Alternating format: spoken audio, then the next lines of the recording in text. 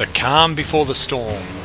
Cars starting to make their way out of the pit lane to roll around onto the grid for the start of the 33rd Daytona 24 Hours, the 1995 edition, already firming as a classic Ferrari versus Porsche battle. Ferrari, for the first time in many years, back at the forefront of racing at Daytona alongside their old nemesis Porsche. And the first battle has been won by Ferrari, with the number 30 Momo Ferrari taking pole position for this year's race. A big field of 55 starters ready for the starter's gun. The Giampiero Moretti, Wayne Taylor, Eliseo Salazar driven car, but it's joined on the front row by the TWR run Porsche.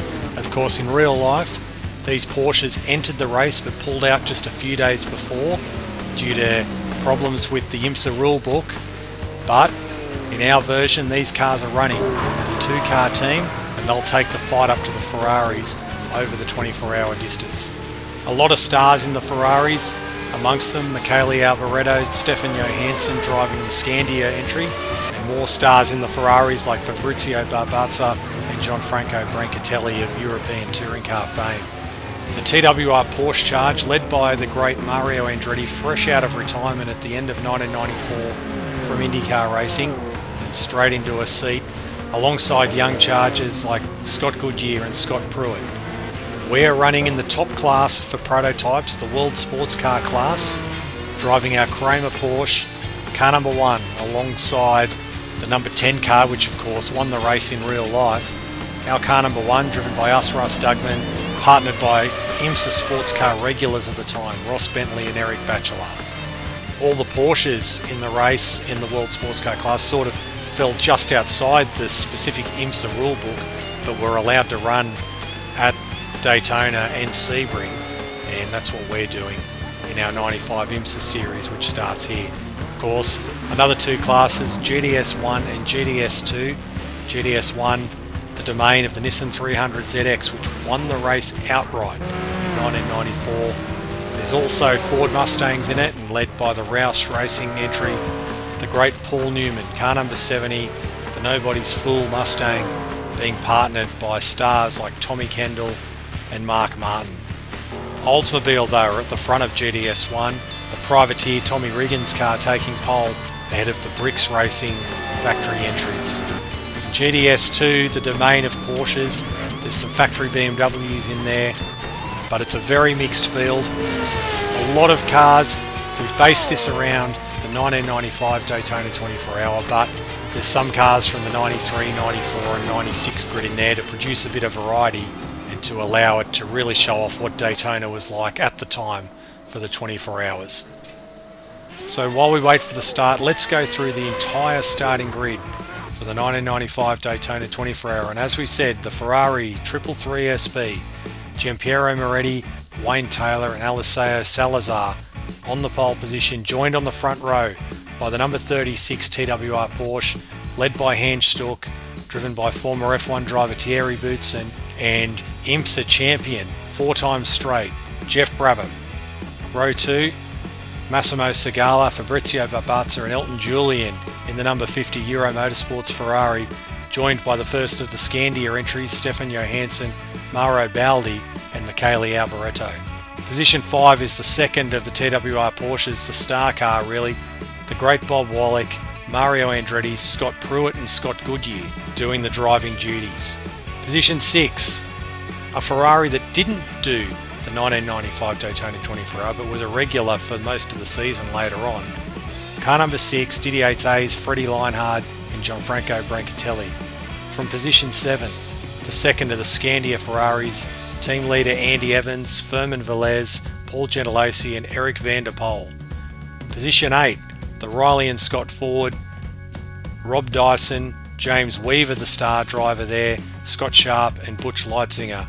Position 9, the Bricks Racing Spice, Jeremy Dale, Jay Cochran and Frederick Eblum. And rounding out the top 10, car number 1, that's us, Russ Dougman, Ross Bentley and Eric Batchelor in our Kramer Porsche. Position 11, the Conrad Porsche, lead driver in that car, Tiff Needell, of course former F1 driver and long-time sports car and touring car race. Position 12, The second of the Kramer Porsches, Giovanni Lavaggi, Marco Werner, Christoph Buschu and Jürgen Lassig. Position 13, the first of the GTS2 cars. The Tommy Riggins entry has pole position ahead of the more fancied Bricks competition cars. Darren Brassfield leading the car starting 14th. 15th, Price Cobb, Stanley Dickens. From 16, the Nissan, the car that won the 1994 edition of the Daytona 24 Hour, Steve Millen, Johnny O'Connell and John Morton. 17, another of the Oldsmobiles from Bricks, Irv Herr leading the driving in that car. Another Oldsmobile of Gibicella, Wally Castro's Ford Mustang in 19th.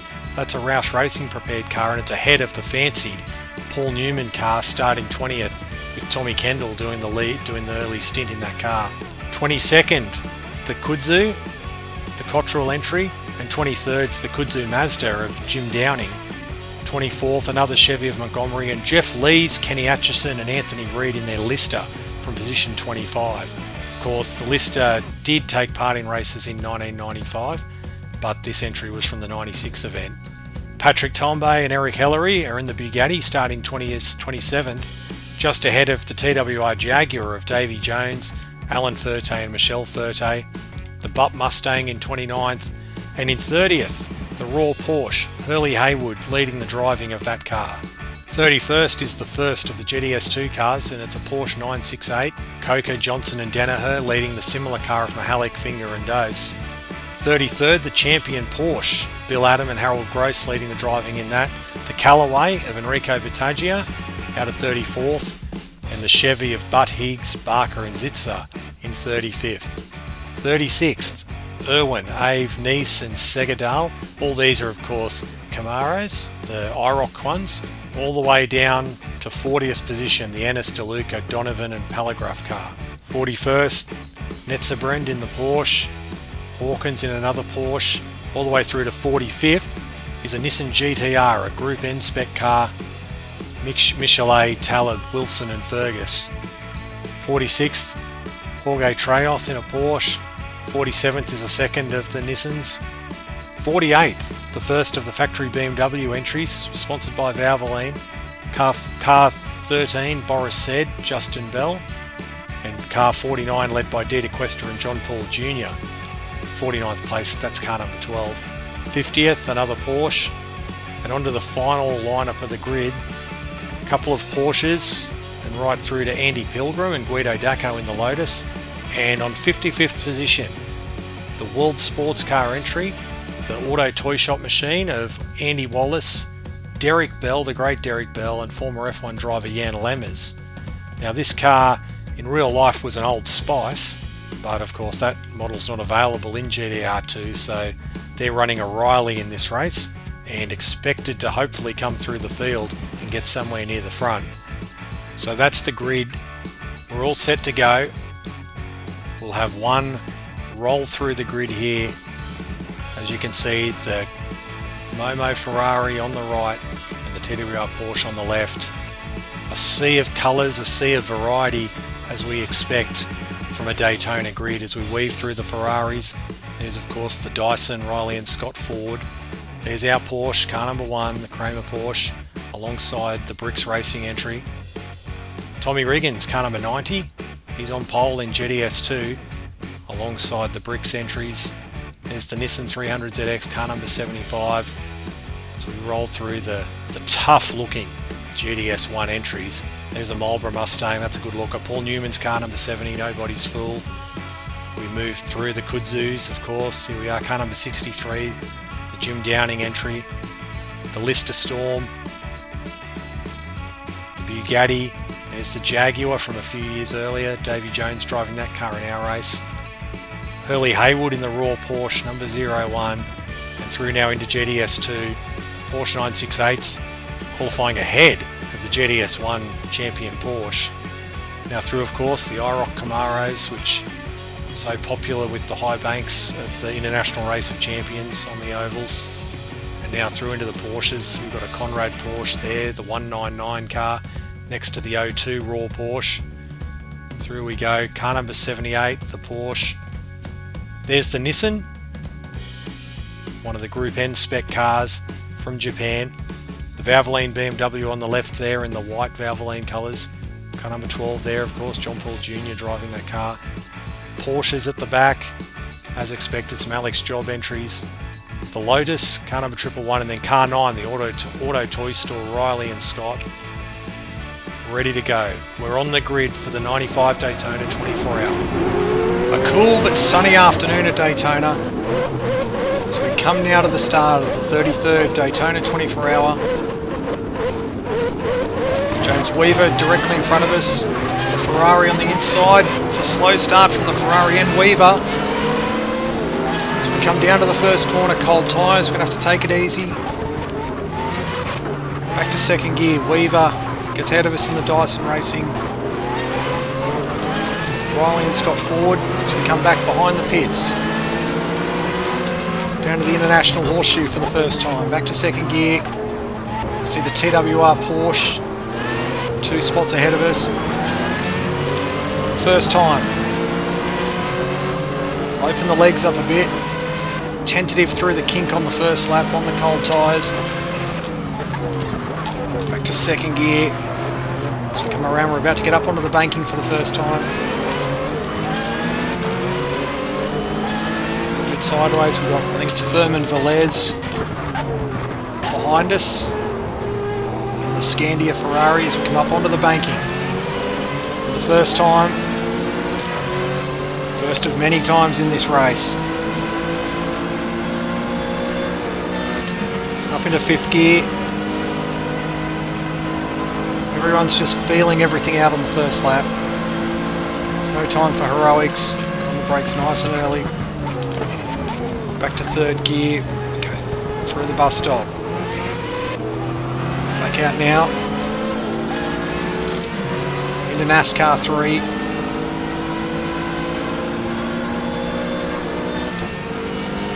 Come off turn 4. Come across the tri-oval and we'll have 1 lap in the books. We're sitting 8th. So we go across the line. So steady first lap, that's what we wanted. Second gear for turn 1. Weaver, the experienced Englishman, straight ahead of us. So we're back to second gear.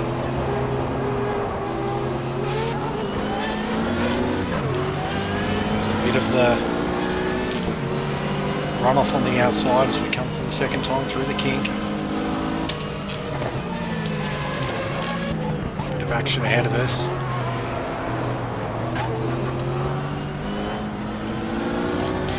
It's got to be so ginger on the throttle in these early stages. Second gear will come around now onto the oval.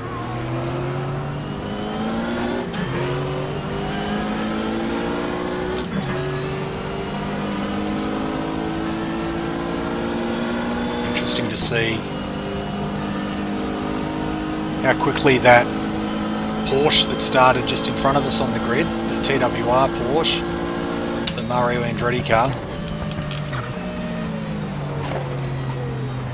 As we go through the bus stop, how quickly that car can get through the field. It was a little bit out of place because obviously the team car of Hans Stuck was on the front row.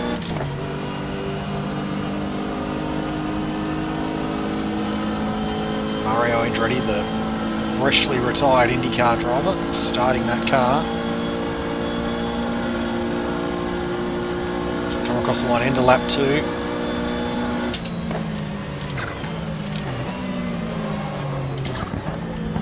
Weaver just ahead of us. It's a fairly steady start. I'm happy with this, to be sitting 8th. Back to second gear.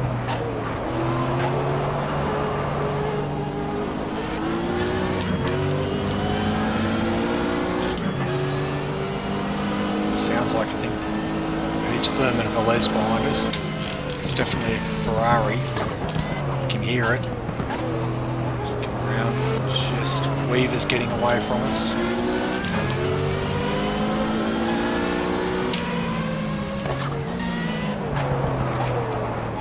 Wrap around now onto the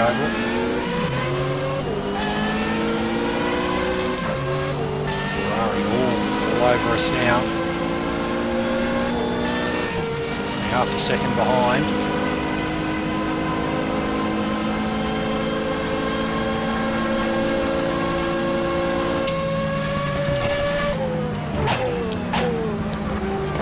For the bus stop. Oh.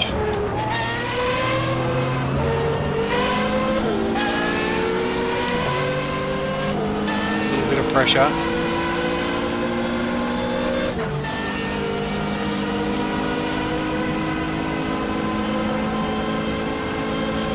Right now to win lap 3.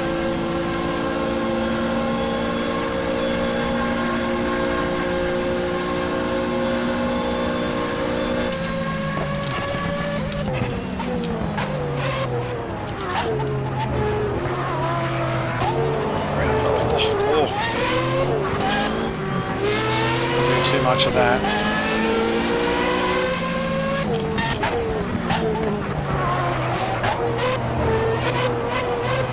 Understeering. Furman Velez gets underneath us. Sort of scared me out of the way a little bit. Velez, the talented Spaniard. Could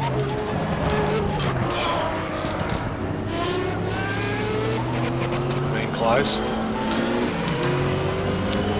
Velez sharing that car with Eric van der Poel, Paul Gentilossi, and the team owner Andy Evans.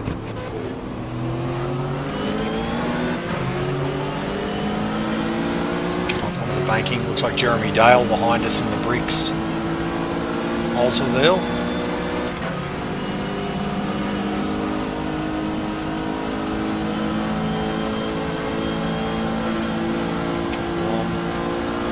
Back straight. Third through the bus stop.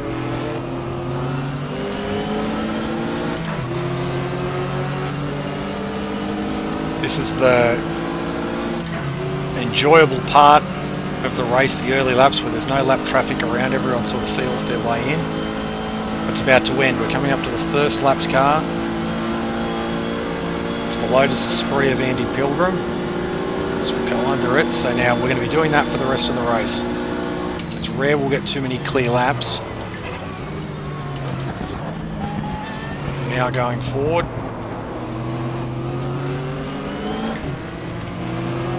So we come. You can see the lap read really taking place here because there's a big queue up of cars. A whole gaggle of Porsches, GTR2 cars. So here's the runoff there. Just going to have to take it very easy throughout this race. And we can see there's a Ferrari off. That's 33.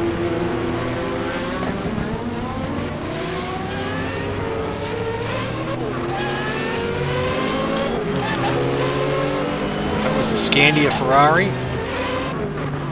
33 is Michele Alboreto, Stefan Johansson and Mauro Baldi.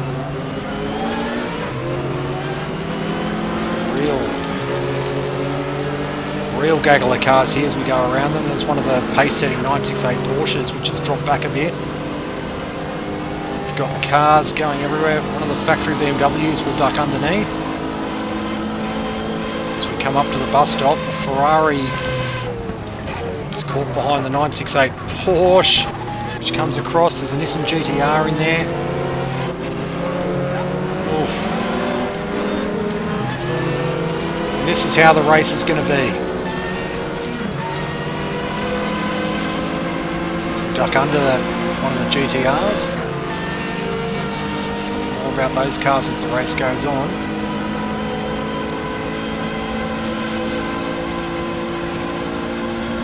So, it was the 33 Scandia car that had gone around.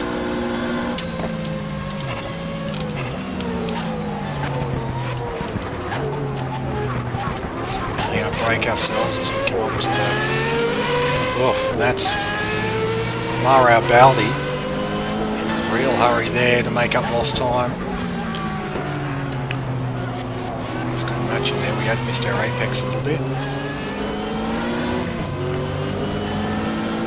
Those Nissan GTRs we just passed, they were in the 1994 Daytona 24 Hour, Japanese entered cars.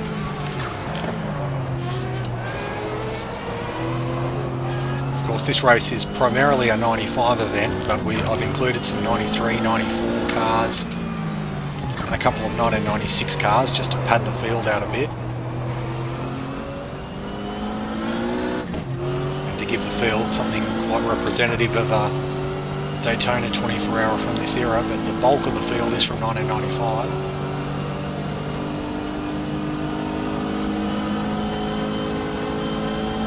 Come down the back straight after the last lap, got a little bit of clear air.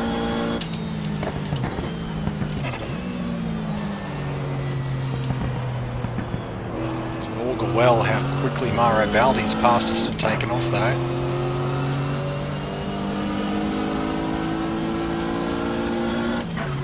Come round to finish lap 6. We sit 9th. Of the other World Sports Car class contenders behind us. Of course, in real life there was two sort of prototype categories. In the 95 Daytona 24 hour there's the World Sports Car class, the IMSA World Sports Car class, while there was also a similar class for Le Mans cars, prototypes.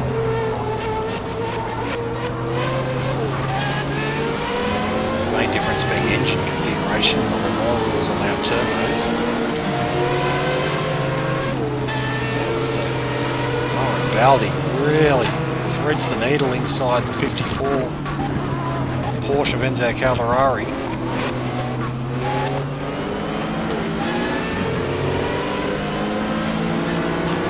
02 Porsche we get around. Understeer. The oval.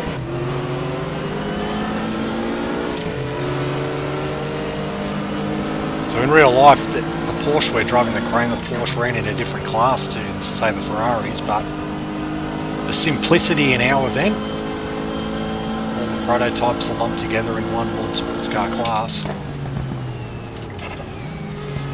So we come down to the bus stop again.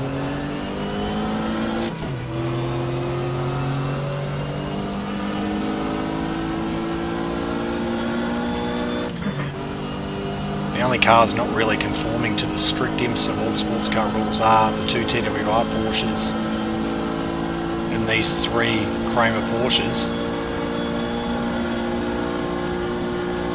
Two Kramer entries, one of which we're in, and the other Kramer Porsche entered by Conrad Motorsport. The driving talent led there by Tiff Nadell. The 00 car.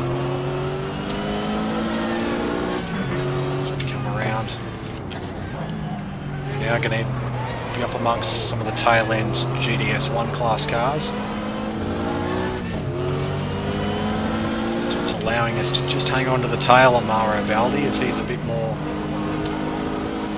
cautious through the lap traffic, which I can gather he would be, given he went off on the first run through. So we get around the first of a glut of IROC Camaros in this race. Car 53 is next up. There's another two of them.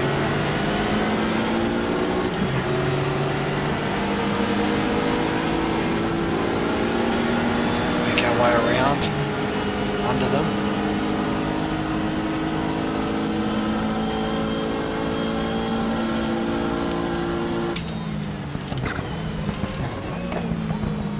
We're sharing our Kramer Porsche here with Ross Bentley and Eric Batchelor in this race. Ross Bentley drove for Ferrari IMSA World Sports Cars in 1994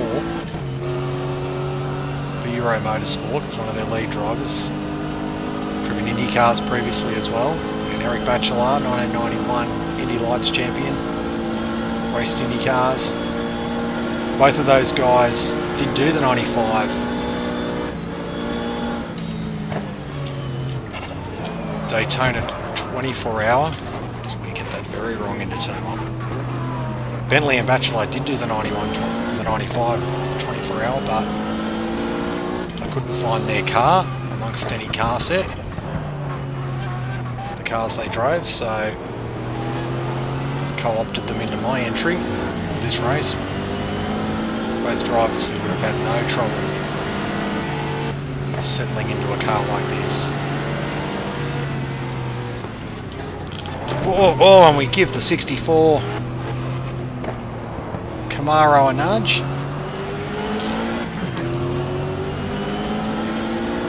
Not what you want to do 16 minutes into the race. Just we don't want to damage the front air dam or anything. I think we need an unscheduled pit stop. The loss of downforce or things like that.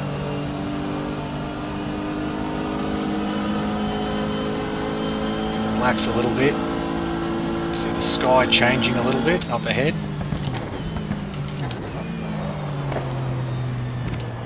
It will get dark relatively quick here. There's much more darkness at Daytona than there is at Le Mans, for instance.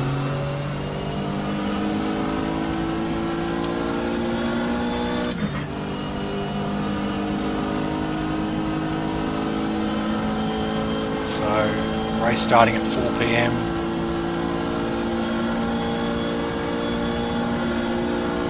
Daytona time, Daytona Beach time. It will get dark relatively quick as we really have a lose there. So we're closing on the Callaway Corvette. Those who regularly watch this channel will remember that car from the 1994 BPR series of races we did.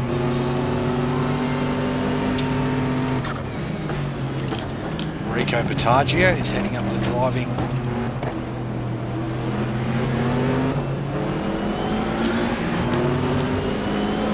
of that car as we come around. Porsche, we're lapping some cars for the second time here. Lapping those 968s much earlier than I thought. And something's happened there because Jeremy Dale is ducked underneath us in the Bricks Oldsmobile. Where are we going to go up here? Oh!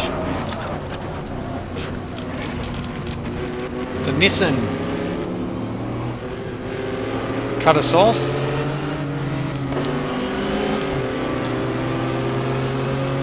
And all hell's gone broken loose back behind us. We've wound up back in 9th place after that.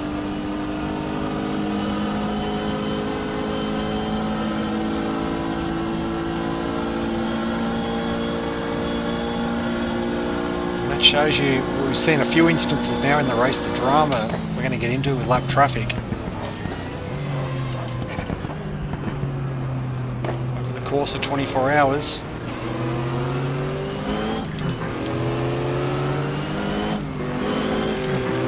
The 04 Porsche. We've somehow now wound up with a massive gap. Over 10th place, considering we just lost a place to Jeremy Dale.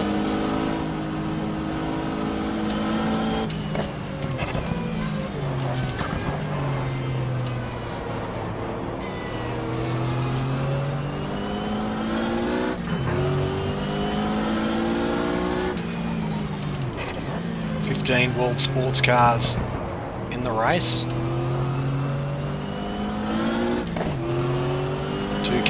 Three cars, sorry, were starting further back, the two Kudzus. And off the tail of the field was the Auto Toy Store entry. Up to the bus stop, there's a Porsche out of the way, there's one of the factory Gavaline BMWs. Raw Porsche, the Conrad GT class Porsche.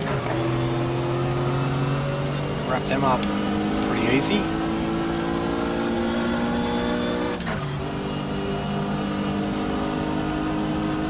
We're into end lap 11. The race has settled down much quicker than I sort of thought it would. I thought we might drop back sort of into the 12th, 13th spot in the early laps.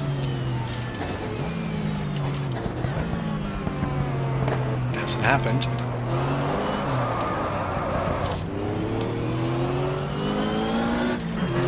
Could have been slightly nasty there. So we lit up the rear tyres. We have to use some GTRs.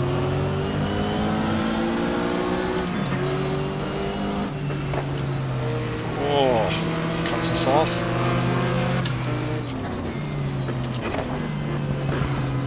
The inside.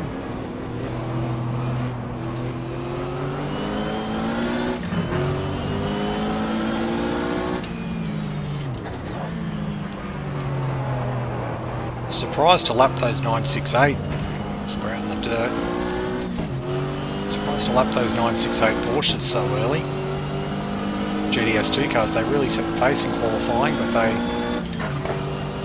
seem to be behind a lot of 911s, as were the BMWs.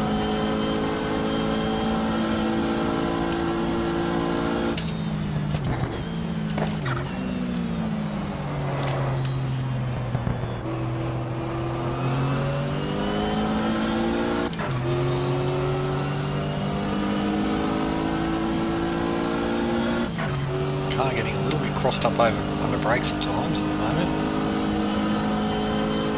So we have to keep an eye on that as we come around to end lap 12.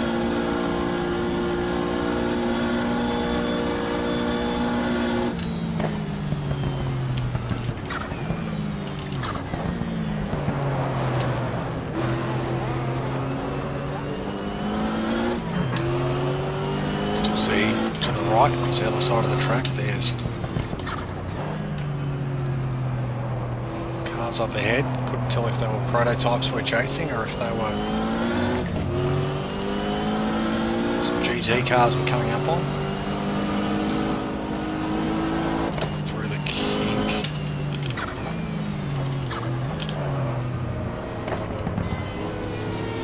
Driving errors. This is a hard car to drive. You got to keep your keep paying attention.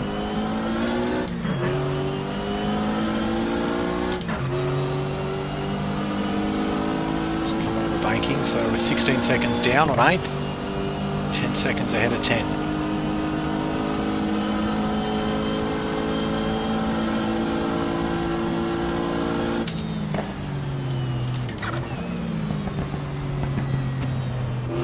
Looks like we're coming up on another one of the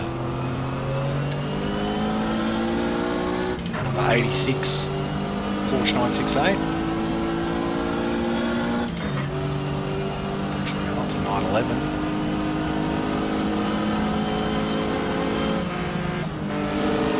It's the 54 Enzo Calderari Lillian Brenner car, another one that we would have seen last year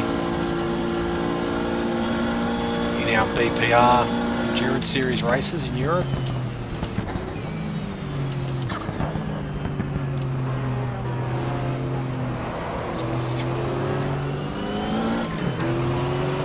Turn 1, back in the pits. Up to 55, the Jorge Trejos 55 Porsche.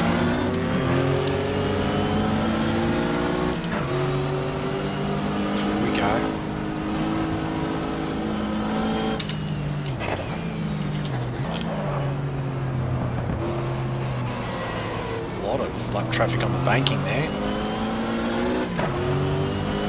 Lap traffic up ahead here too. Back to second gear. Give it a bit of curb.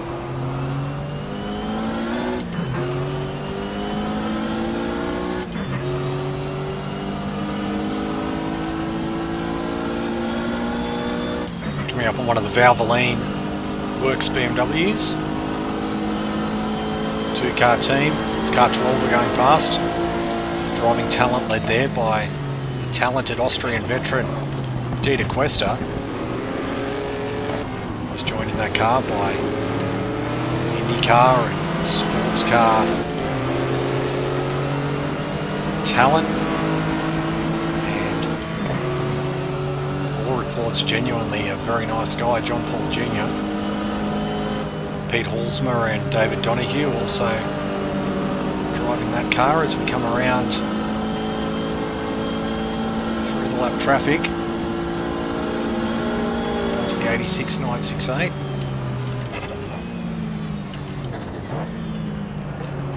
To second gear.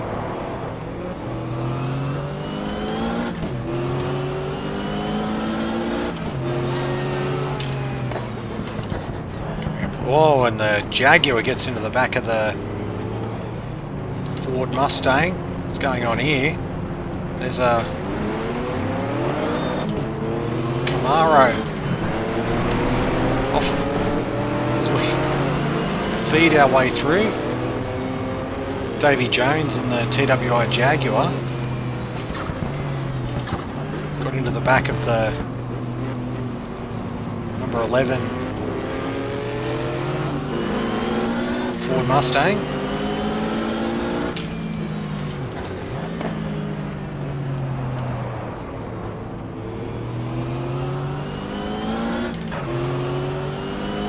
Back onto the banking.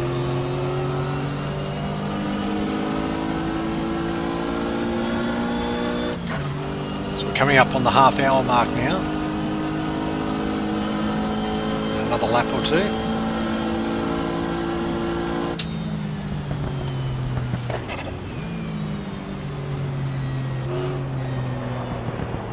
Shows you how quick half an hour goes.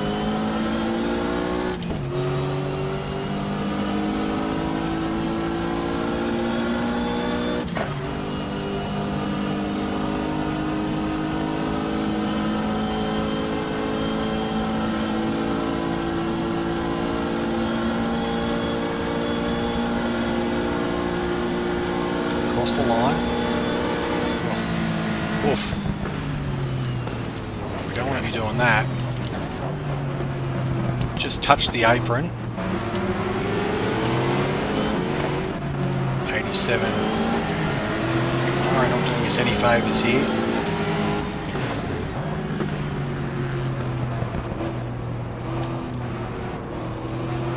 Bugatti next up, Patrick Tombe driving that.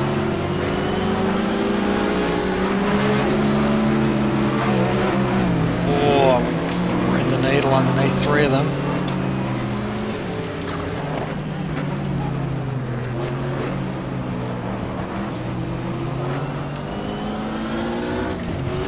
Oof.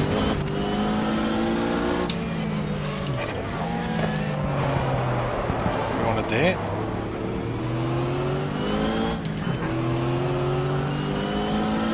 A little bit messy. Another of the Camaros. It's number 21, I believe.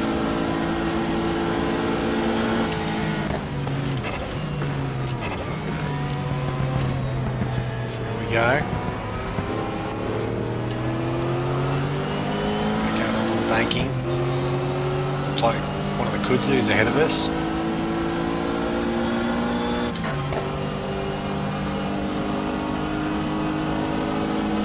The two it is.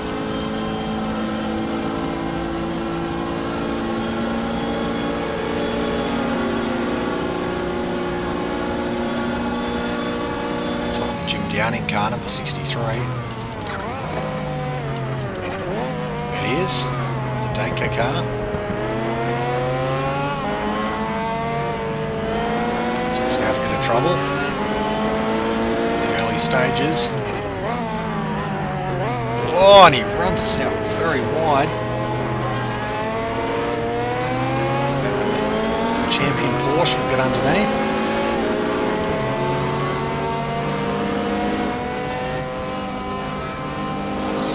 And there's a car going the wrong way up here. As we go around. Whoa. 31 Camaro,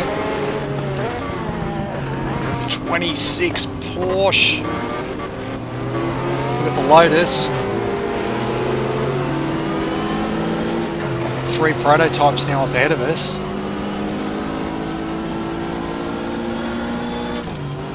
By the looks.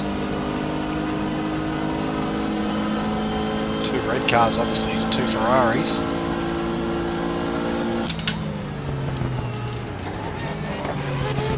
yellow car. Looks like the Auto Toy Store car of Andy Wallace, Derek Bell and Jan Lemmers. Andy Wallace started the race. 55th and last. I doubt they expected they'd be going down a lap this early.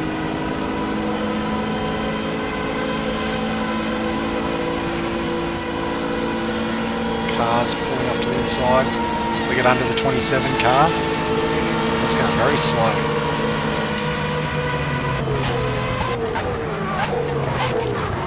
That Lister Ferrari, started by Didier Days. That car did not do the 95 Daytona 24 hour.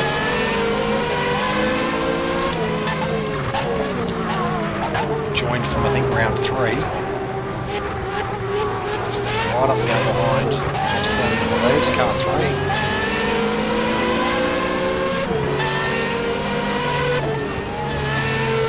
Thought to pad out the World Sports Car numbers, we'd run that door and list a Ferrari. We got the inside of 33, that's Mauro Baldi. Can we box him in behind the 64 Camaro? I think we can.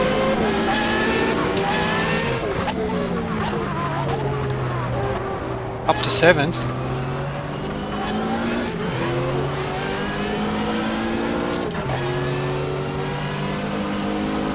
Nice pair of spots gained there.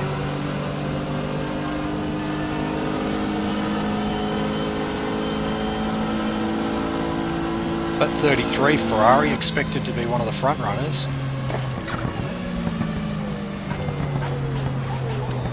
That early spins cost them though.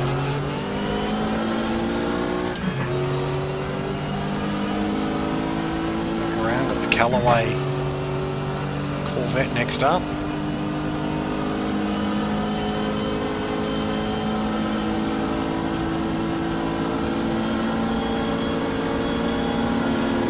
Underneath the 61 car.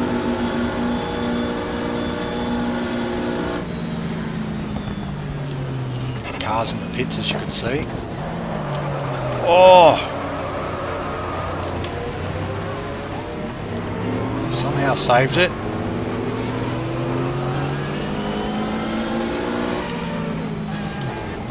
So the Lister Storm next up.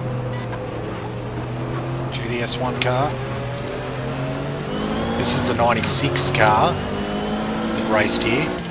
They're running, but the Lister Storm did make its debut in a few GT races during 1995, so I thought in our world it can just make its debut a few months earlier to be part of this. Jeff Lees leading the driver charge in that one, along with Kenny Atchison and Anthony Reid. So we come around now onto the banking.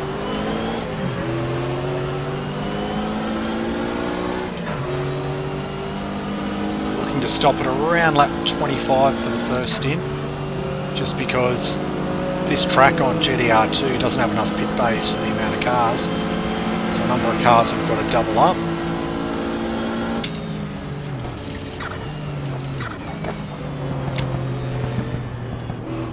So to avoid us getting caught out, we'll stop a couple of laps earlier just for the first stint, get us off sync, and we'll try and get, I want to for the most part be getting 28, 29 laps out of a stint.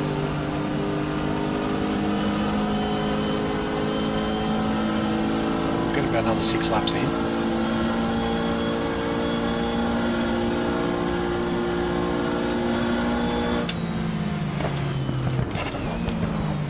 While the 48 Nissan. So we get underneath.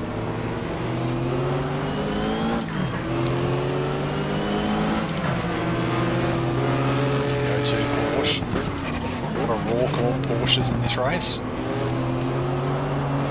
Calderari car next up.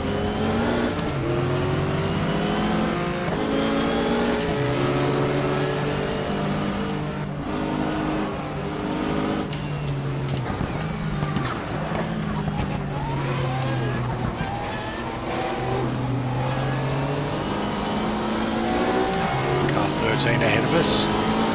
That's Boris Said starting the race in that car. Justin Bell, son of Derek.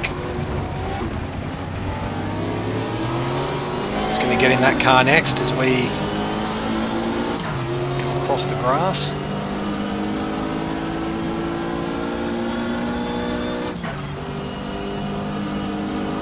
The back straight. Red Porsche next up.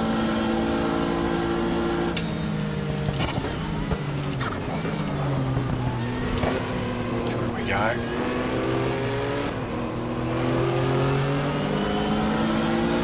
The two Ferraris ahead of us. It's the lead Scandia car number 3, Firmin Velez, and then Fabrizio Babazza in the Euro Motorsport yellow Ferrari is next up. So if we can crack the top 5 by the time we get to the first round of pit stops, that'll be brilliant. Oh, we've got a car off, a Porsche. We're nearly joining him.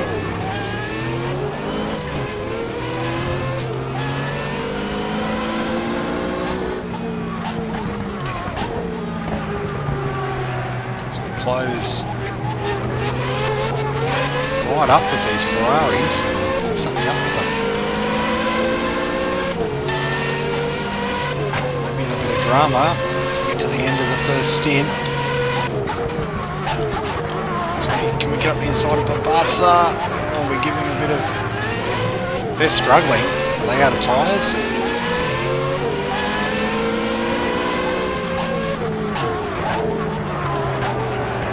Around Babazza. Firmin Velez next.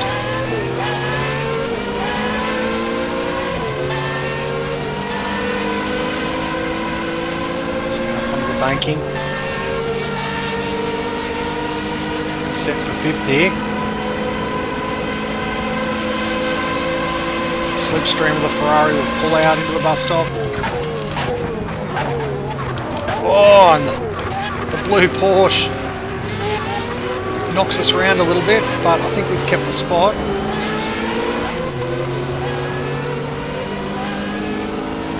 And through to 5th.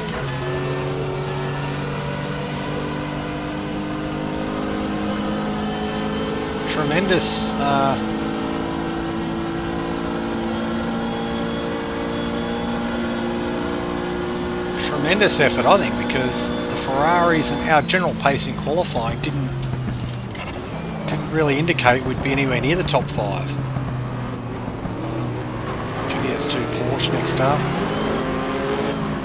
think we're obviously just making a better fist of the traffic, I think, is the difference than the AI. Got a car 90 from GTS1, the Tommy Riggins Oldsmobile, which started on pole in the class.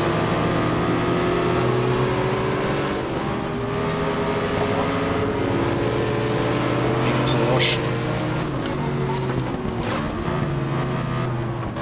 Just take it easy.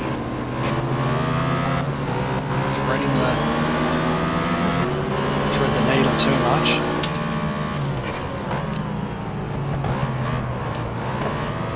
Car 5 next up. Darren Brusfield, Calvin Fish.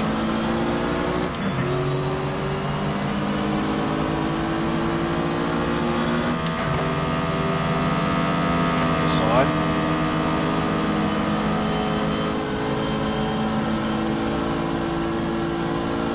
Reach the 40-minute mark.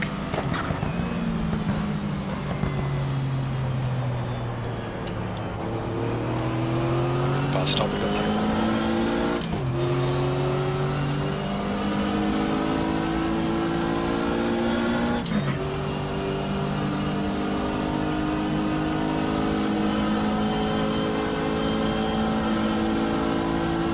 Slightly more action-packed first stint than I thought.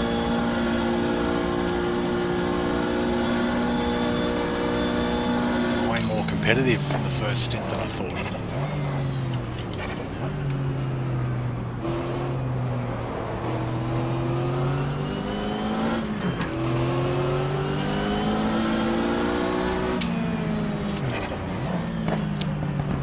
Second gear here. Hurley Haywood in the number 01 Raw Porsche GTS1 class car is next up.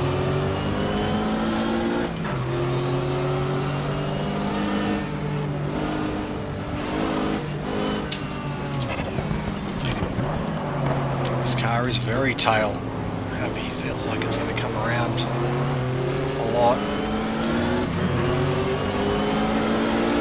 Inside of Hurley Haywood, factory Porsche.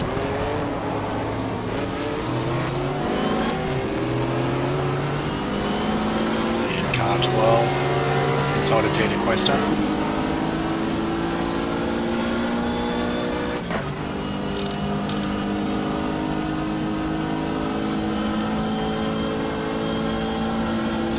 Of the race now gone.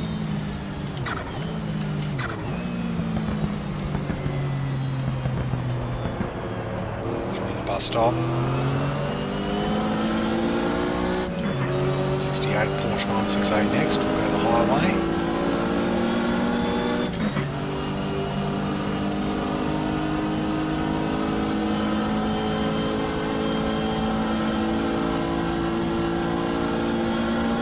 In the sky as dusk starts to set in a little bit. Look at this down into turn 1. What a gaggle of cars. They're everywhere. Car 87. Oh!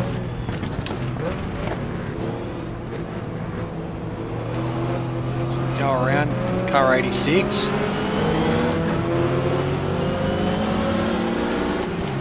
In all this we've moved up to 4th, so someone's made a pit stop. Oh, got the inside.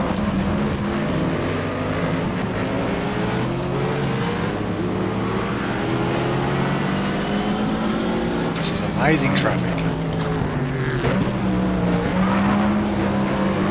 92 Camaro next up.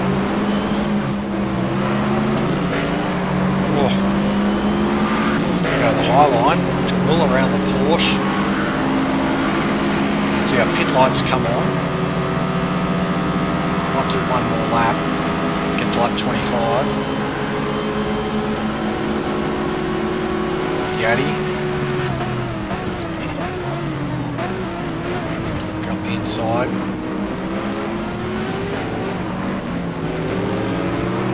Go.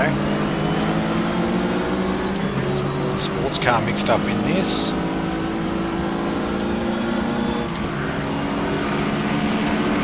Oh, look at that, they're all running into each other. We'll go the highway around. The Bricks number 2 car, so that must...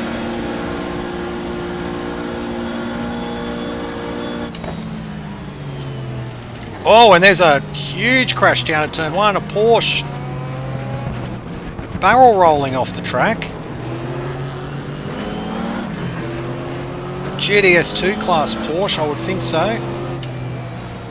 And we've got another Porsche going around, it's the champion Porsche.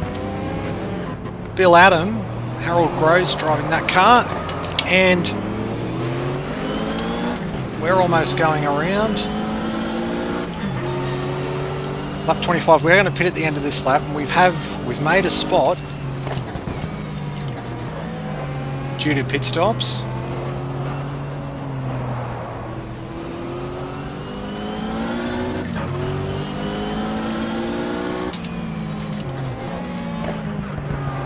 So that was an amazing crash down at turn 1. That Porsche collected one of the other cars ahead and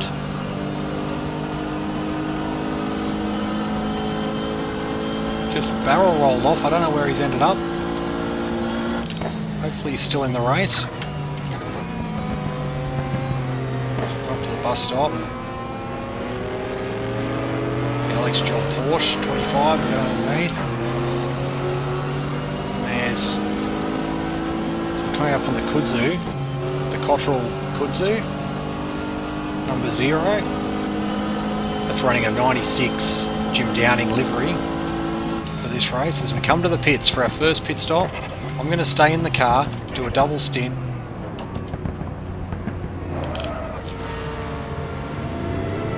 So, a horrible first pit stop. I couldn't get the car to the ignition to turn off. We've dumped a load of time. That's an issue with the button box. Been able to fix it, but that's not good. We're doing a double stint anyway as we see one of the Camaros go around with cold tyres as we leave the pits. Back out again into the fray. We got the raw Porsche ahead of us, 01. We're now all the way into 14th place.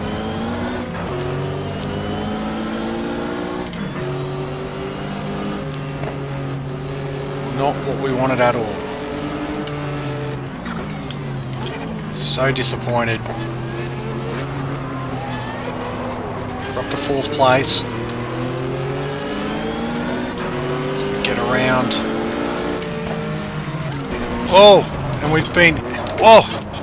What is going on here? Got hit by the Porsche. We got in between someone else's accident. Cold tyres. The race is going nuts. There's a huge crash up ahead. Oh, that's one of the TWR Porsches. There's a Ferrari involved.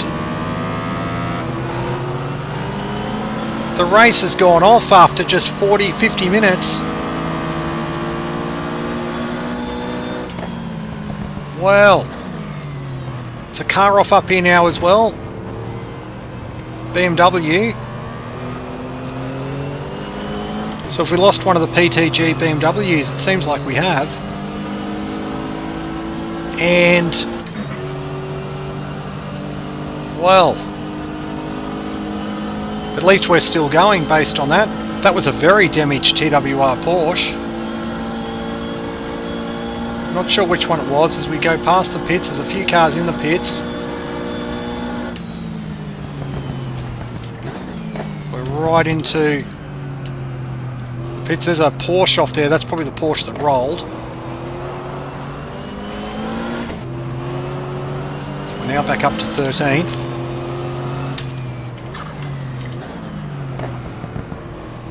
Can't keep up with what's going on at the moment. Hopefully that button box issue isn't something that'll rear its head again.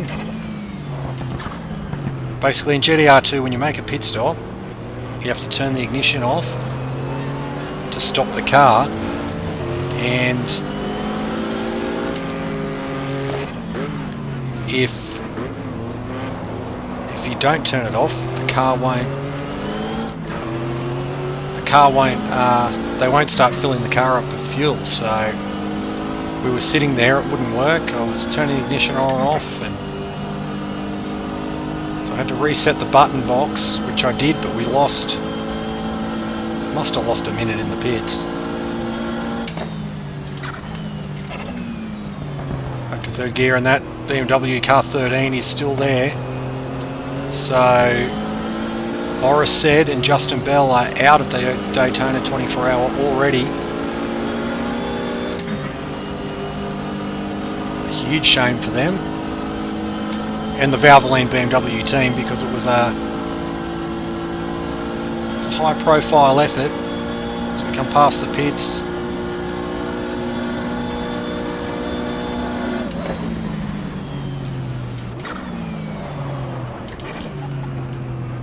Up to 12th now, so we are making a little bit of time, but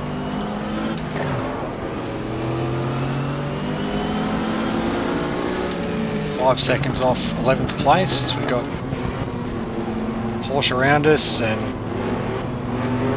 another Porsche and the 61 colourway will get underneath.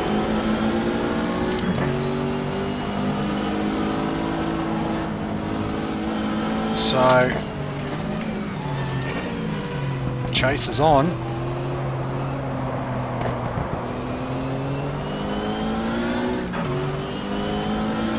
double stint was always part of the plan, but it's become extra important now. It'll also depend how quick the co-drivers are, the AI co-drivers for this race.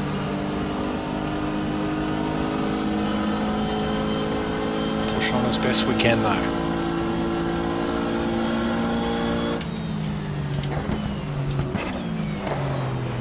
So at least 2 retirements.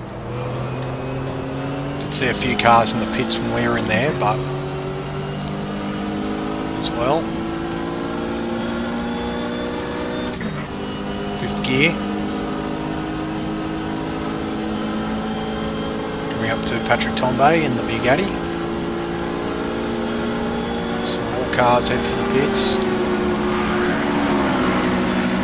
We go up to 11th now, so cars making pit stops. Car 11 in front of us. Whoa, going very slow there. Oh, well. Almost stopped in the middle of the turn 1 complex. And then we understeer off. All over the dirt.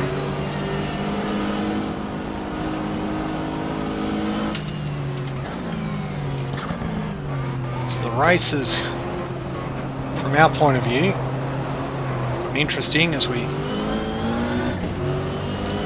just understeer wide there. Porsche 968's now ahead of us. Quite banged up, the 68, and then 86 ahead of us.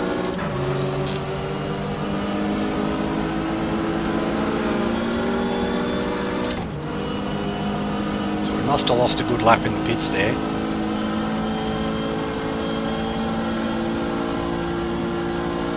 Down. Back to 3rd gear, through we go.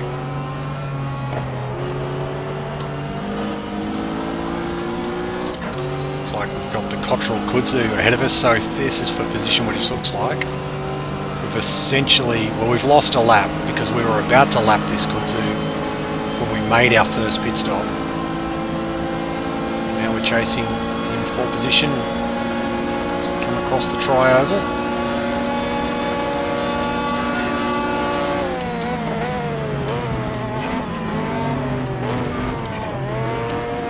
Through to 10th.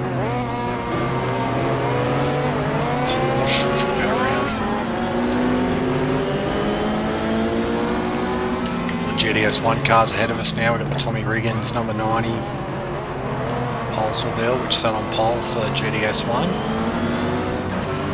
It's somewhat of a surprise. We haven't really come across any of the leading GTS1 cars yet. So there are some talking points in there. Is very slow through this part of the circuit.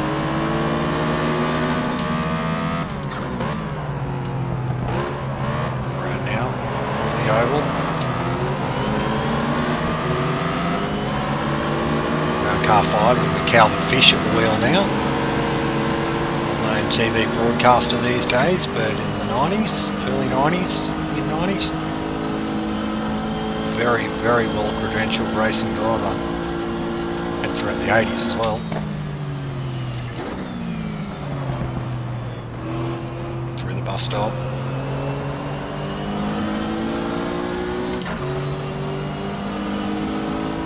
4 seconds off 9th place. The mice hasn't seemed to get at the machinery in the prototype class yet, the sports car class.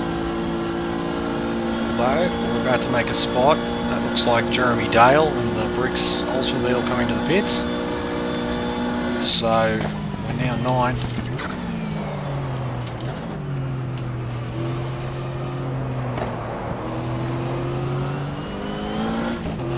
This will be a full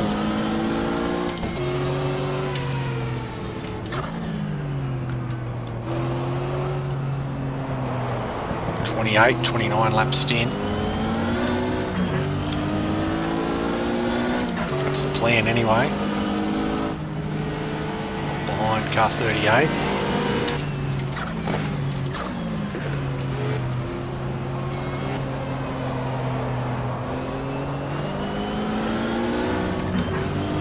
A lot of stories in this race, which, provided the cars stay in, hopefully we can get to as we come across them. Approaching the end of the 1 hour mark. Only 23 to go.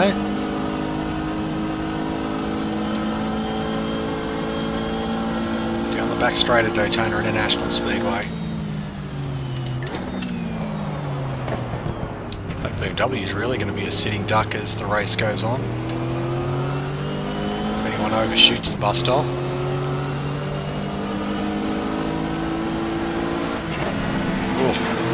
We can't do too much of that in the race. I've misshifted. I've gone 4th to 3rd instead of 4th to 5th. We need to keep the reliability up. Especially in a Porsche, you know, the car should go the distance, but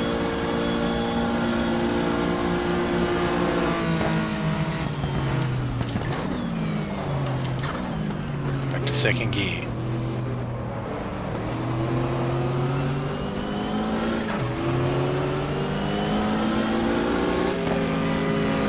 Porsche.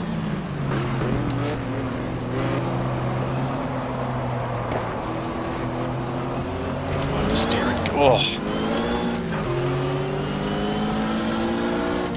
Horrible oversteer.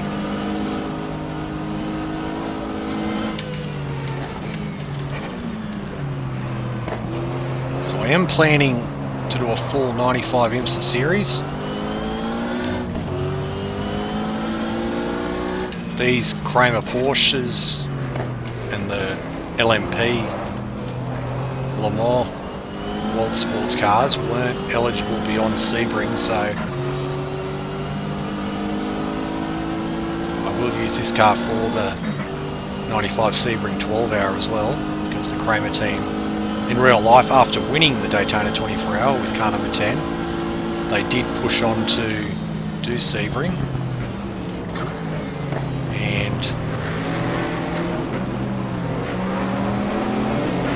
That.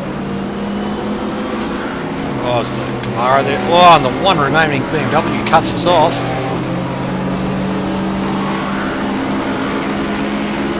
Around we go, around the Camaro and around the Porsche.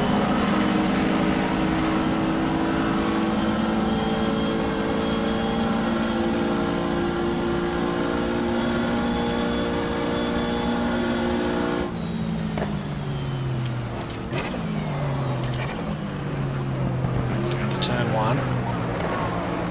So leave a message in the comments what car you think we should drive from round 3 onwards.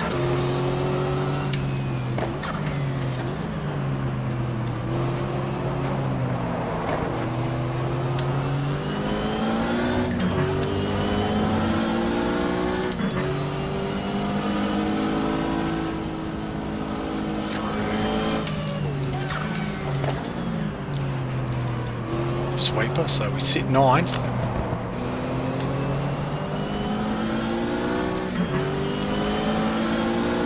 .33 laps into the race, 32 laps, we're on our 33rd.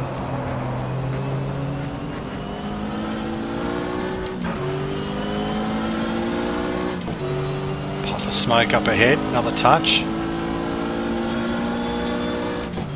Like probably a Porsche we're catching up on. The Alex Job cars, I think, number 25.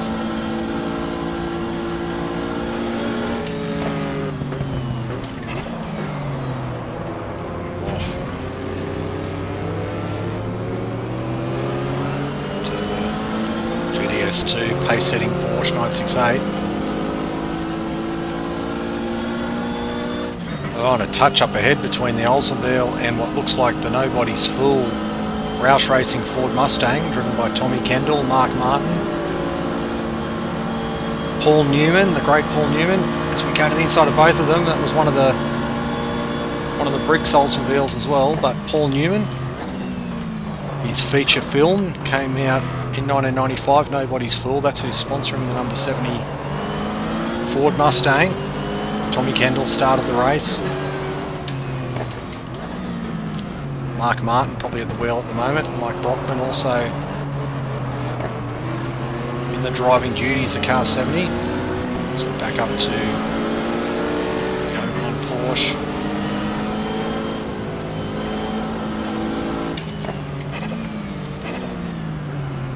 So sit ninth.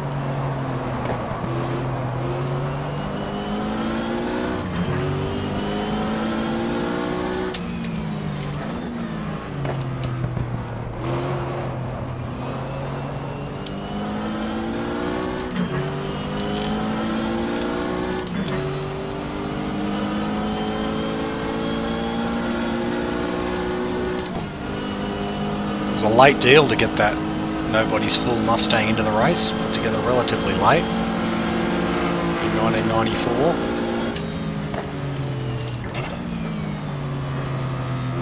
Interesting to see where they're placed. Must be somewhere near the front of the class. So we're coming up on another of the Oldsmobiles. Nissan 300ZX is also in there, then a 75 car, of course the winner of the 94 event, which went around car 6, the Oldsmobile. That car is being driven in this race by Price Cobb, Stanley Dickens. Continues to flirt with the apron again. That car didn't exist in this race, but Price Cobb and Stanley Dickens did have drives in other cars, but I couldn't find their cars for this race in any car set, so they've teamed up in a third Oldsmobile. We go around the champion Porsche.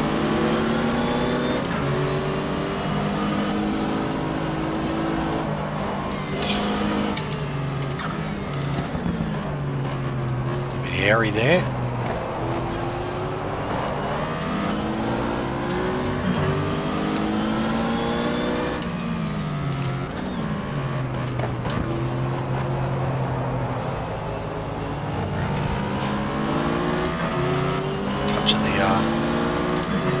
Touch of the grass there, of course, Price Cobb. One of the stars of the IMSA GTP era. Stanley Dickens, amongst other things, of course. Raced for Mercedes in Group C sports cars. Through the bus stop. Across the dirt. Up to car 55, the Jorge Trejos Porsche. There we go.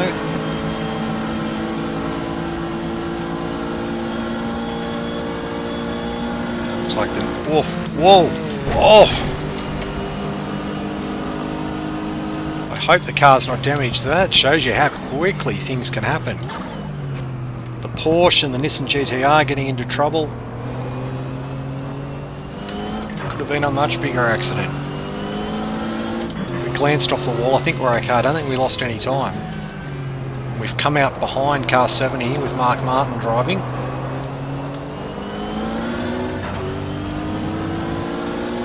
Another chance to have a look at the Nobody's Fool Mustang. We've raced past the banking straight up the inside of the 26 Porsche. We'll follow.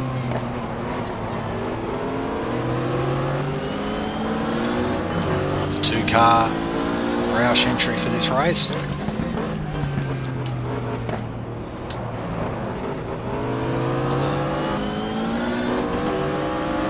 to the inside, there we are. Very simple, it's a white car, but the sign writing turns it into quite a nice little livery.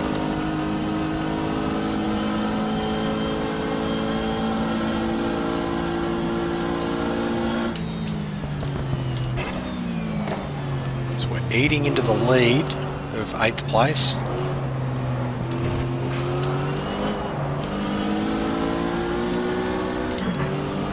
Just caught it. I assume it's the Kudzu behind us. 23 seconds back. Jim Cottrell.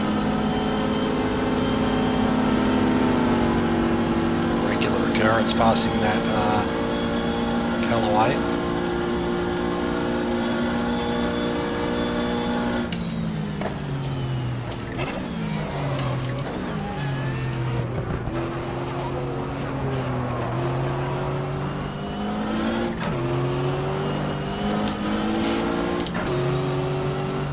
Slippery there. Gaddy next up.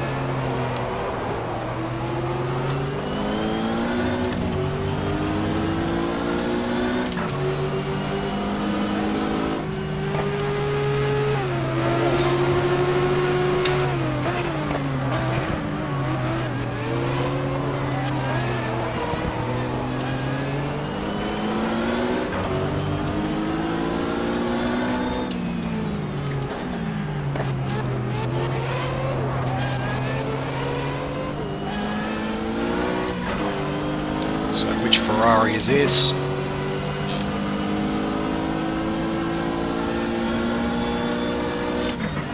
Might be the 27 car that Didier Tay started. Freddie Lionheart at the wheel now. Gianfranco Brancatelli. Italian hotshot. Well known in the 80s for his Group A touring car exploits in Europe. Didier Tays in the 95 real Daytona 24-hour drove a... Oh, and they're all stopped because there's a problem for the... It was the Porsche. We've taken advantage of that. As one of the Camaros is off. Stroll's back on.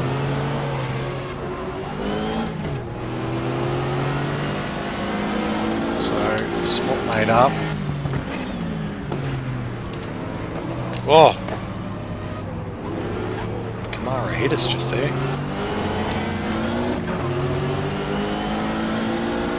As I said, Didier Tays drove the Momo Ferrari at the real 95 Daytona 24-hour.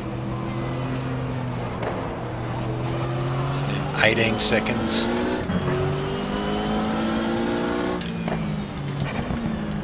Ahead to the 7th place car as we ease our way onto the oval.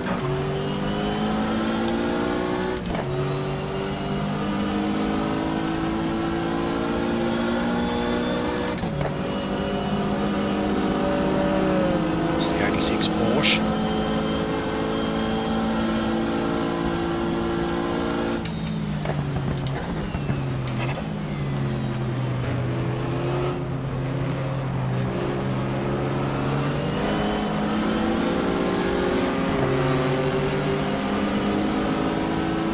Brady Camaro is next, car 24. There's a brace of sort of newer Camaros as well as the older Camaros in this race.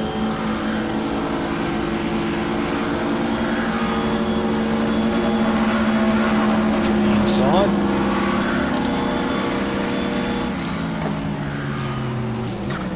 And car 38 spins off. A few cars going around down there.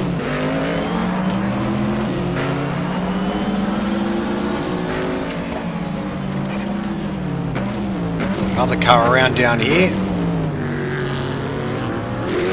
31, 21.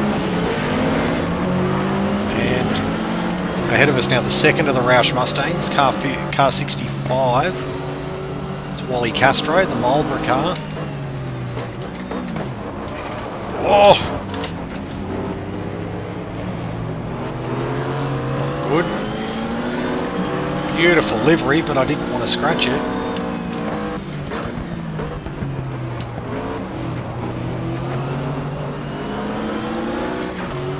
And ahead of us now, Johnny O'Connell, John Morton, Steve Millen. Nissan 300ZX. The car probably expected to set the pace in GTS1. Or at the very least to fight for the lead with the two Roush Mustangs and the Bricks Oldsmobiles. Here we come. Underneath. So we're now sitting 8th.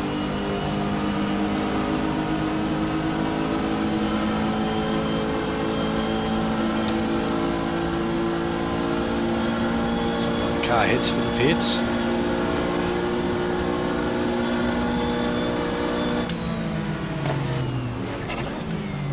Car 26 has a lose. We get up the inside. A few of the slower cars struggling with the transition into turn 1.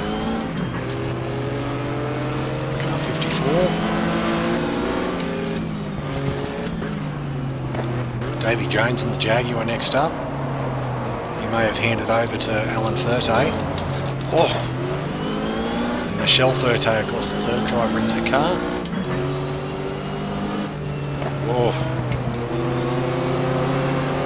Go.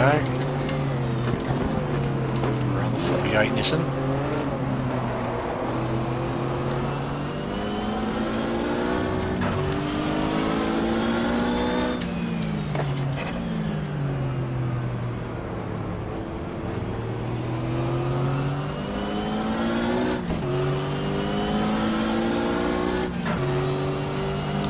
Fourth gear. About halfway through this stint. It's a 90 litre tank. We've used nearly 45 litres of it.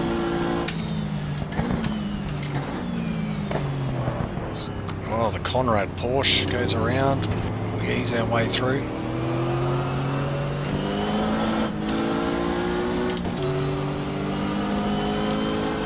As we go past the pitch, you'll see that there's starting to be a bit of a bank up of cars that have already retired. We'll have the odd out of sequence pit stop, but you see there, one of the Nissans is definitely in there.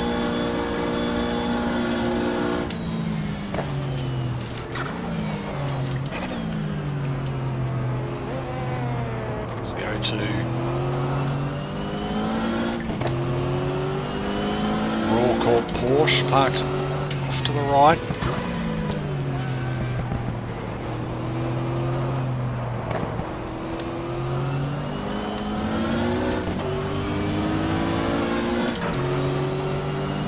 To the kink.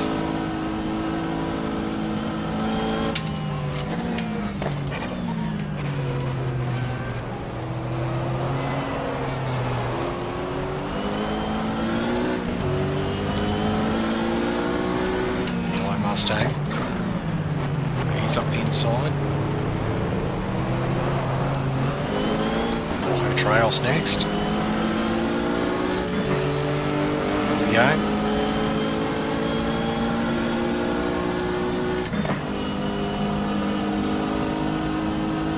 The Lister. Good to see that car still going. Kenny Atchison doing the second stint.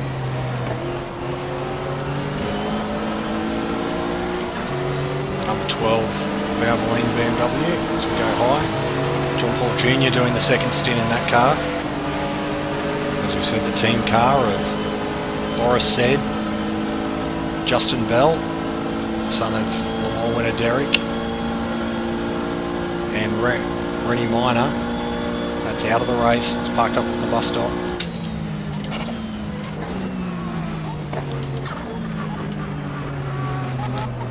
Champion Porsche next up. And still led the driving of that one in real life after the TWR Porsche was pulled out, but now races. Harold Groves and Bill Adam.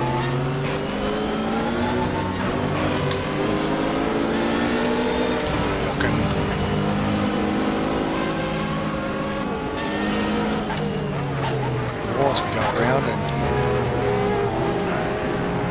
run 7th. Which Ferrari is it ahead of us? Oh, that's running into Jim Downing. It's it's the 33 car. It's Stefan Johansson doing the second stint. And car 33. So he goes to the high line. We'll go to the high line as well. Around the Camaro, and we move to 7th.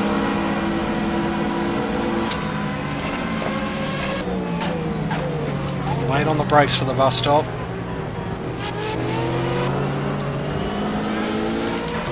Thought the 33 car would be a little bit higher, given the driving talent, but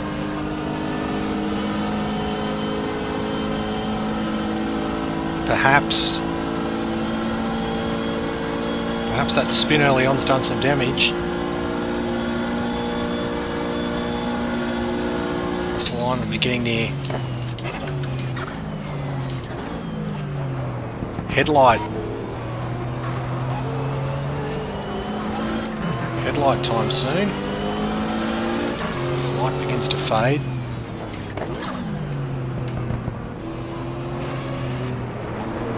'78 Porsche.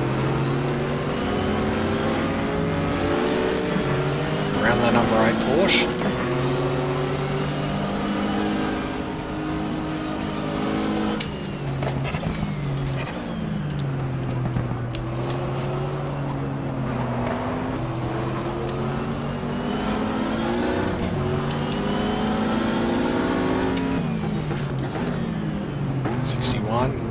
The inside.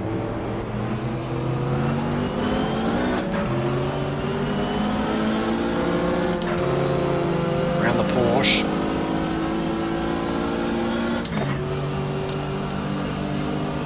Now we're 20 minutes in.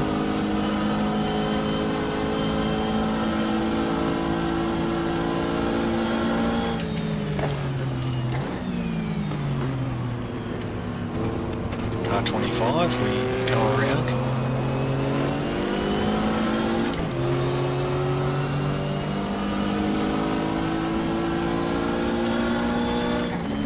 Oh, we can't do that too much. It's going to really hurt the car over the distance. Car heads in the pits. So we move to 6th.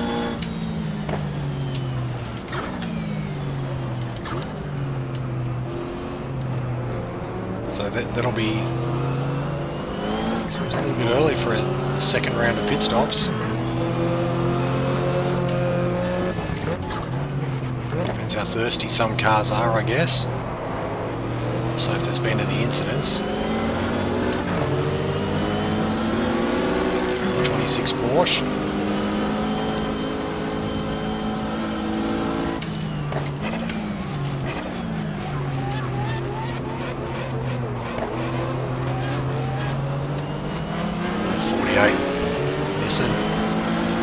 Smoke. Another Ferrari we're closing in on.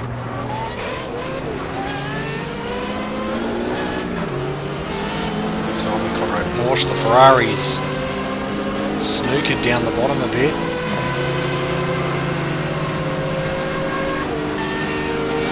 And we've got a run underneath the Bugatti. It's car 3. Eric van der Poel in that car for the second stint. We'll dive up the inside.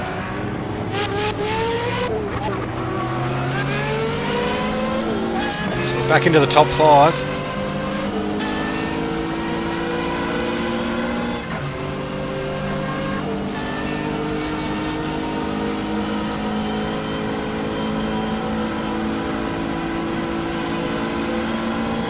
'49 Camaro punching a hole in the air for us as we come past.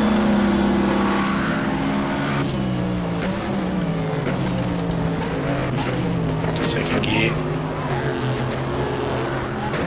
Donald sticker on the bonnet of that Camaro.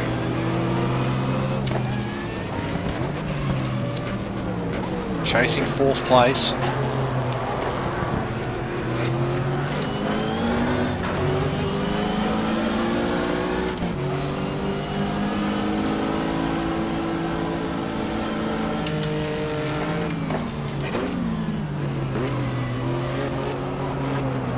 pace has dropped off some of the cars, it looks like.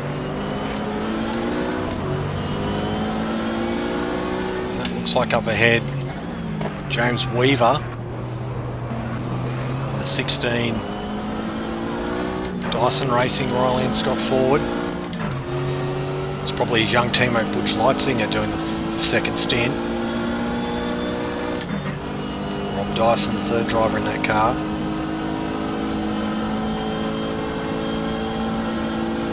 As we get to the bottom of this stint, we're making up a lot of time. Through the bus stop.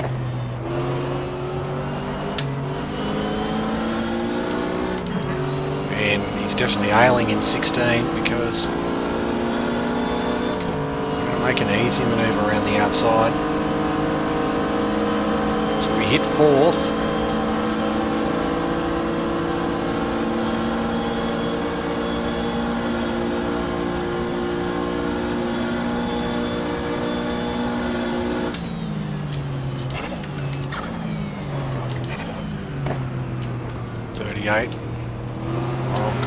Two of them actually.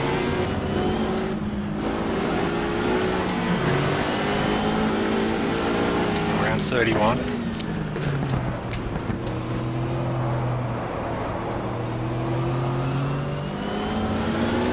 Looks like up ahead now we've got the double O rather, Conrad Motorsport Kramer Porsche. Tiff Nodell doing the opening double stint in that car. Of course, Tiff, former F1 driver. In the early 90s, he was a regular in the British Touring Car Championship as driving a third Nissan for a couple of years there, 92, 93, 94.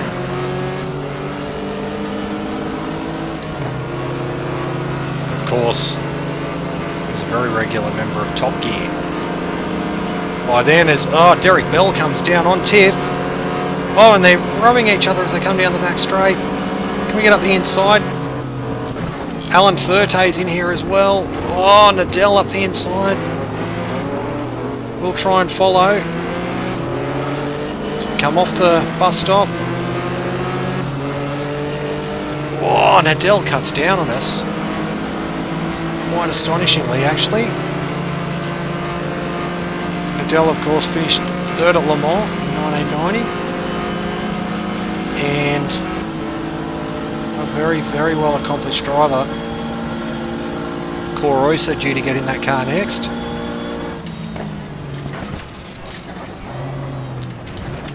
In fact, there's one of the TWR Porsches coming out of the pits as I was trying to sort myself out under brakes.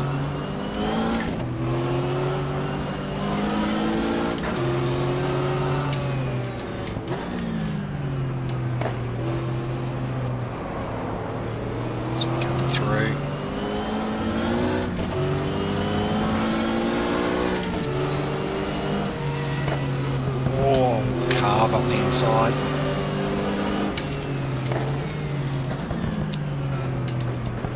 Tiff Nodell and Derek Bell really rubbing wheels with each other down the back straight as we tried to get past. We want to try and keep this TWR Porsche in sight. Not sure where they're running.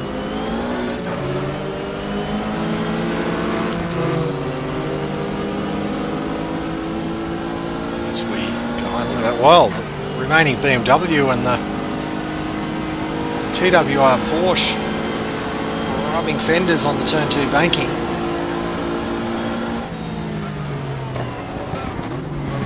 Come down. Oh, and it's gone around 36 and we nudge him.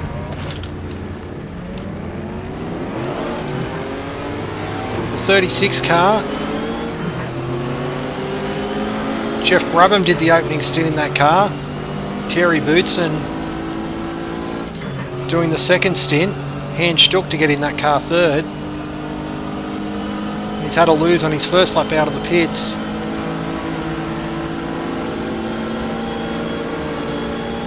It's cost us a little bit of time.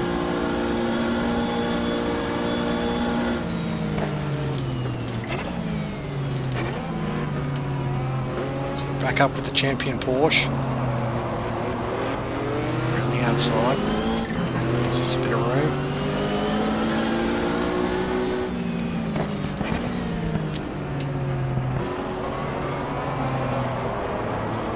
Bit of understeer.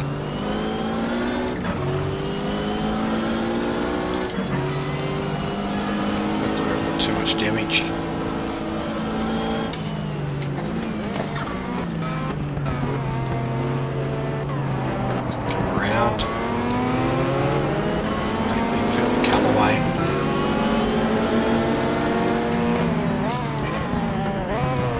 Mazda. And the 36k gets us back, so Bootson back on his way. Multiple Grand Prix winner Thierry Bootson, the Belgian. And closing in now on our teammate. Graham Porsche car 10, the car that won this race in real life.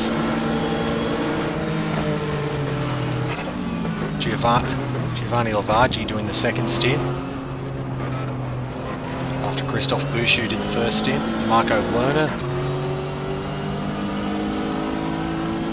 the third driver in that car. Jürgen Lassig as well. The driving lineup. Back down the front straight.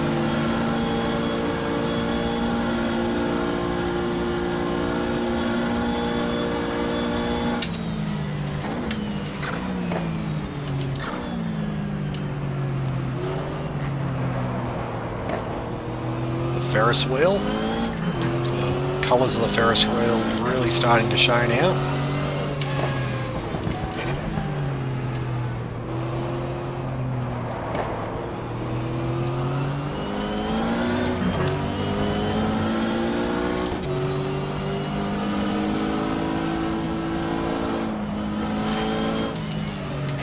He's so careful. I thought the car had settled down as the tyres warmed up through there, but it hasn't really happened.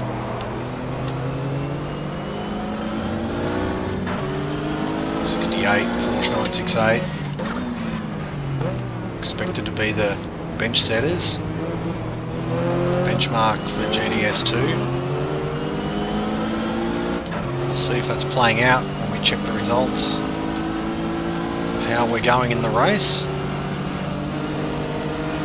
Ross Bentley due to get in this car next.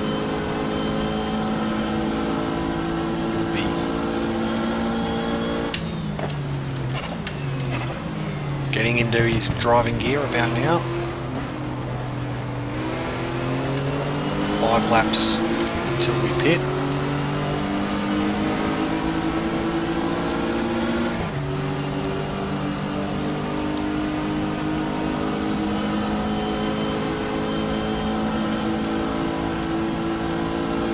So coming down now to complete lap 49 into our 50th.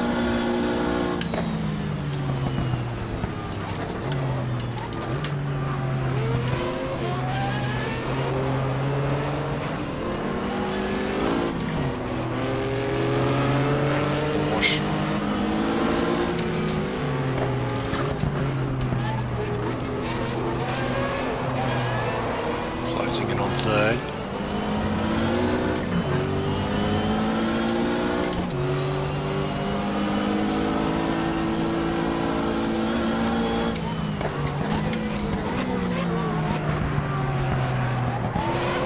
Looks like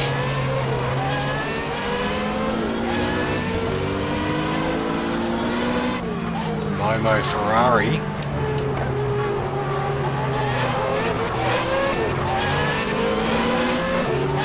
holding third. Go one way, go this side around Calvin Fish, and we may get into third place by the end of the back straight to the inside of Wayne Taylor.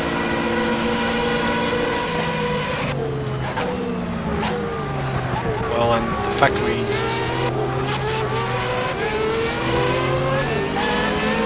so we've gone to third, and actually second place is the one ahead of us.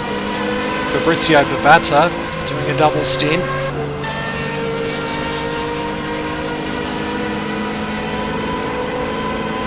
As we come on, we may get to second here. We do, to the inside. And we now hold second after 50 laps. Despite a big pit stop loss.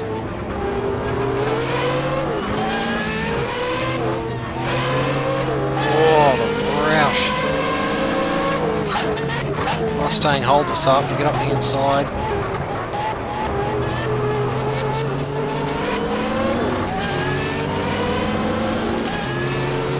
So the Ferrari's struggling a little bit.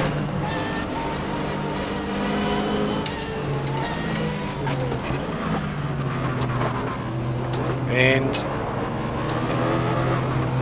underneath the Marlboro car of Wally Castro.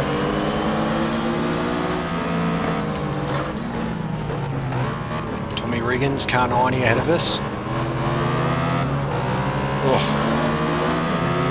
Give him a nudge as we go up onto the banking.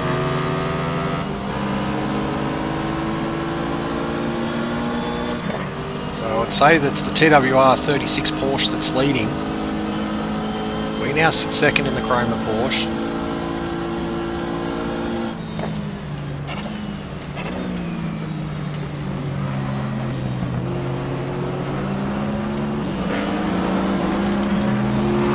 Around the Camaro.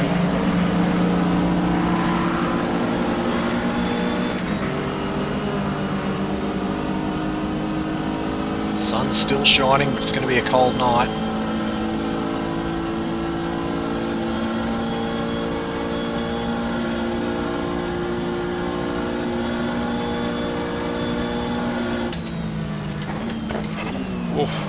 Two cars around, two Porsches.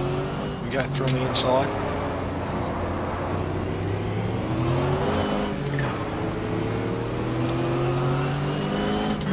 It's a bit messed up, but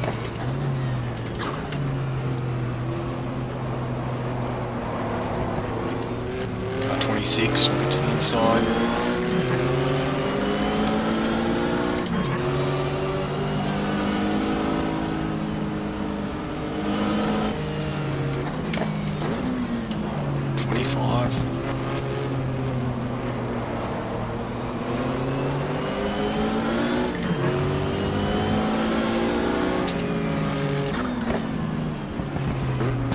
Oh, car 8 cuts us off a little bit.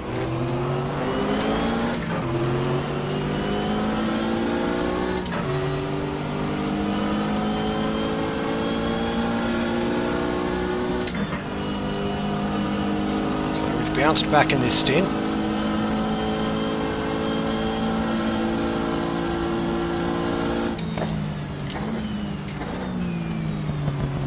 To the chicane.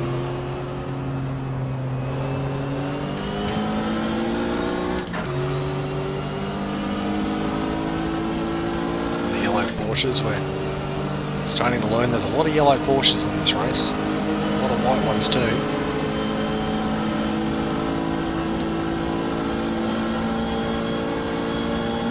To cross the line. Oh! The Callaway off the track.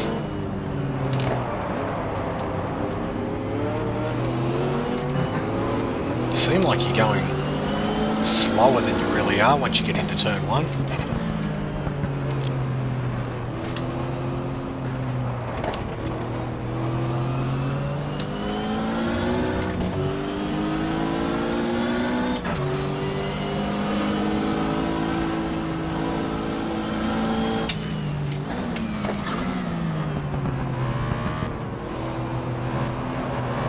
Stanley Dickens in car 6.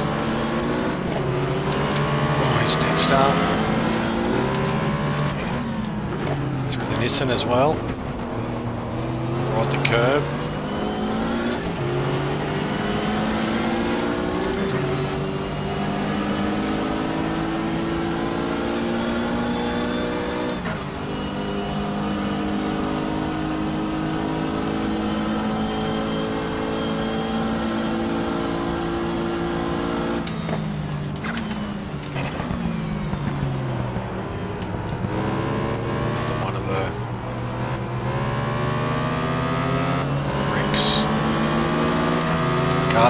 though, number 4.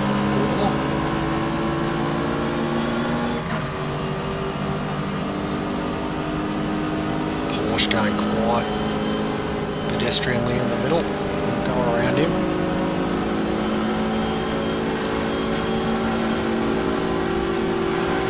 Probably come to the pits this lap. Oh no, the collision.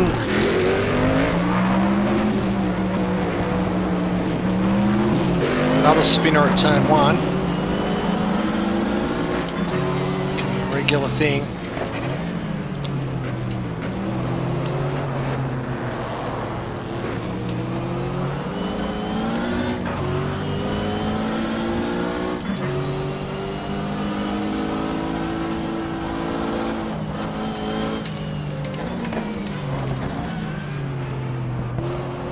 Castro next up.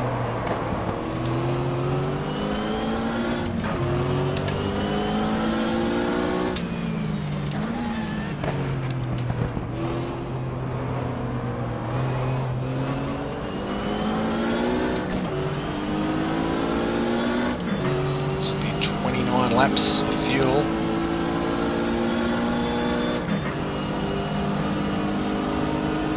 We might be able to do another one.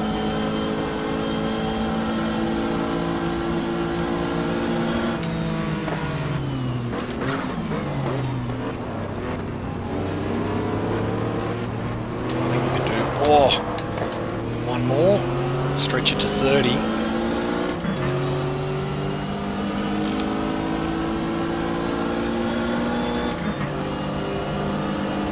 Come around now, we'll go the high line around the Marlboro car.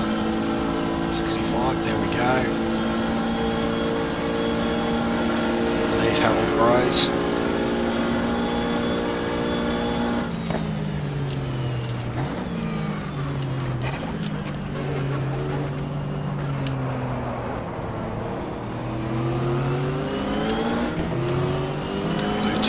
Stalking us. Oh, and getting up the inside of us. TWR entry. See just how fast those cars were. As we said, ended up pulling out of the real race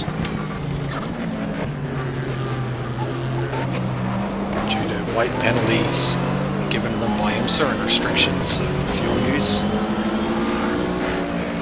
The same rules applied to this car that Kramer raced. Ended up winning. It was one on attrition rather than speed, whereas at the moment the TWR team are winning this race on speed with 36. They're a lap up on us in second place.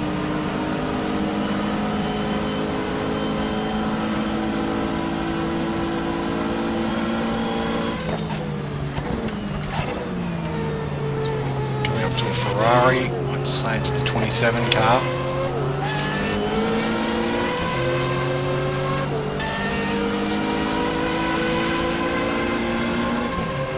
Come down, we'll make a pit stop. Ross Bentley's going to take over. We'll step out and have a rest.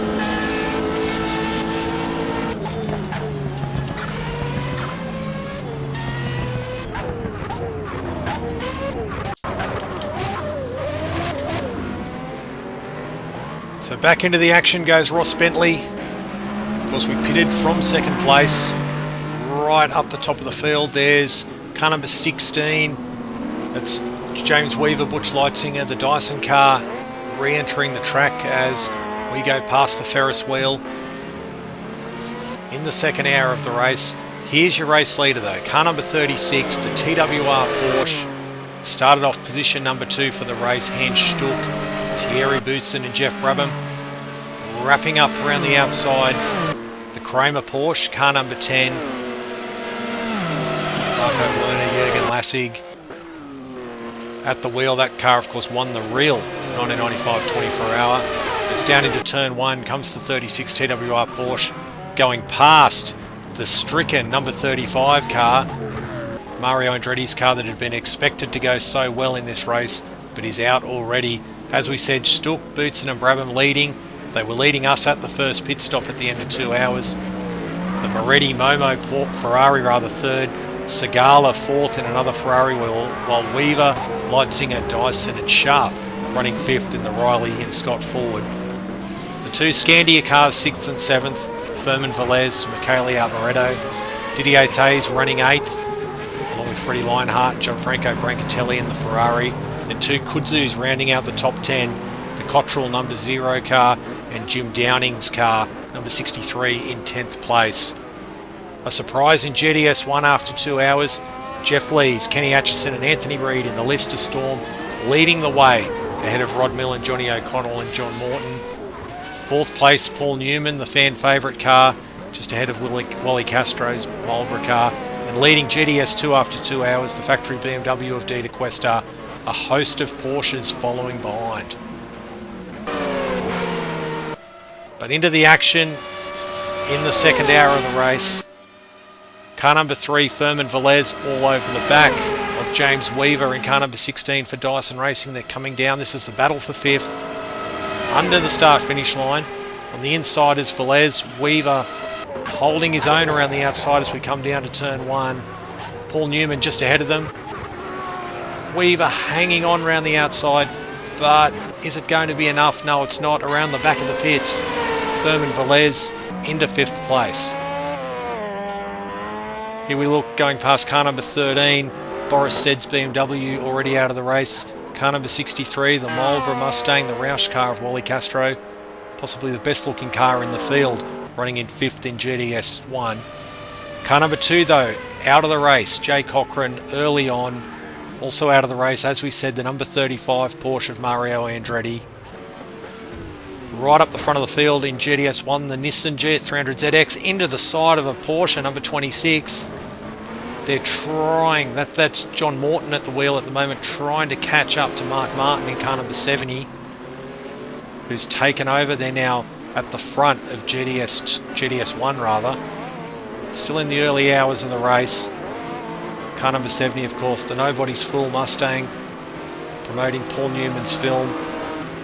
A team put together at the last minute. Tommy Kendall, of course, leading the driving talent in this car as they go up onto the banking, well entrenched in the top 5 as the pit stop cycles go through. Look at this mix of cars down the back straight. Car number 9, the Auto Toy Store Machine. Andy Wallace, the great Derek Bell and Jan Lemmers started off the back of the field. They're already working their way up towards the top 10. No doubt they'll be somewhere amongst the top 10 soon, as long as the car can last. But it's a great driving team in that car. While Ross Bentley and then Eric Batchelor, they've done a stint each. Darkness descending on Daytona as we're about to get back into car number 1 for our second stint.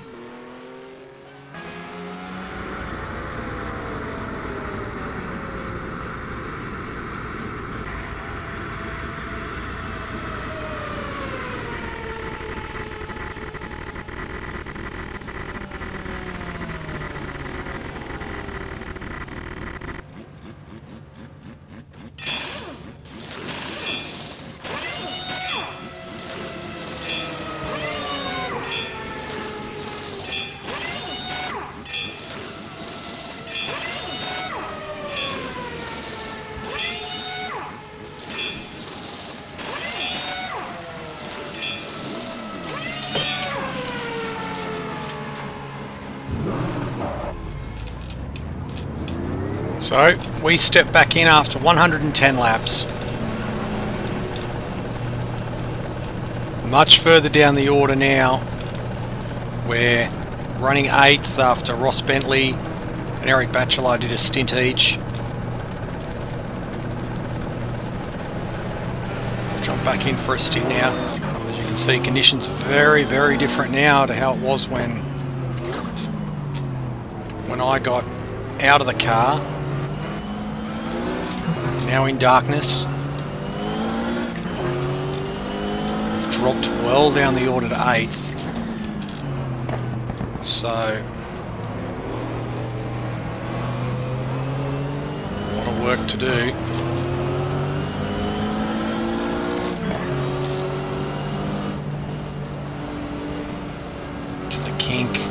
cold tyres.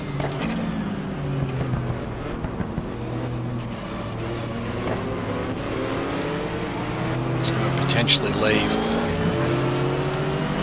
Bachelor in for another stint, but I thought we're losing a bit too much time. But that's part of endurance racing, is having obviously fast drivers and slow co-drivers and finding the best combination overall. The easy thing to do would be for me to just drive the entire race over however many days it took me, but that wouldn't really, you know, I know this isn't real, but we like to make it feel as real as we can, and one driver as part of a 3-driver team is all I can be for this race, so I hope you guys appreciate a little bit of realism in this. Oh, and there's a car around. It's the Conrad Kramer Porsche got mixed up with one of the IROC Camaros, and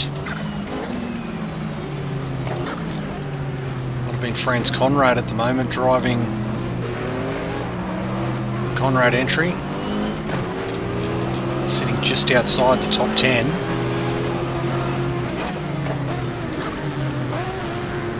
So we come through. Patrick Tombe in the Bugatti.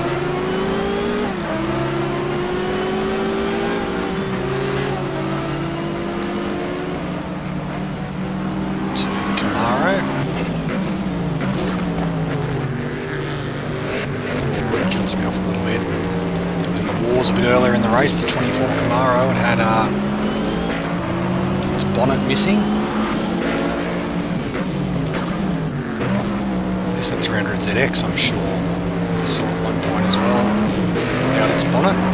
See if we got any footage of it. Can maybe show as we go around Jorge Trejos in the Porsche, was running in the top 5.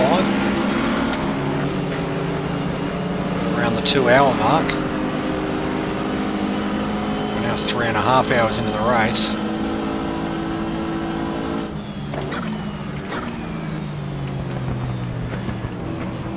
Bus stop.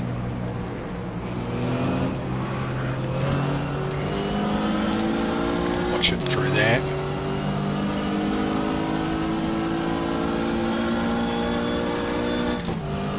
Into the banking.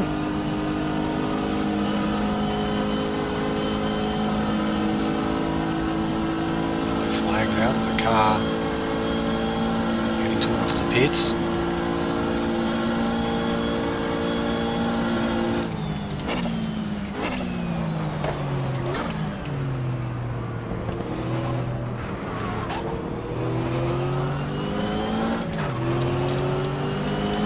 To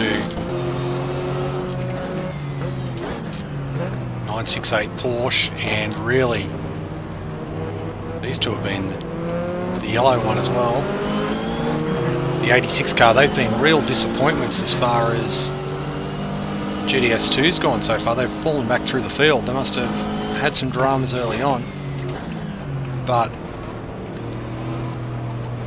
it's BMW and Porsche 911s which seem to have come to the fore in that class. Closing in now on the Lister Storm, which was surprisingly leading GTS1 at the 2-hour mark. Go under the 86 Porsche 968, will go underneath Anthony Reid driving that car at the moment. Not sure where it's standing now, the 89 Lister, but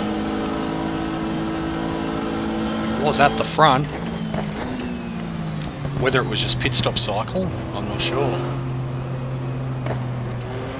To the Nissan GTR.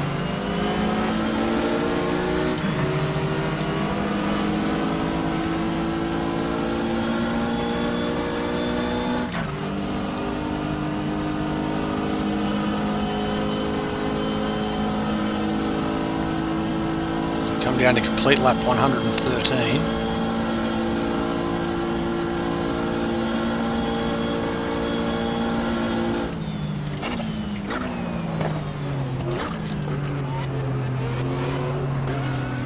Closing in on the 26 Porsche.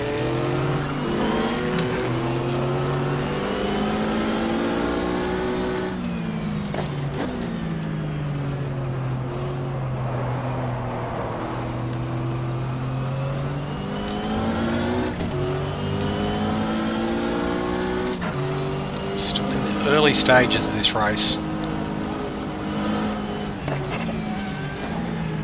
It's one of those things you don't...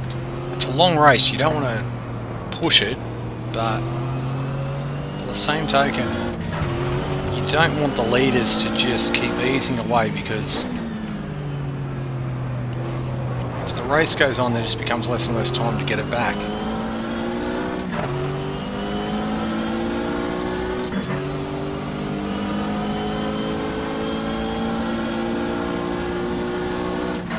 Not every car in the race is going to break down, so it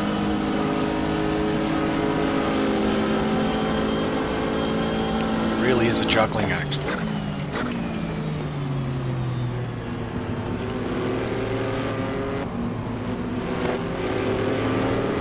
Around the Alex Job Porsche,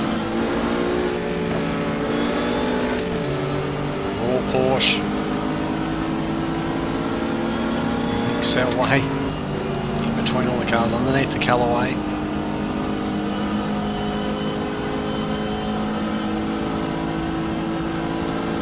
Coming up to underneath the white Porsche, and then there's the number 8 orange and white Porsche.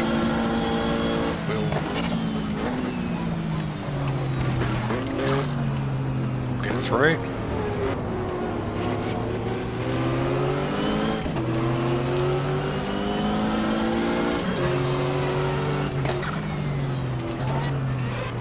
It was disappointing to see the Bricks Oldsmobile at Jeremy Dale's out of the race.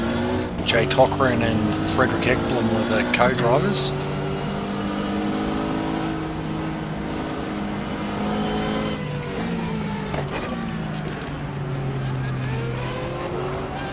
Go around the Camaro.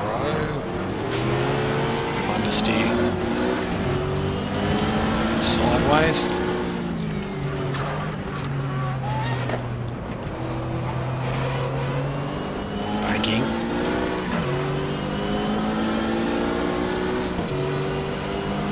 GT Porsche in front of us, and the class leading BMW with Pete Holzmer at the wheel at the moment.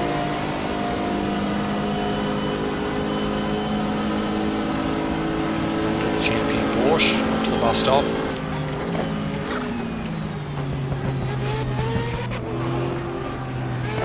Ferrari in front of us.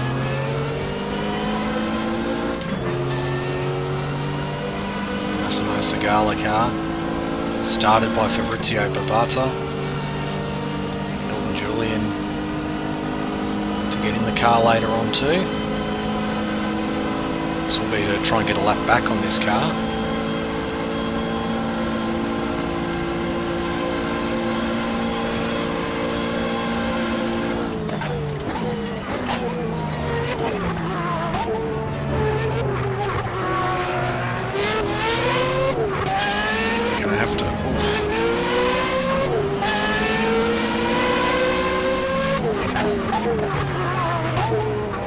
This could be the nature of our race. I'm just going to have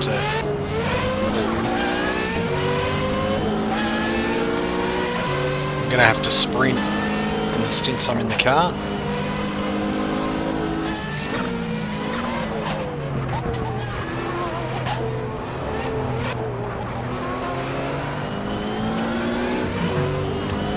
So we're closing in on 7th place. Mustang. Oh! Just saved it.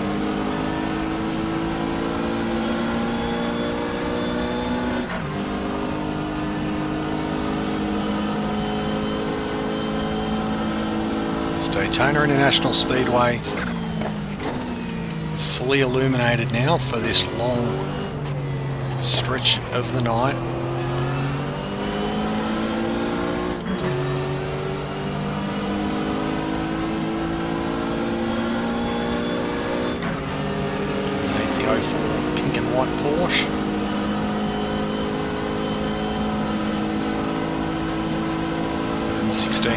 laps now in the bag in under 4 hours.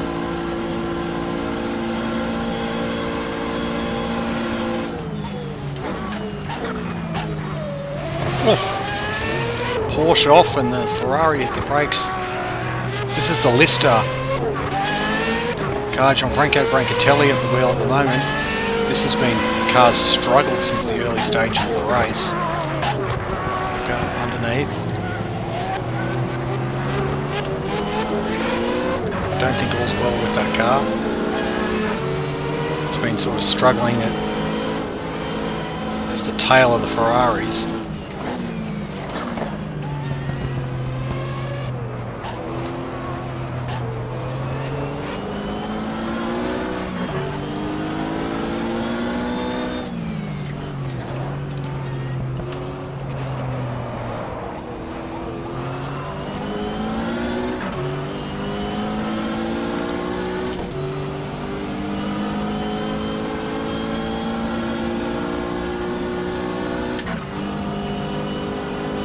Still need the headlights, of course.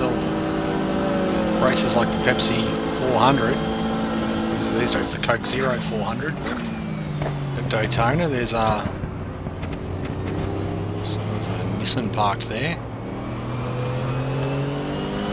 Races like the Coke Zero 400, the NASCAR 400, the second event at Daytona.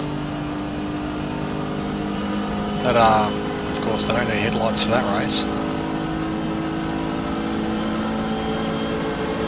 It's a fully lit up track. Come down, we're going to get up on the inside of our teammates.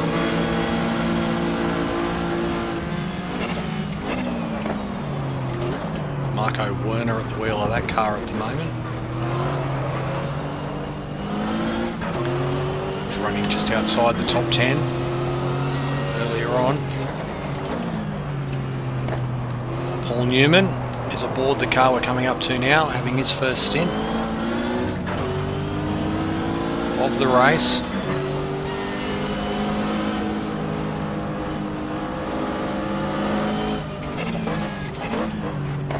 Comes across on us a little bit. Maybe he thought we were going to go up the inside. Goes around him nice and clean, as you'd expect.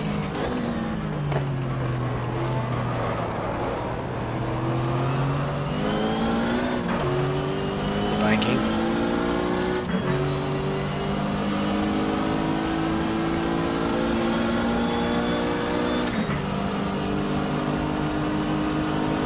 Up on the Oldsmobiles.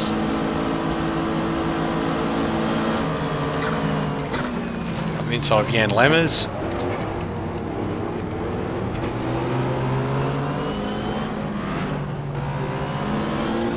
Sorts of action here. Go around. That worked out quite well for us. Underneath Alan Furte. And the TWR Jaguar. That's a slightly older car from IMSA that I just thought it'd add to the spice a little bit. This race. Davy Jones and the Furtes had involvement with TWR in the Jaguar Group C program, so I felt it was right to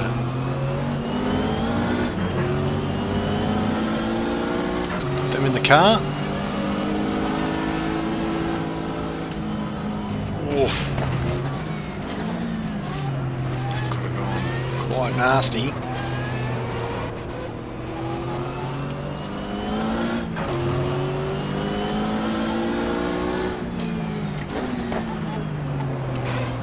Back up to the Bugatti, and he's got into the left-hand quarter panel of the Porsche. Go the highway.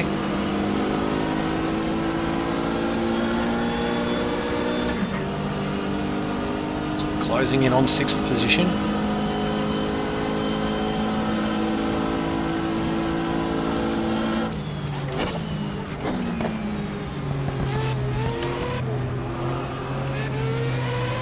It's a Scandia Ferrari.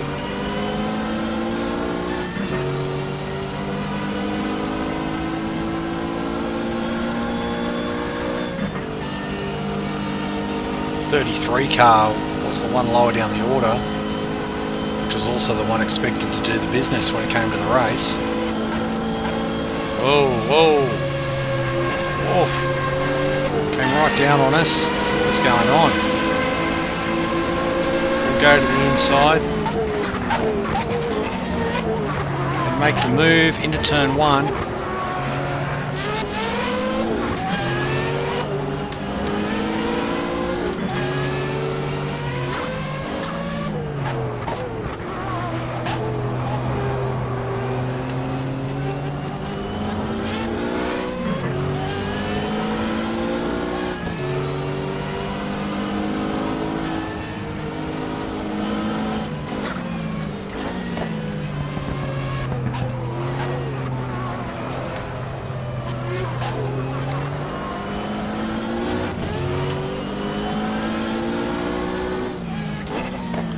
So there's not a big spread. There was a big lead to the leading Porsche, the Brabham Boots and Henschel Porsche, but beyond that, everyone seems to be quite close together.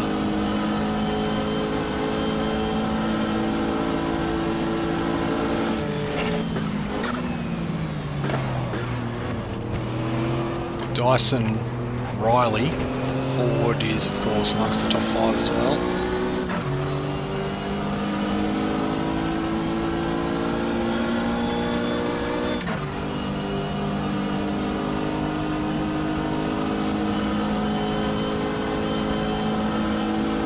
Coming up, approaching 8 PM at Daytona. It's actually the Dyson car. Oh, and into the back of the GTR2 Porsche went the Conrad prototype. And amongst that melee, we did get around the Dyson car. Rob Dyson driving that car at the moment. James Weaver and... Oof, oof.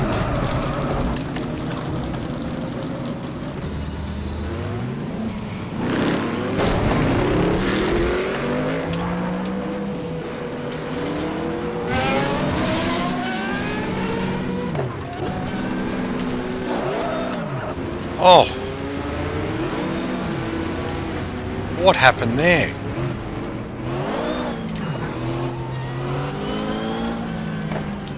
I thought we were finished.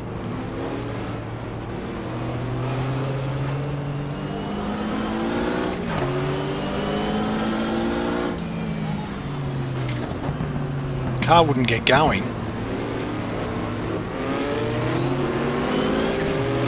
Everything stopped.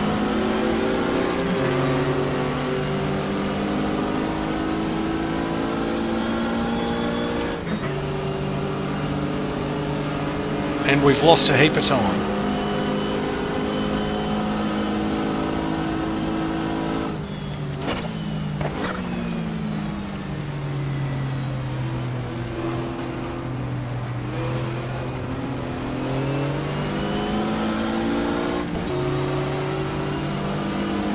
Thankfully, I don't think there's too much damage.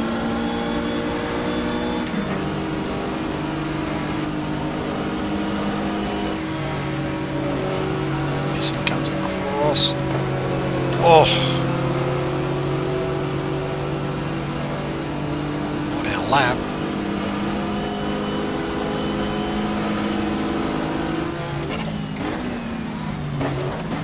Round goes the Conrad Porsche. We'll get up the inside.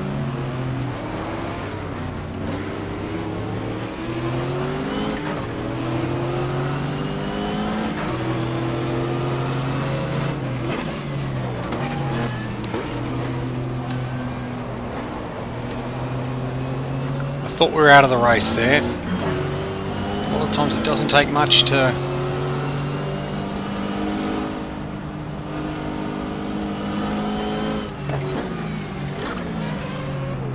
damage these cars, and a front on impact like that, I thought we were out of the race, but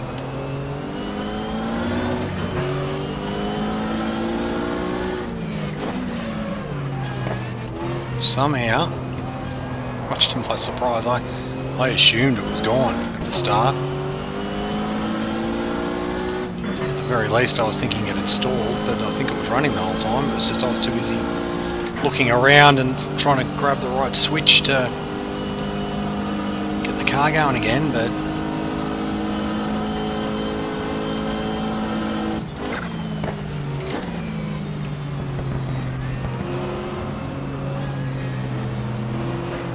coming up to the Camaro that stopped.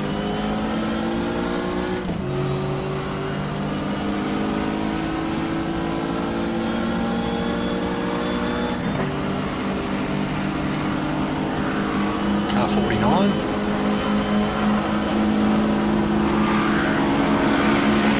To the inside.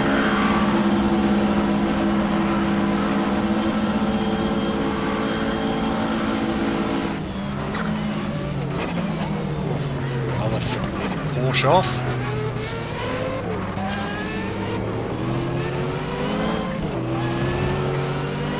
We've lost one of our headlights in all this.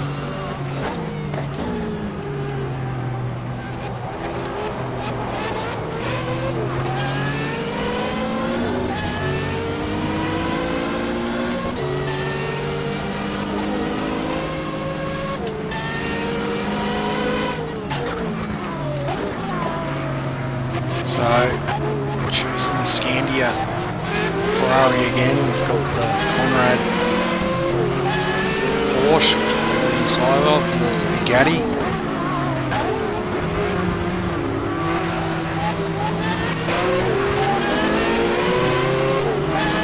The banking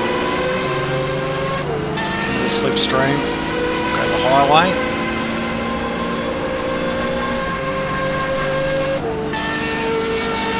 Go, so back to 6th.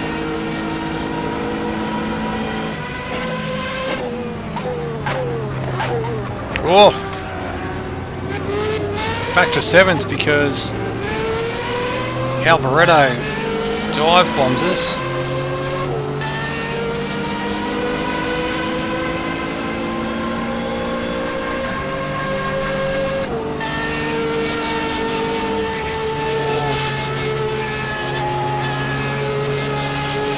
Snooker the Ferrari in behind the Porsche, which we've been able to do.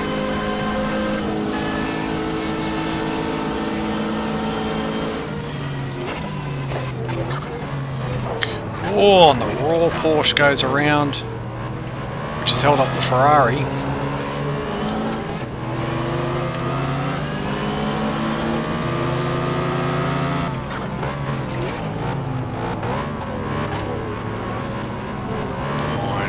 Car 6. Was up in the top 5 of GTS2, the 3rd string Oldsmobile.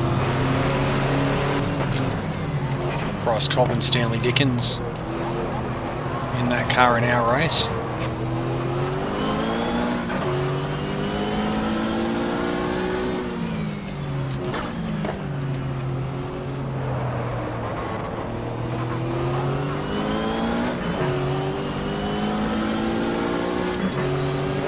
Starts again. Trying to get back into the top 5.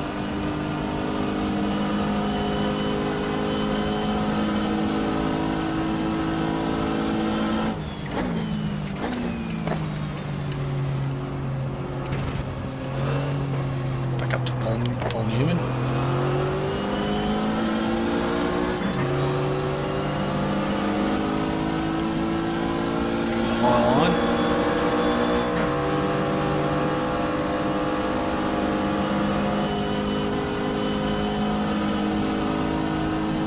Clear air now.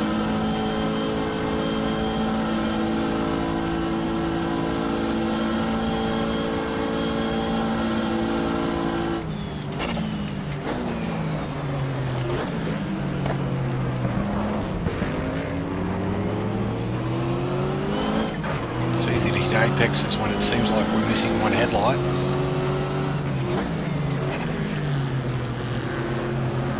To the overback Camaro. Very distinctive sound.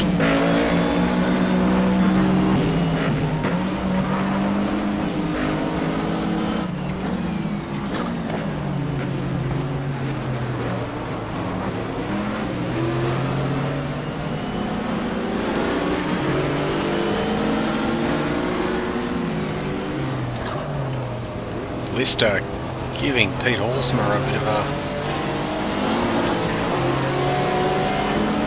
going over as we come onto the banking. Around both of them. So we chase down 5th position. We're now under 20 hours to go. 4 hours in, that's gone quite quick. Oof.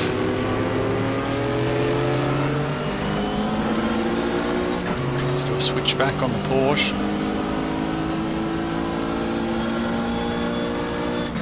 So as I say, we're 2 seconds off 5th position.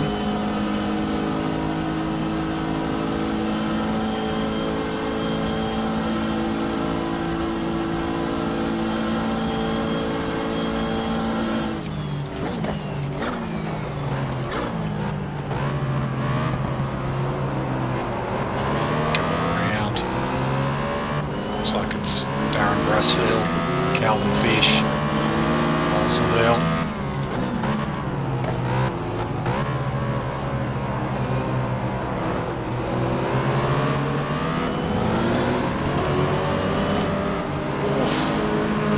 Around the 968.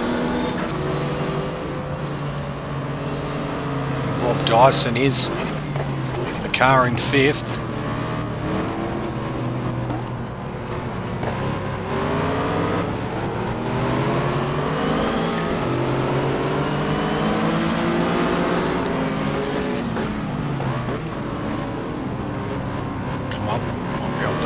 Snooker in behind Tommy Riggins, who's got a bit of damage to the back of his and to the front of his Oldsmobile.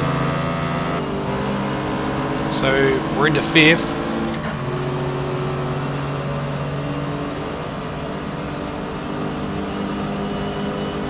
Pushes back to 6th place.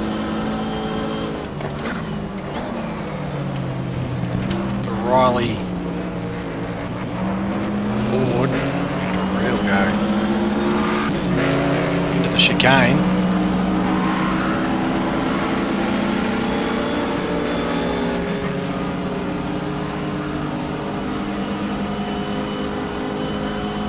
Pit stop cycles. Let's put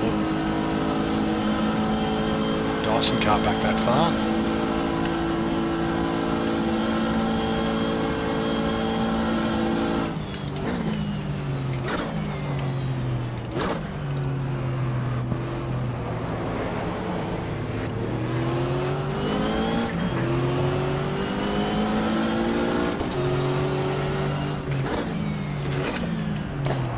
Oof.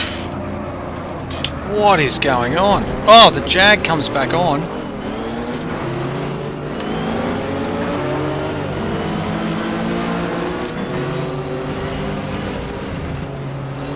We have to fumble our way through, but we got away with it.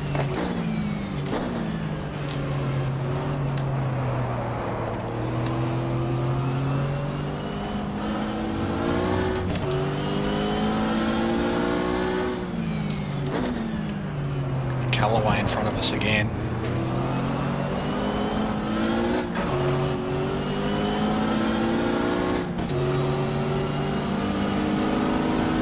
Get to the inside.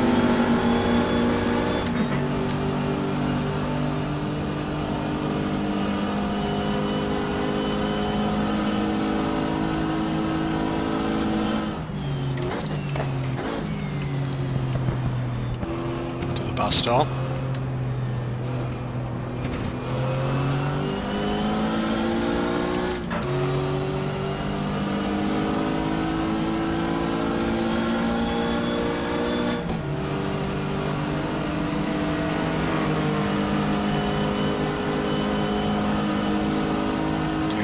across the start finish line. 127 laps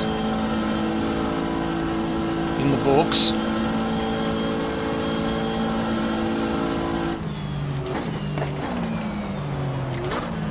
Another Porsche's gone off. I mean, they really can't get turn one right. It's going to make it a bit of a lottery for the rest of this race, especially in the dark. Come past the Ferris wheel up there on the left. I love that whoever made the track coloured the Ferris wheel.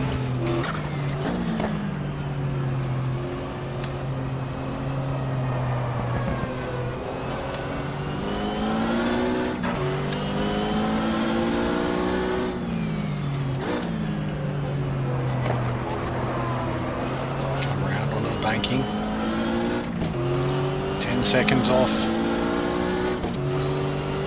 4th position.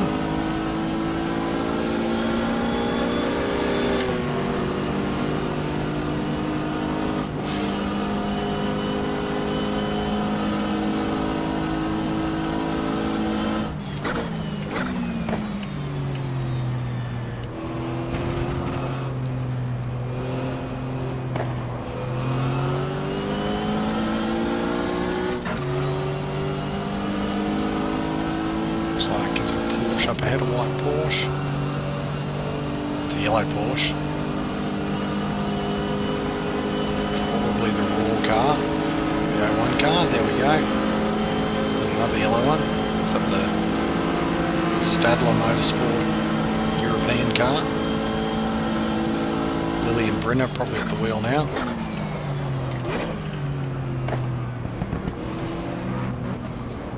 It's a Porsche.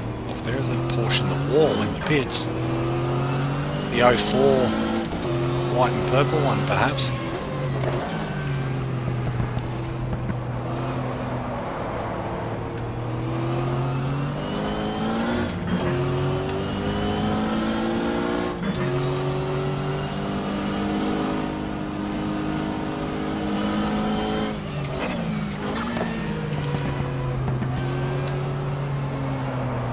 So down to 6 seconds.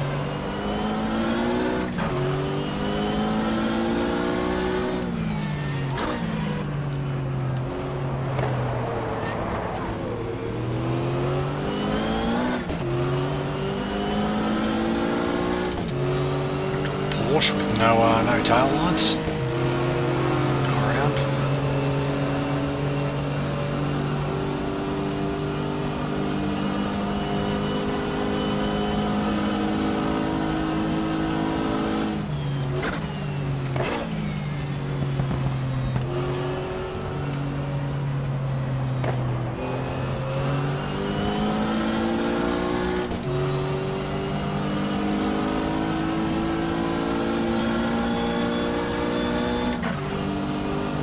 Banking. 4 seconds. The gap's down to.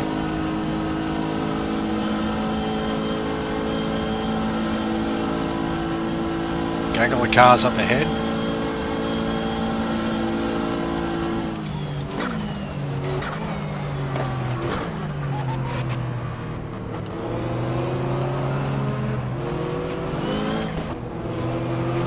Six, 8. That car is still parked on pit exit by the looks.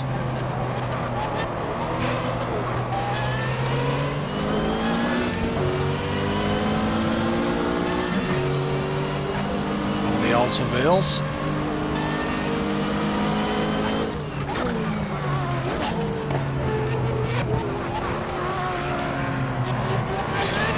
Oldsmobile giving the Ferrari a hard time.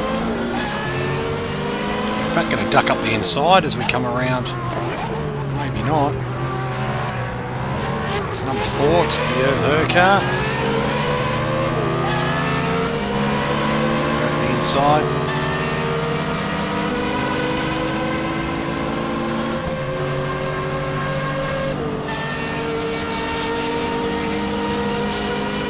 It's the other Scandia car. It's probably car 3 would be Paul Gentilossi at the wheel at the moment. Step back.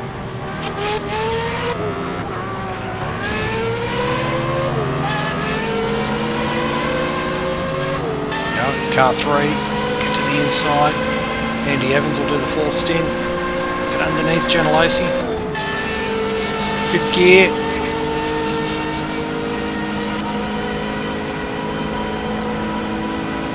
Get off the apron.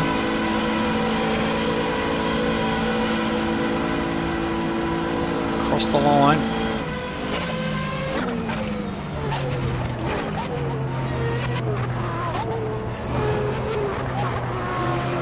Still there.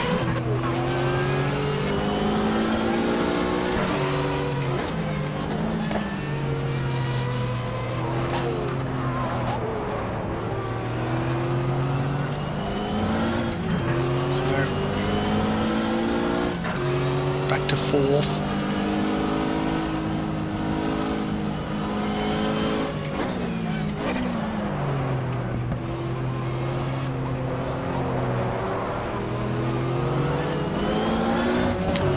To the 86, Porsche 968, of which something happened to those two on the first lap, whether they got into an accident or something, but they were among the first cars we lapped.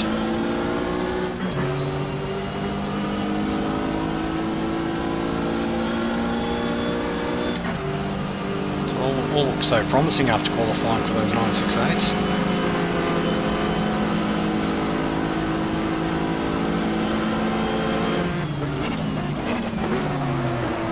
Oh, that was very close to the Bugatti.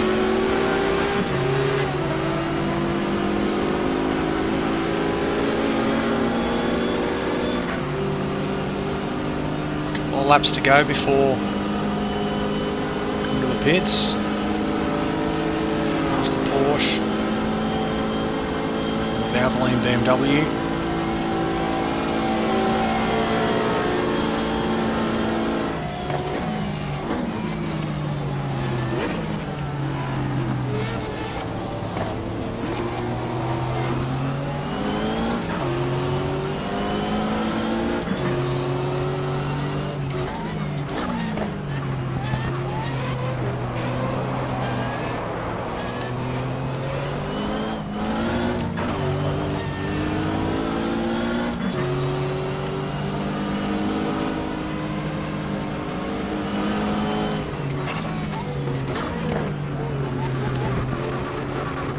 Porsche.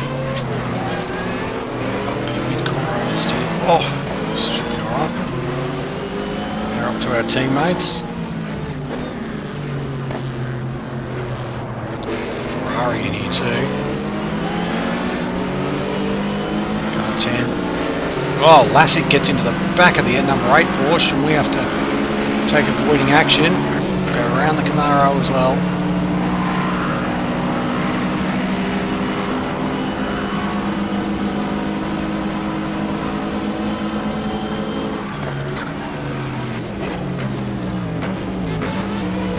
Chicane.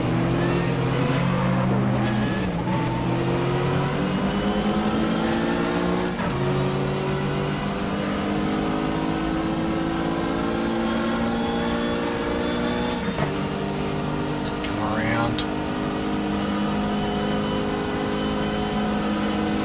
One of the Ferraris up ahead of us.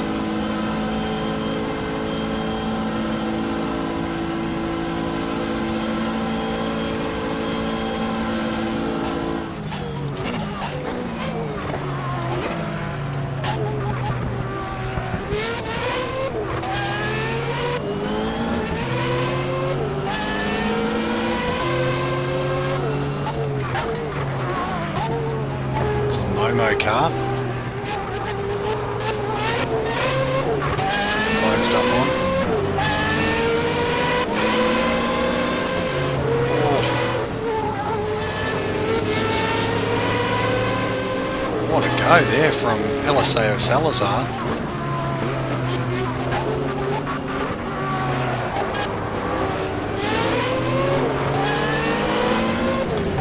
Ollie Castro's car. Up inside, of Salazar we can. Come up onto the banking.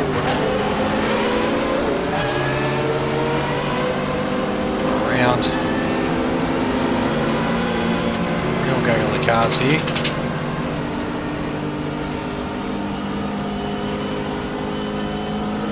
Made a bit of time. On the Momo Ferrari anyway, so it's a lap back on that car. Just running towards the front.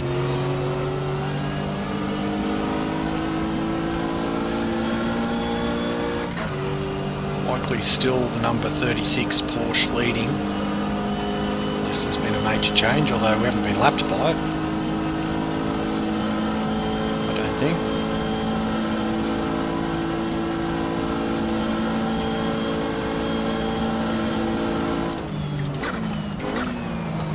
Oh, and around goes the raw Porsche.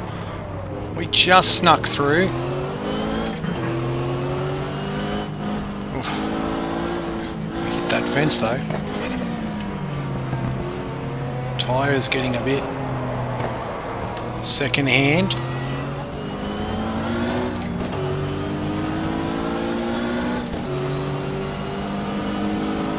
Through the kink.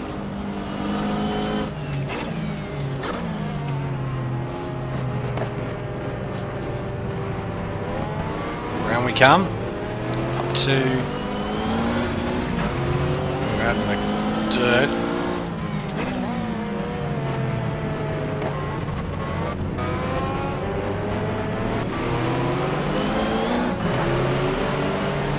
Oh, almost.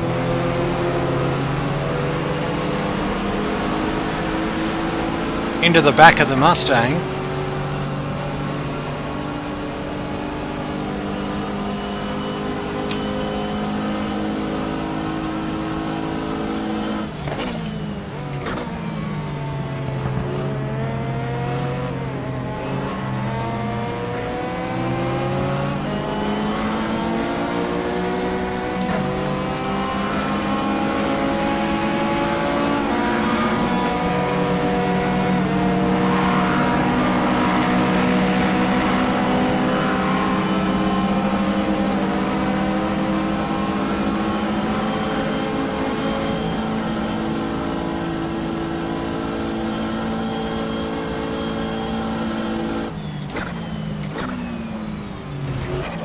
Clip the apex.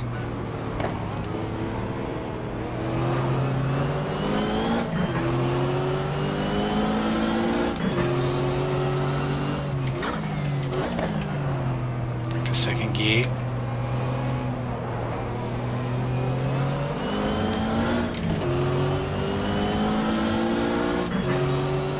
Up to the kink.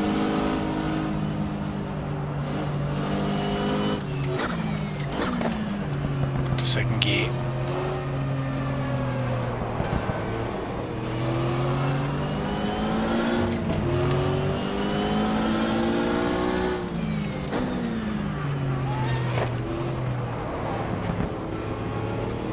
We're now onto the banking.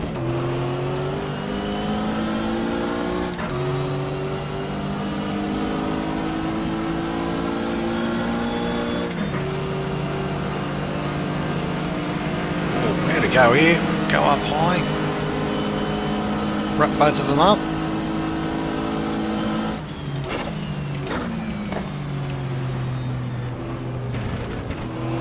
Crash over the strip on the inside.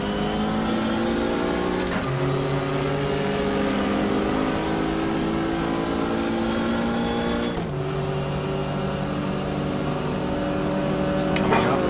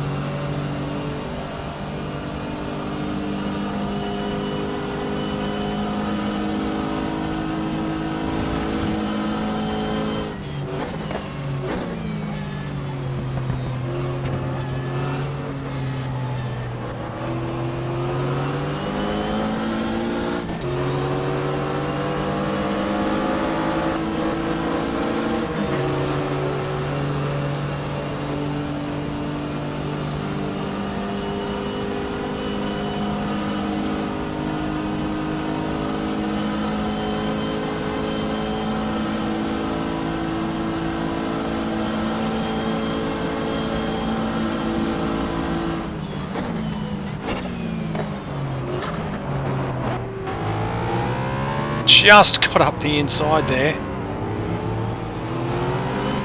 We're now sitting third as we near a pit stop.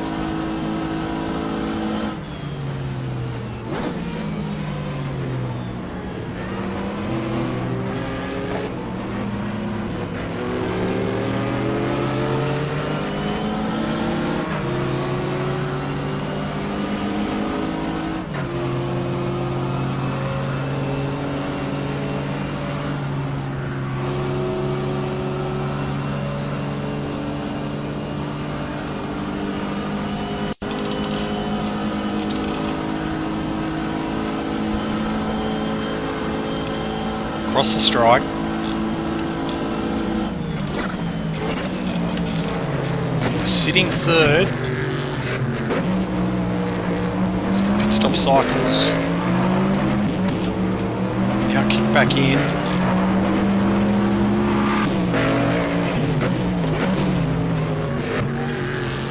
Up to the corner. The overback Camaro just in front of us.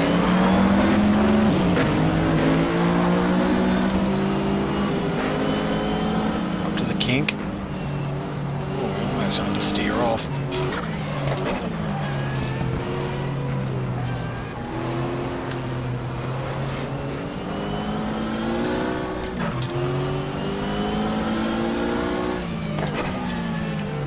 Come around now onto the banking, probably another lap. Pit. So we're near enough to 4.5 hours into the race.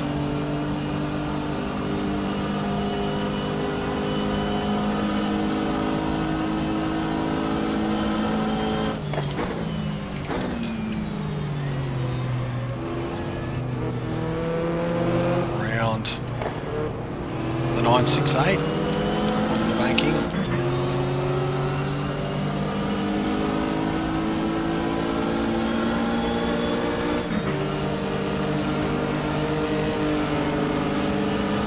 So we're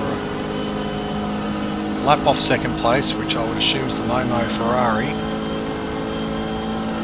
It'll be the TWR Porsche.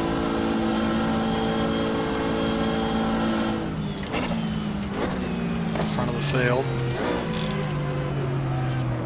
So we'll pit this lap.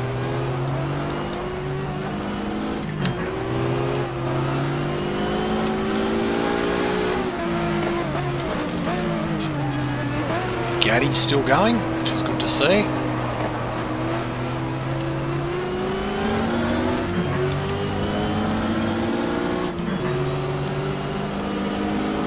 Oh, well, something's going on there. There's a car in the middle of the track.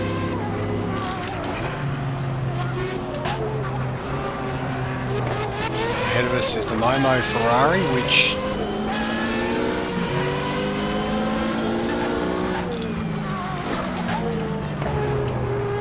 be second place.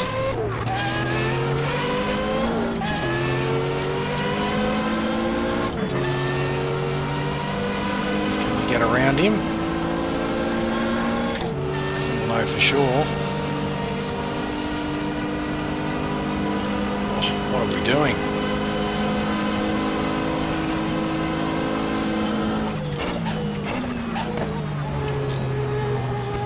Bus stop.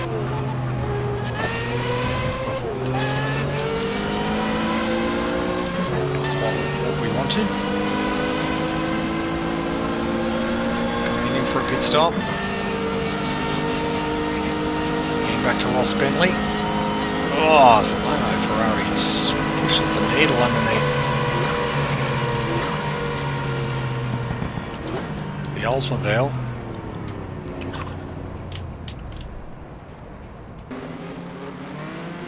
So back into the race goes Ross Bentley in for his second stint. Hopefully he can be a little bit more competitive than we were in the first stint for himself and Eric Batchelor.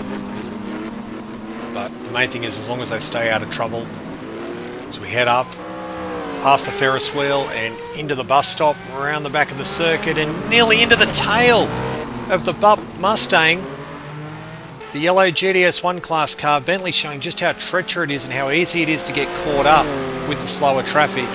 So we go now and have a look at how the top 10 are running outright, and it's still Stilk, Boutsen and Brabham leading in the TWR Porsche ahead of the two Ferraris. Back then to Weaver and Leitzinger in fourth in the Riley Ford, and then fifth the first of the Scandia Ferraris. Ware's running sixth, seventh Didier Tays, then back to Alboreto. The Kudzu of Downing back in ninth, and then Wallace, Bell and Lemmers have made their way from 55th into the top 10 at this stage of the race after 5 hours. Newman, Kendall, Martin and Brockman leading GTS1 ahead of Rod Millen, O'Connell and Morton.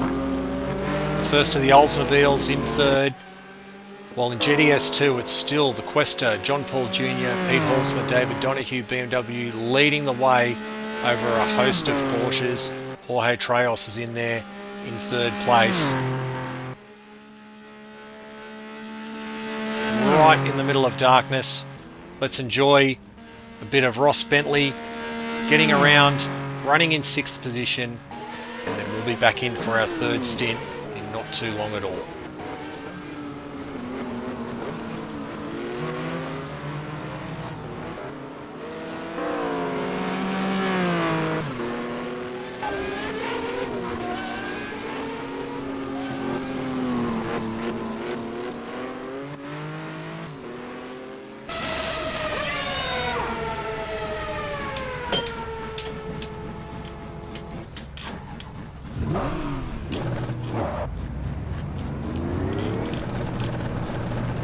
Back into the Daytona 24 hours. We're over 6 hours into the race now.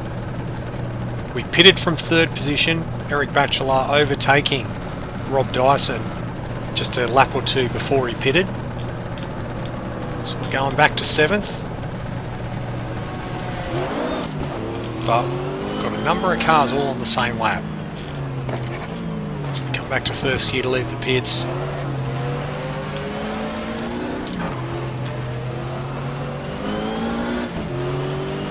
Lister Storm ahead of us, which is flirting with the top 5 of GTS1.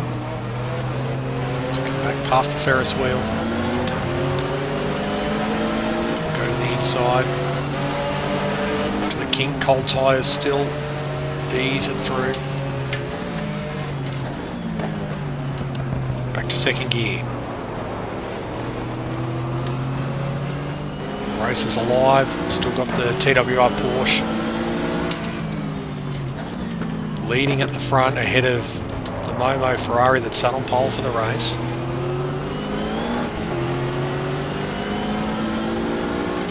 We've gotten ourselves into the ballpark of the podium. At a very early stage though of the race. Very long way to go. A bit of attrition so far. Many of the big names are out. So we're up to the GTS1 pole sitting car. Tommy Riggins is out of the top 5 in class at last check at the 5 hour mark.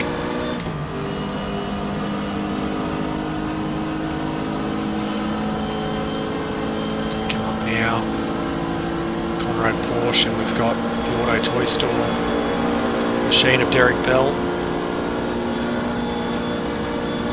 They've made their way into the top 10. Push off to the side there. Oh, the overback Camaro cuts us off. Watch that. Around the outside. The international horseshoe. Straight to the kink.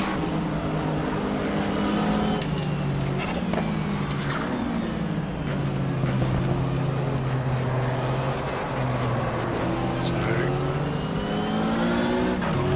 pit stop sequences are a little bit out of order, so it's hard to get a really good read necessarily on where we are, but I think we're third.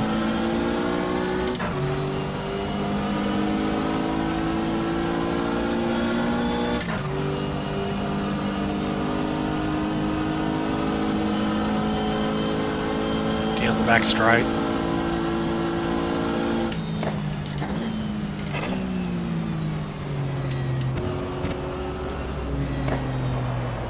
Oh, just missed the apex. Porsche up ahead of us.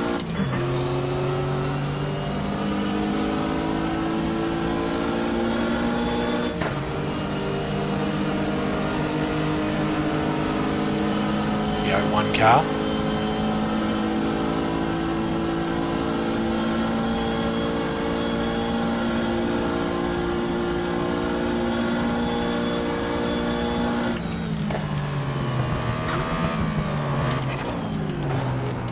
Oldsmobiles coming out of the pits on the inside. Number 8 Porsche.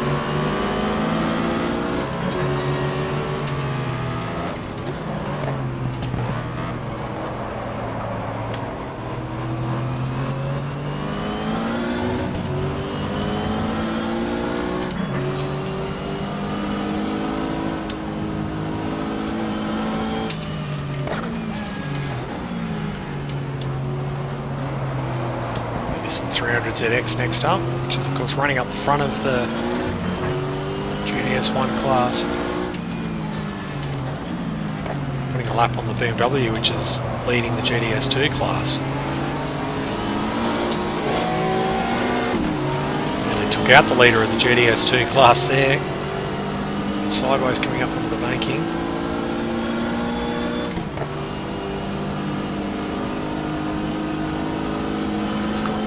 7 seconds behind 6th place.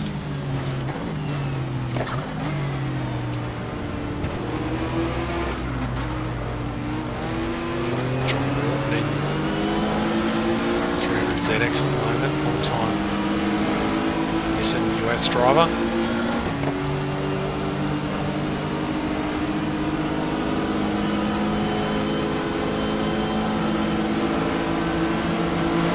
Inside pair of Porsches.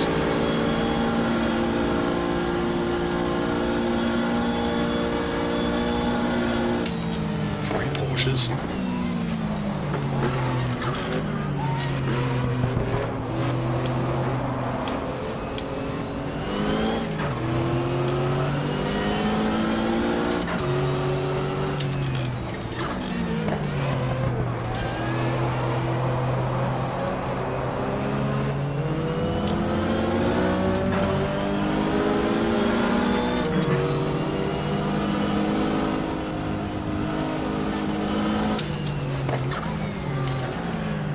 There's 968 Porsches, one of which we just passed, have just dropped like a lead balloon in the GTS2 class. So dominant in qualifying.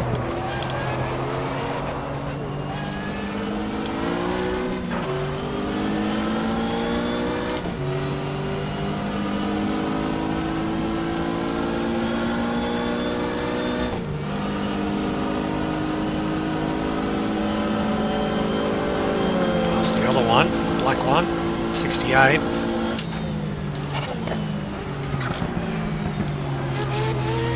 Big Yaddy, which keeps on rolling on.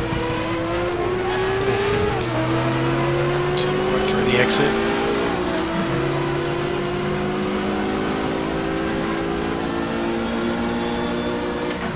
We're in tapping distance now of the Ferrari.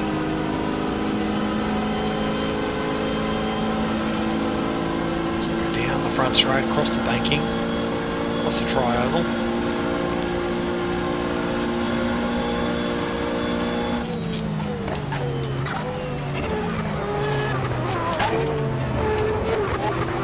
Closed right in here.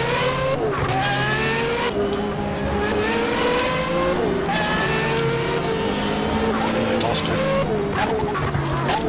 I think it was the Lister car at the door and Freddie Lionheart car. So to 6th we go. Used to be a lap traffic there. We've got our teammates up ahead of us.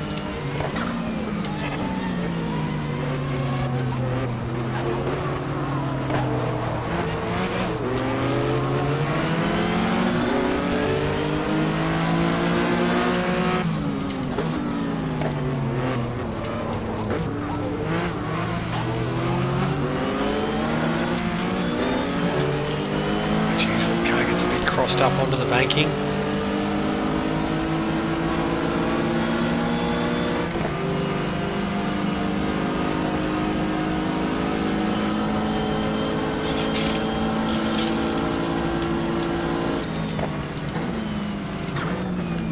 Back to 3rd gear. A lot of traffic at the bus stop. Oh, Jack makes it difficult.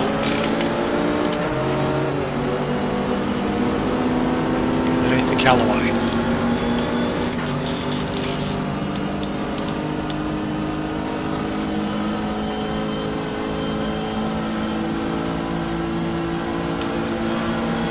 This is not quite easy.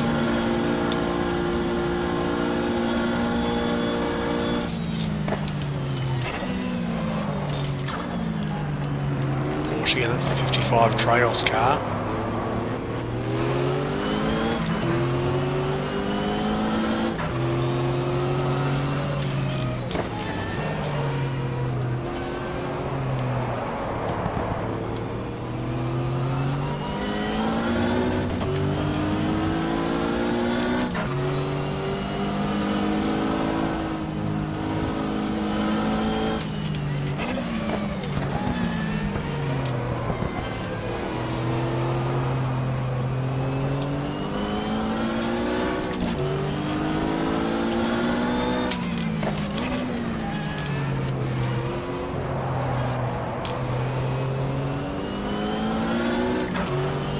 About, of course, racing in the dark, you can see the headlights up ahead, so you know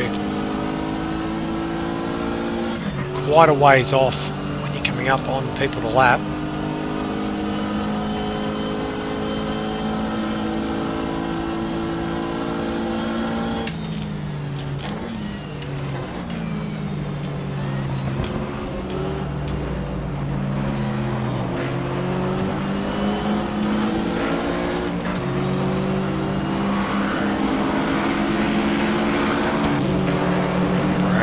And now coming from the Nobody's Ford Mustang, which is running, last count I think 2nd in GTS1.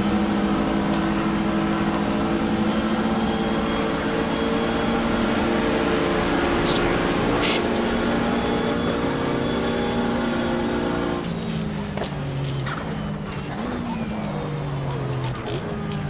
The raw Porsche off to the left, right.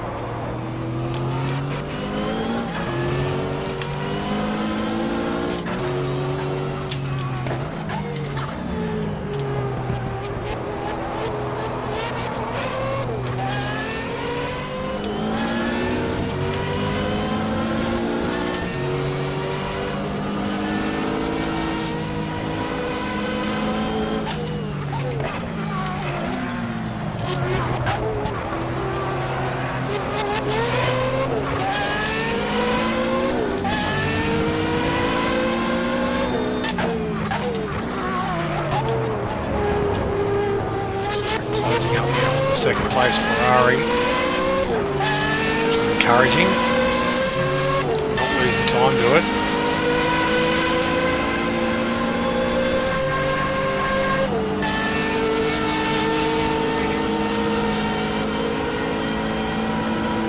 Gives us a bit of room to come down to.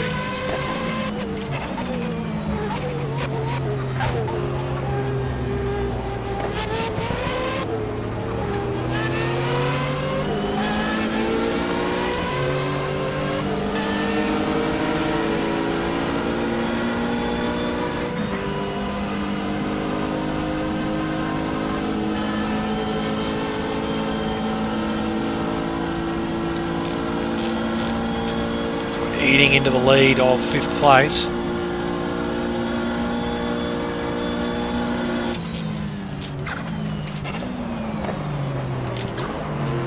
We're in the Porsche. Just going quite slow there. We got white Porsche ahead of us, the 78 car, and we nudge the wall. We just make our way through.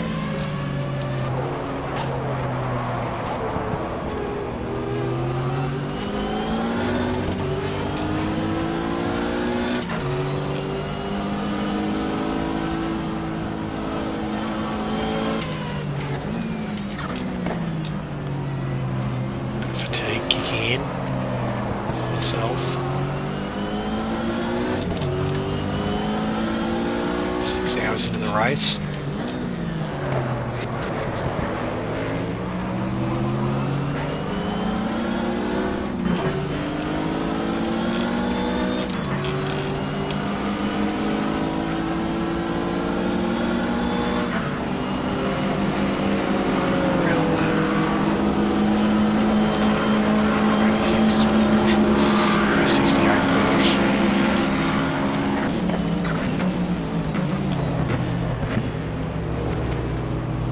Apexes. It's much better than other laps.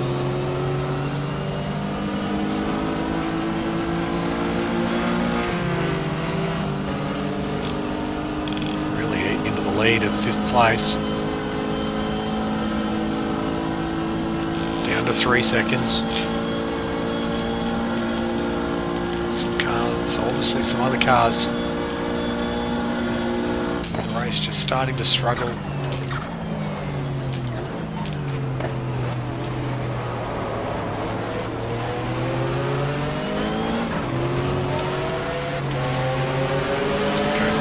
Lister that's still going.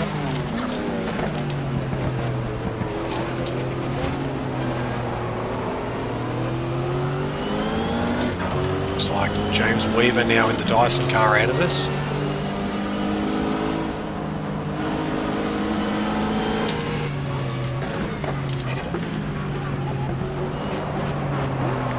The 16, Riley and Scott Ford. And we're quite easily up into 5th. Oh! Oh! And we bobbled a bit coming off the corner.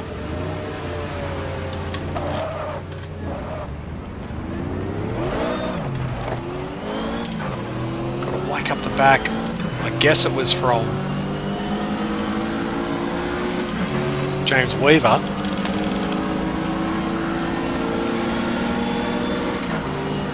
Again, the little issues that crop up in this race.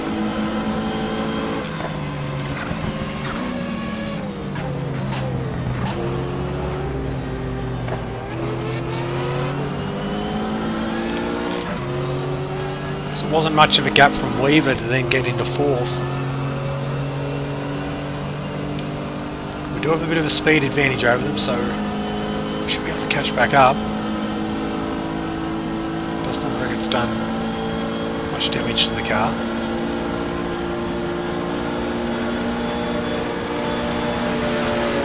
To the inside of the Lister. Alright, Camaro.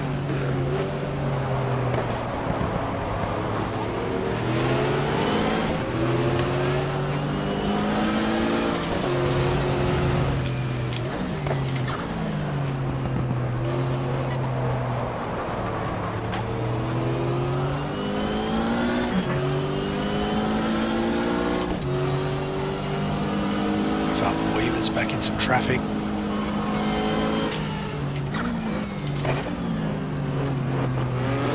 Around the champion Porsche, then we got the Roush Mustang ahead of us.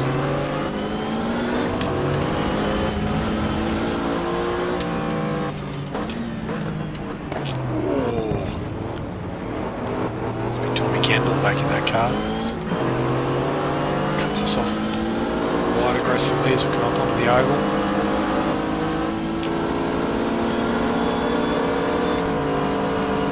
Under James Weaver, so into 5th.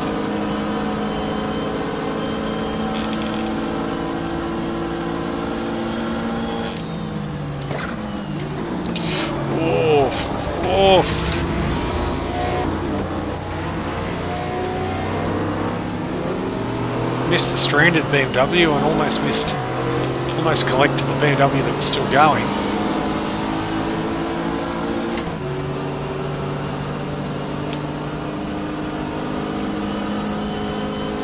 Just missed my braking marker. Shows it doesn't take much.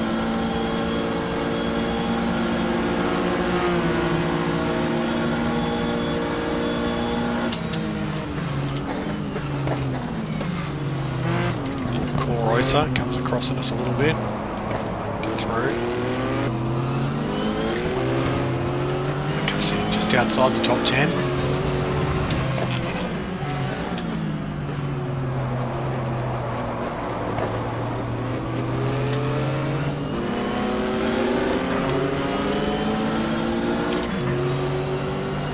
To the kink.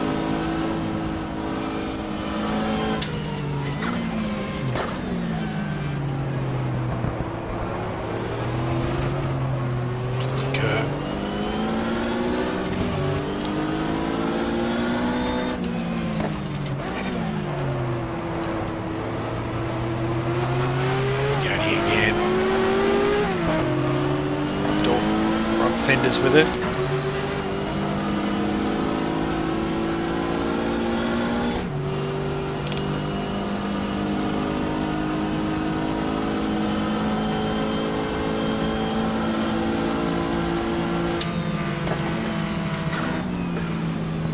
GTR doing a good job, the one remaining one, so we don't do a good job of the chicane.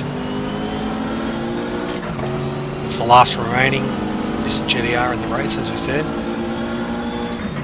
Although factory-wise they do still have the Nissan 300ZX.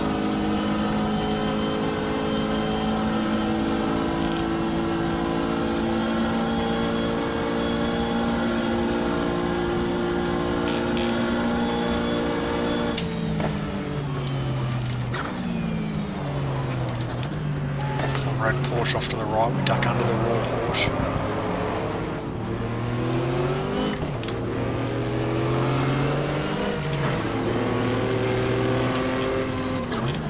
Whoa. Cut the Porsche off a little bit. See how bad.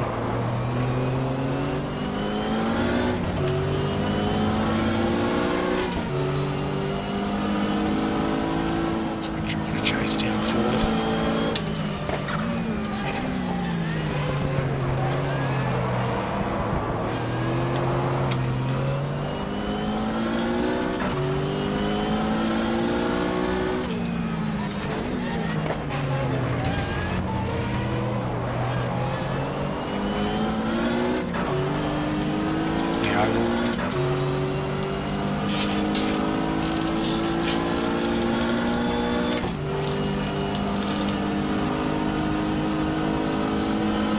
Really gotten to me this stint so far.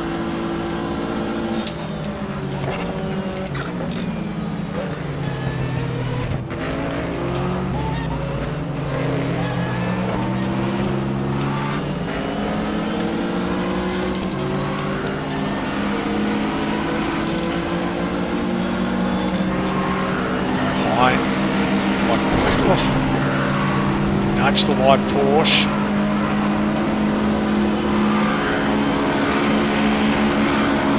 Alright. Get the Jag as well into the braking area.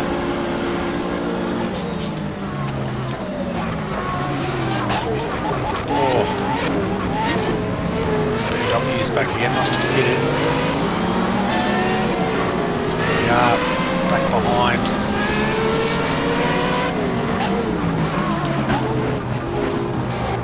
The 33 Ferrari, I think. That's the 3.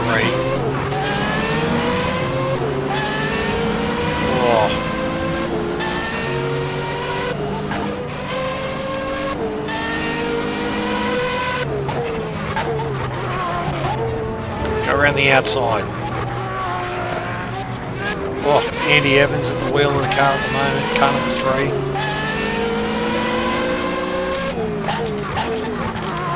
With the All-Star 33 lineup.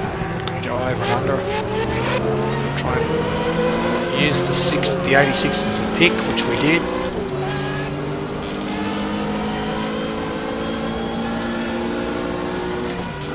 through to 4th and 3rd. He's only just up the road.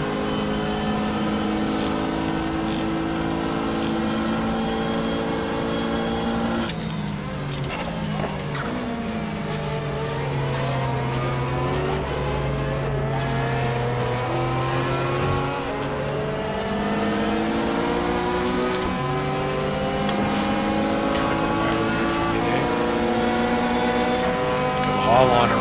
Oh, right, Jim Downing. We're into the back of Jim Downing. Sorry, Jim. Kudzu.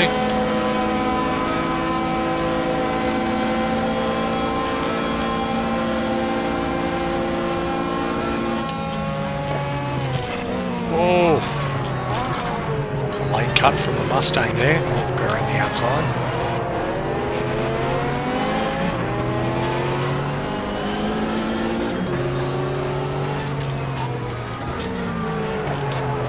Ferraris ahead of us, battling. Don't think it's for place.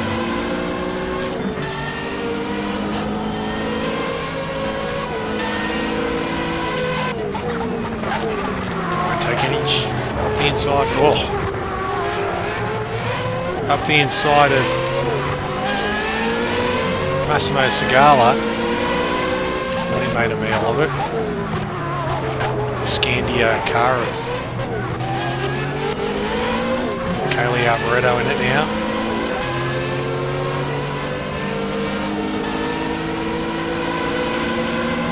Oh. Just clipped the back of the Porsche. A few mistakes in this stint.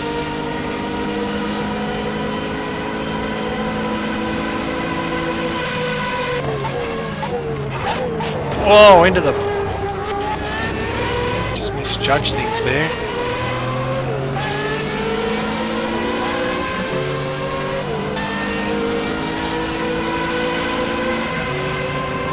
Inside. Oh, nudge him again. That was accidental.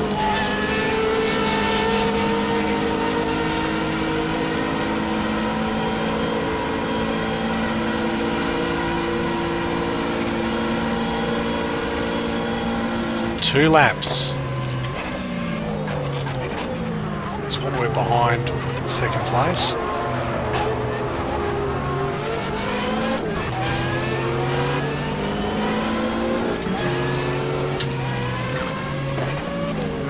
Plenty of time to make it back though.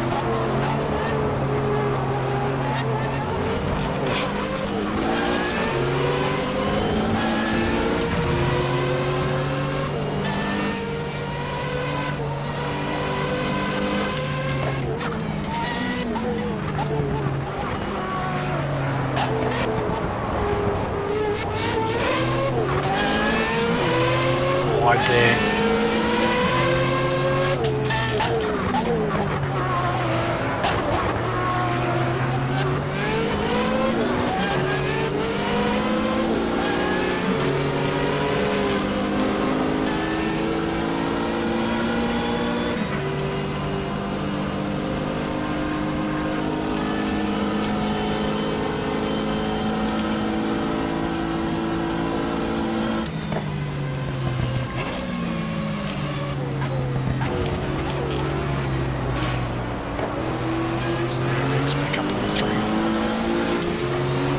ZX again.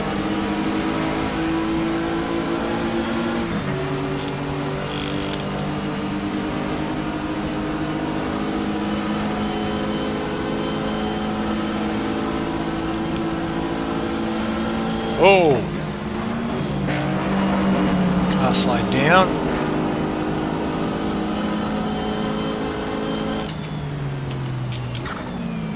Car off. Another Porsche.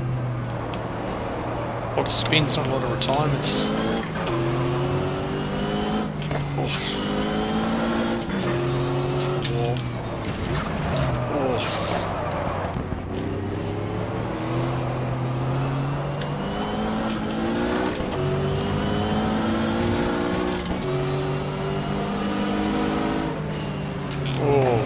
Another Porsche. 2 Porsches, 3 Porsches including us. 3 yellow Porsches including us and our teammate. get through.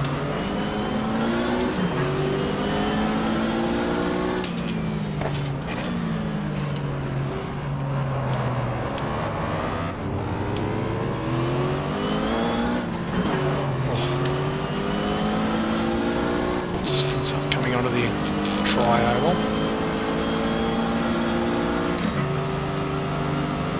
Right up behind Tommy Regan's.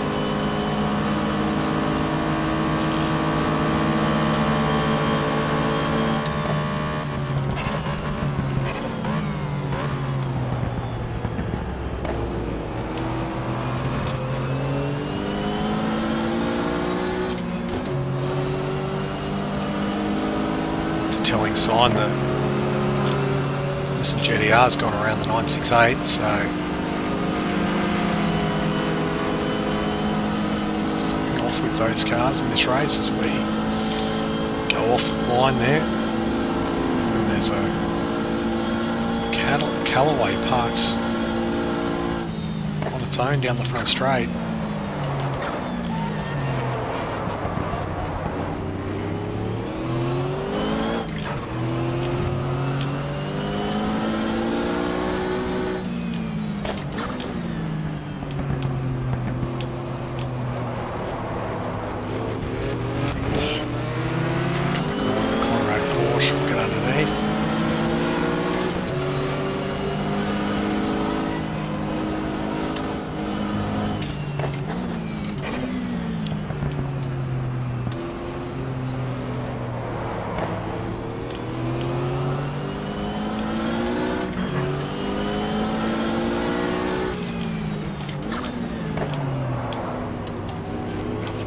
The 78 car which we ran into earlier on, giving a fairly wide berth this time.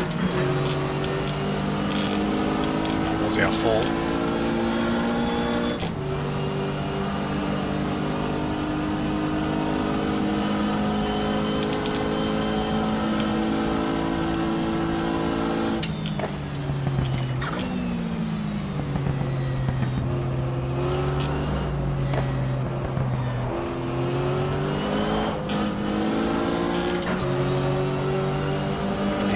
Car. Oh. Nudge the wall.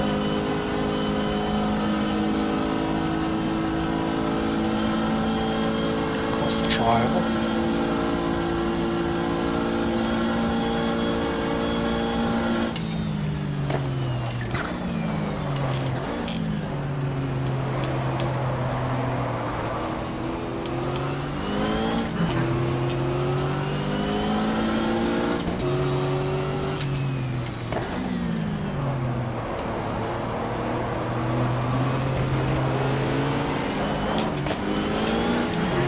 Catch.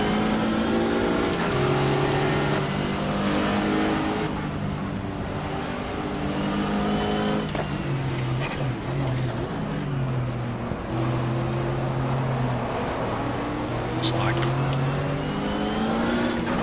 John Morton about to put a lap on the second of the Roush Mustangs, the Wally Castro Marlboro car.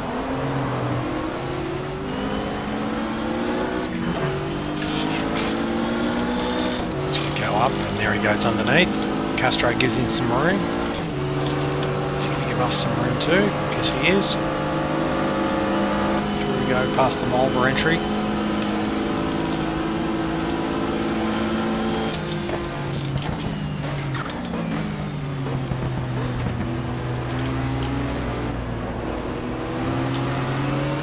Oh.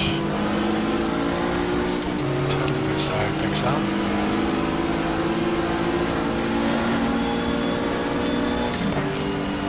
Fifth gear as we come off the oval. Oh no!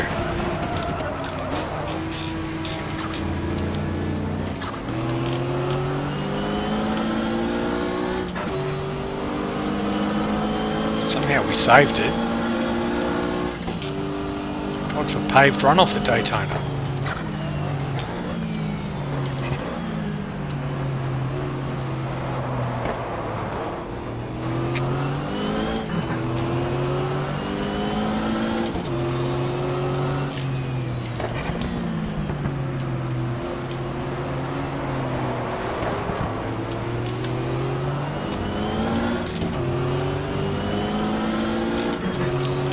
So, lost a bit of time there.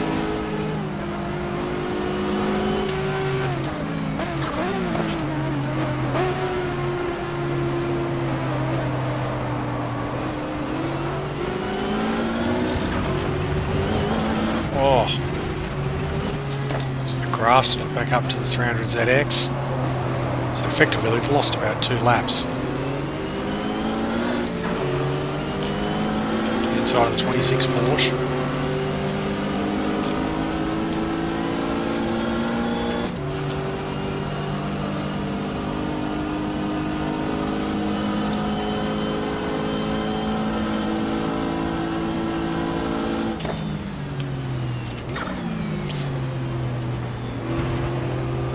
Dives under red cut then, wasn't sure.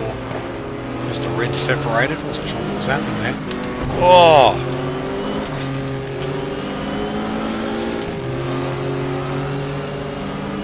The wrong path there.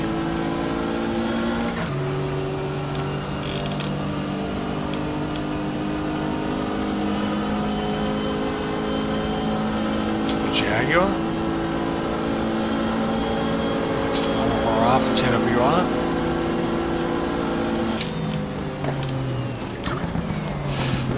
Straddle a Porsche, go to the inside.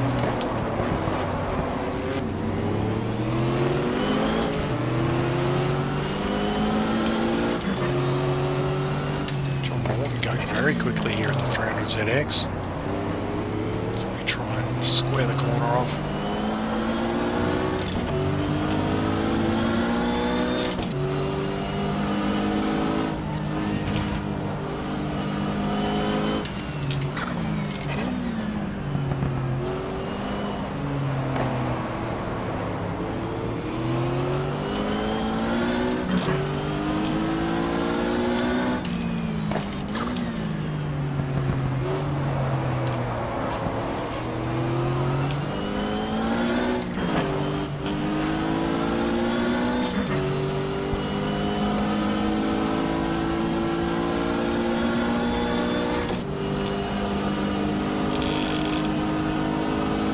NASCAR 2.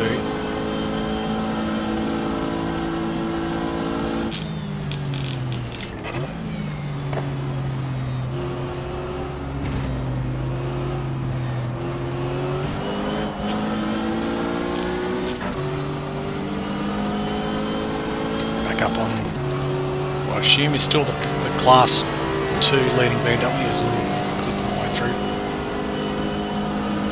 The foursome of Wester,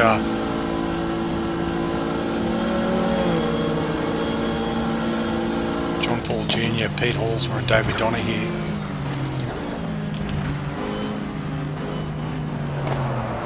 Oh, a bit of understeer, got that corner all wrong.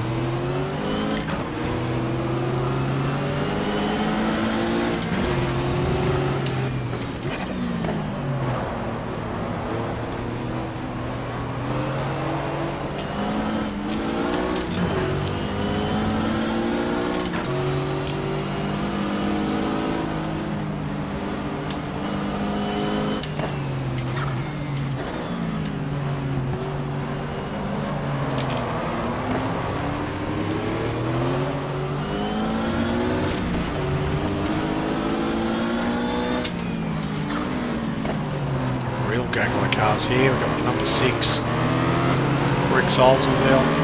Oh, go high. Nissan goes low.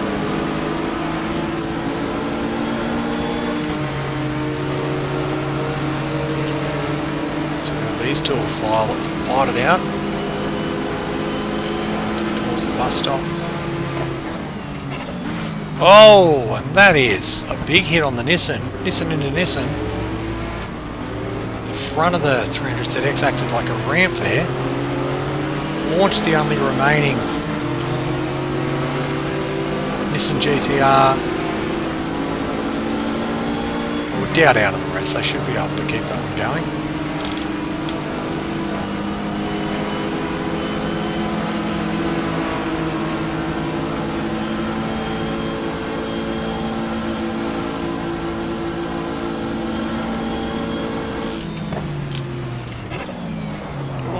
Callaway goes around, we get through.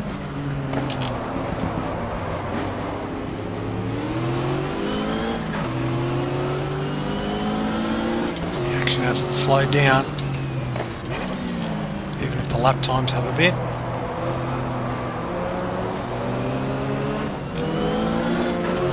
So busy scoring themselves at the moment, I think.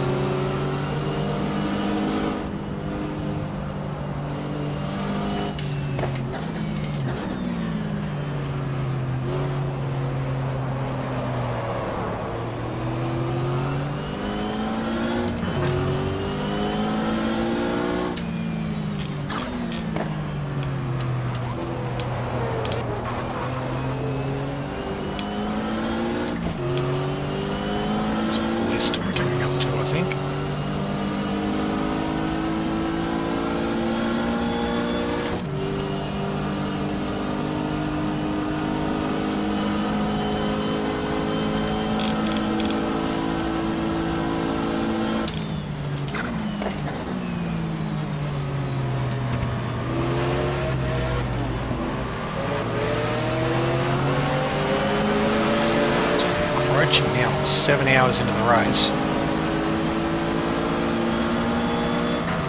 Not even a third distance. Oh. Calvin Fish closed the gap there a bit.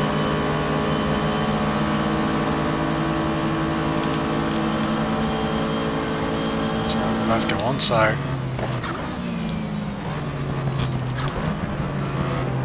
Momo Ferrari must be in the pits. Because we've now just won a lap back on the grass. Covering myself in glory this stint.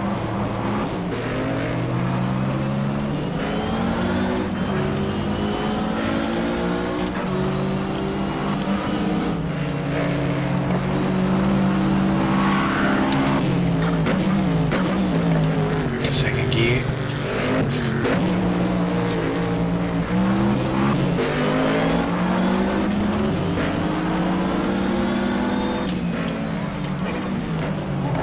The yellow Mustang ahead of us.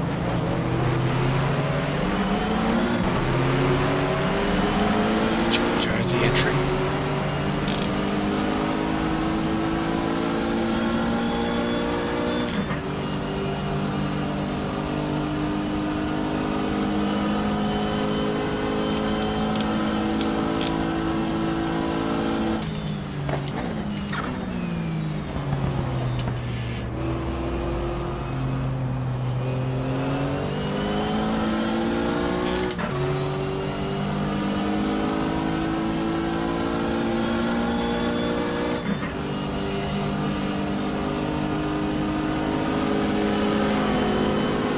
Back around the 55 car.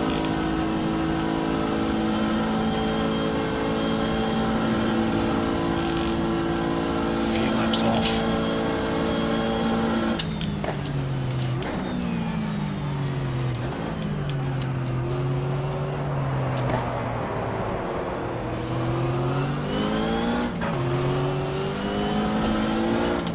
Off the fence.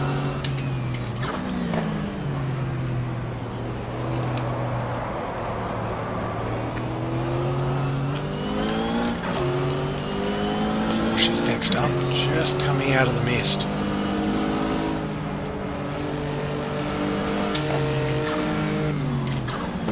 '26 car, we'll go around the outside.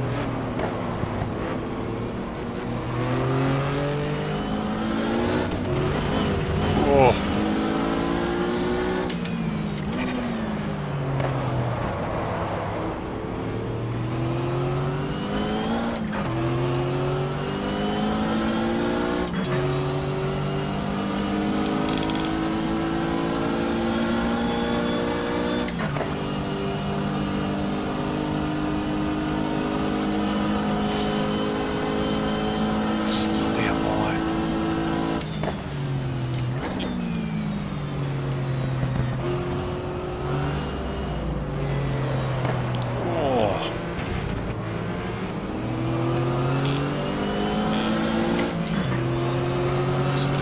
there. Now on 68 Porsche, and we've got the Conrad Porsche. And next up for us. Oh.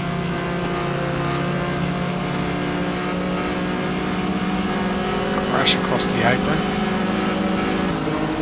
to the inside.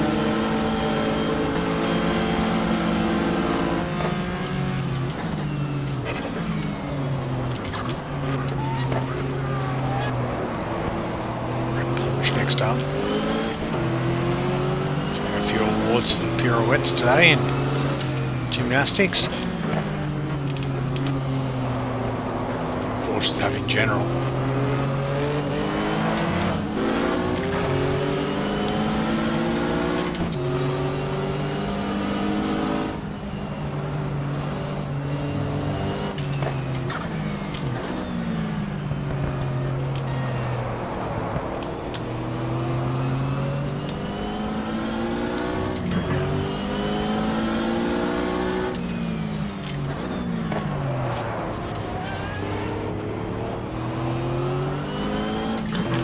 To the point now we can pit for third and keep our position. It's fourth place currently in the pits, it seems like.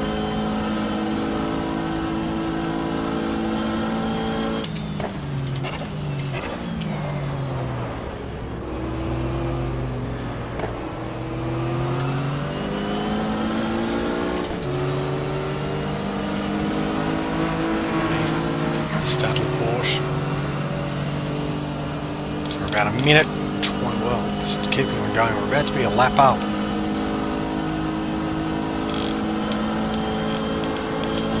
couple of cars probably inside. We stay flat to the boards as we go across the line.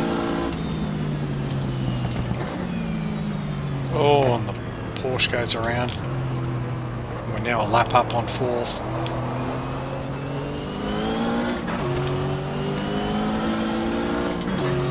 Admittedly, this is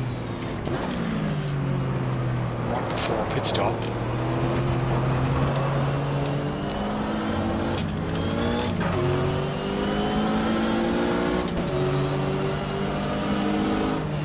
Oh, the Porsche.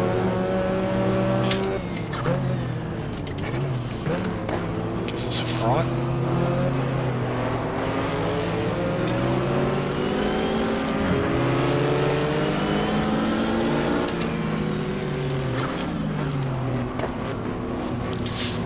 Oh, the 78 Porsche again.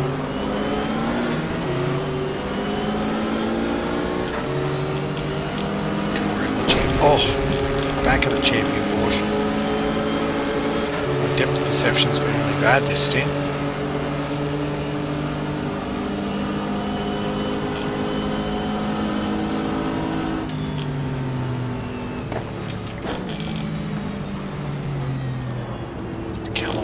It's not spinning this time in front of us. Just clips the curb on the way out.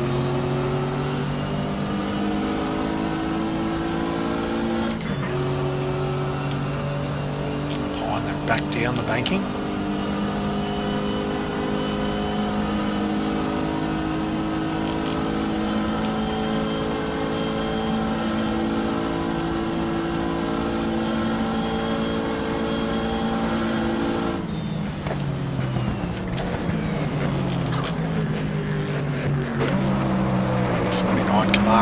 Still running.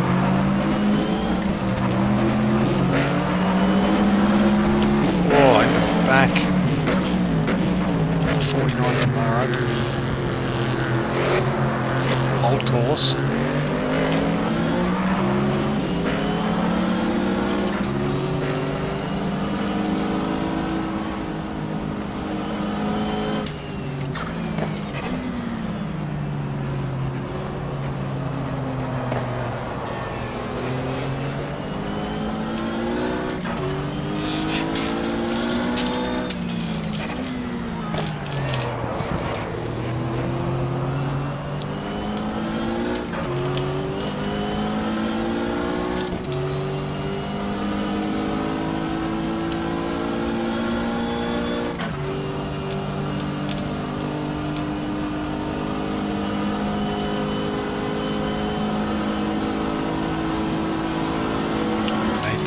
12 BMW.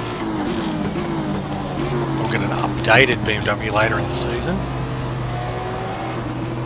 It's a pretty tame version they raced at Daytona in across the early rounds, the 95 IMSA series.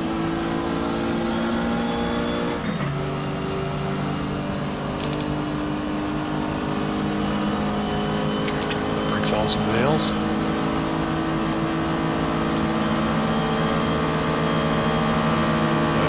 Straight underneath.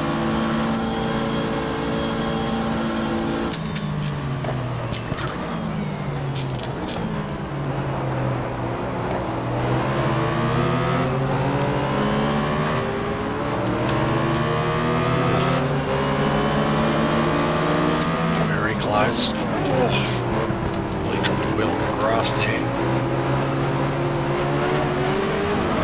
Oh. The extra tarmac and make a spot.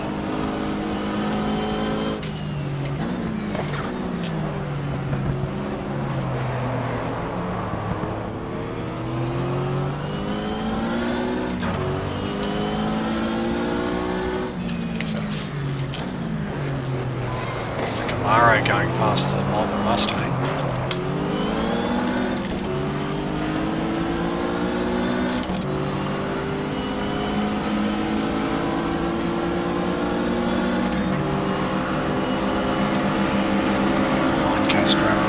Then the open back Camaro will go the low line.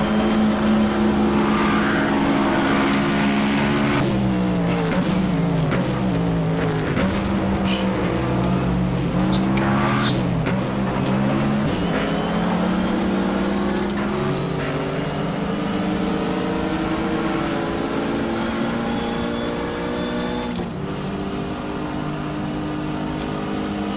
Out of turn 4, we'll run down to the tri-oval.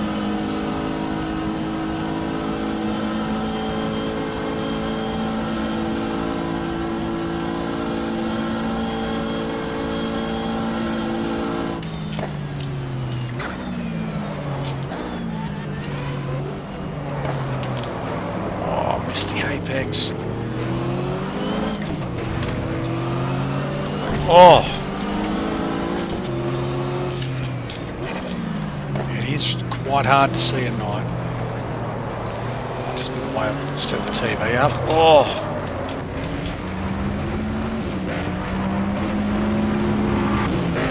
it's not going to help things.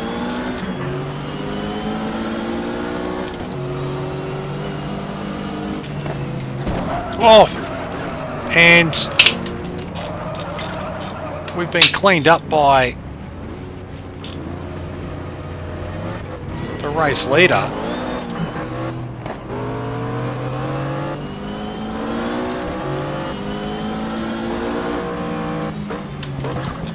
The TWR Porsche has well and truly knocked us.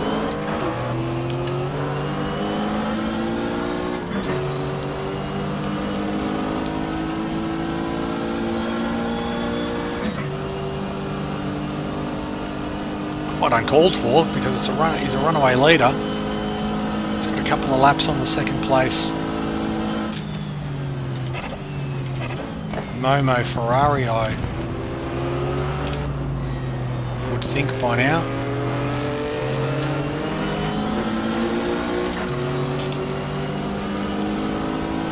But Hench took really pushing on in this stint.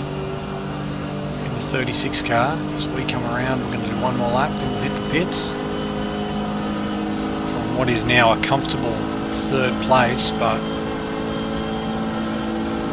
what a poor stint in my belief from me.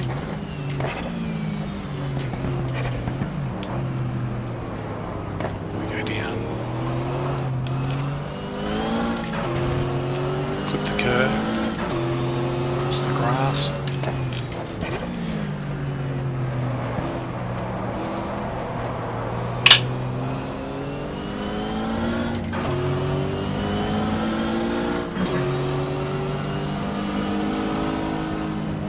There's a kink.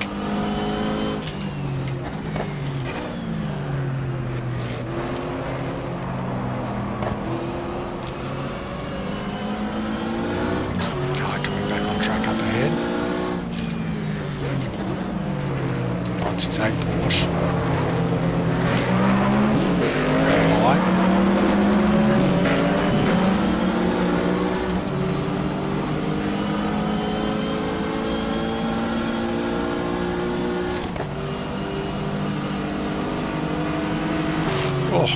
Oh my God.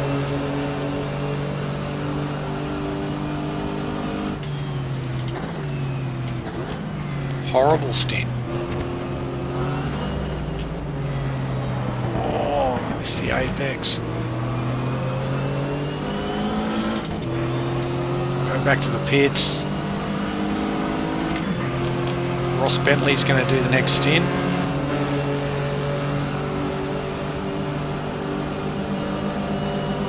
Back in, see if we can drag this car any further.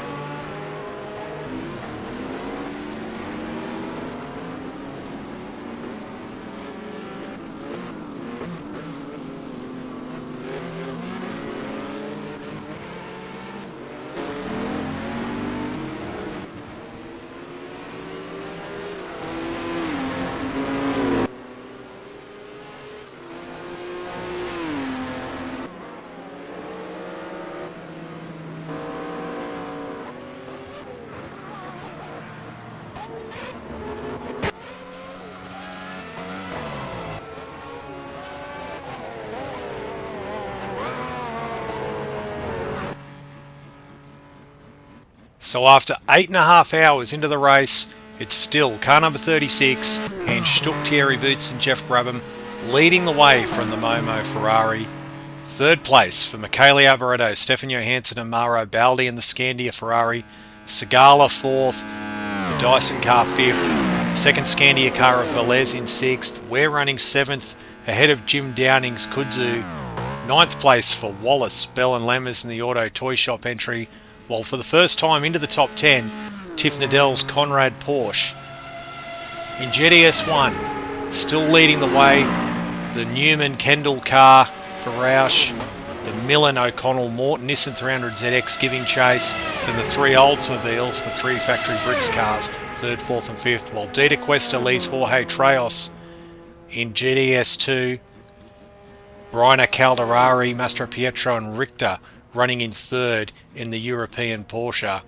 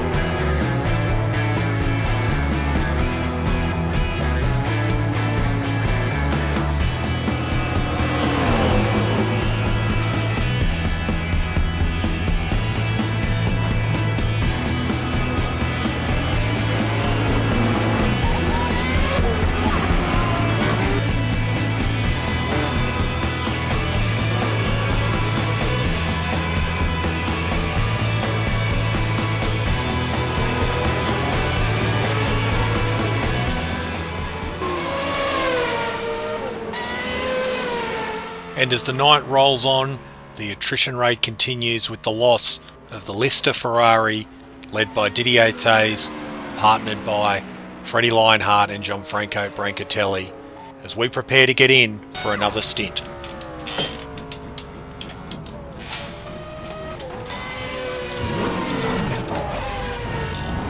So, back into it. Under 15 hours to go in the race. We've now fallen a long way back during those stints from Eric Batchelor and Ross Bentley. We're down to 7th, but it is quite close between third to 7th. So, as we take it easy out of the pits, you don't want to have a lose in the pit lane.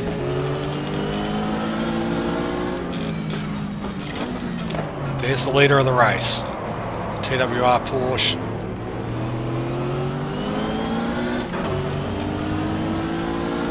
Car that took us out, took Eric Batchelor out during his stint as well. I'd love to get past it, try and hold it up, have a bit of a dice with him. Straight into it, tyres aren't quite up to temperature yet. Oh, okay, that just Porsche, the TWR Porsche is just so fast. Oh. Half a lose as we come on. We've got the Conrad Porsche, the Kudzu GTR2 Porsche as we go around. Can we keep in touch with that TWR car? Jeff Brubham at the wheel at the moment. He's just so quick. Stanley Dickens in the third of the Bricks cars. So we get underneath.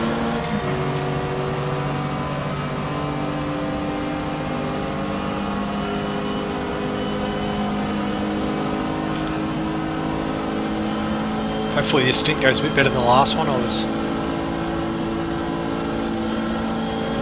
felt quite fatigued in that stint for some reason.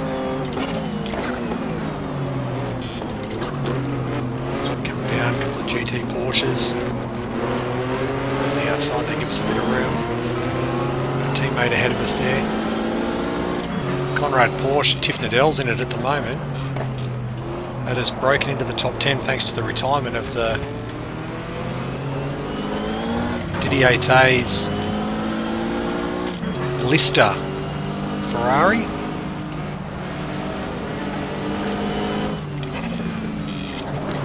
First of the Ferraris to Falzar. Now, right up behind our teammate.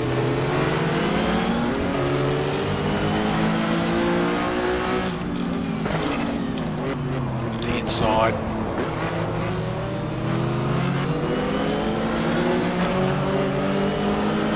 Meet the Porsche, which is just sitting just outside the top 5 in GTS2.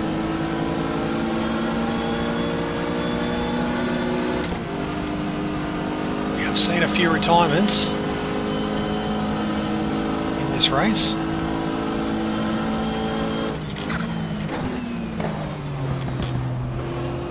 I've got a slow car up here.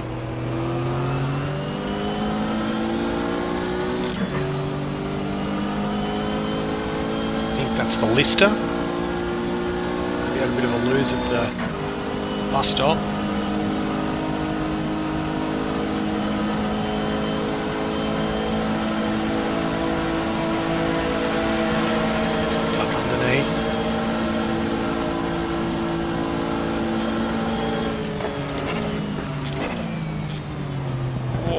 Hurley Haywood gets a bit sideways.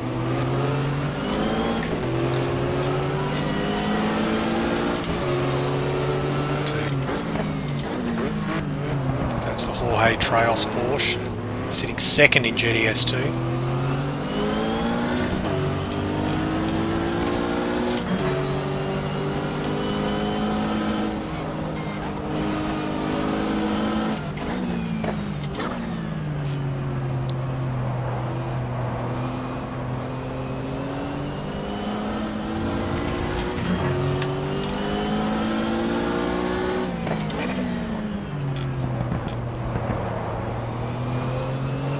some time on this stint.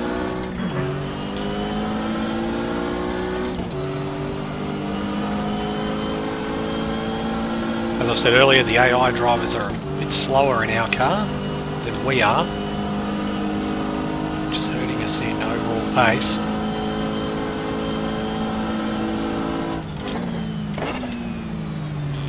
So,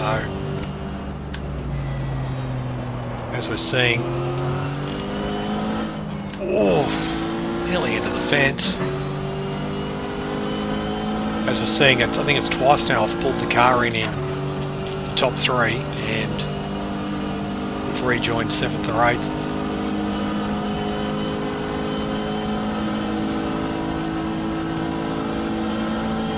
Pit sequence is a little bit off, but not that much.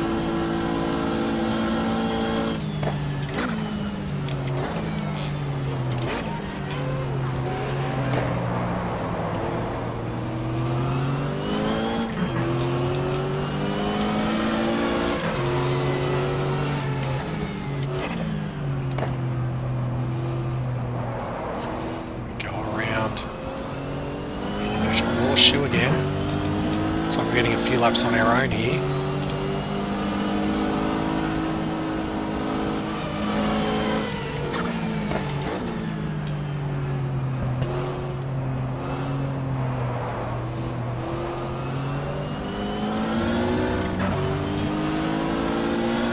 Can't afford many mistakes.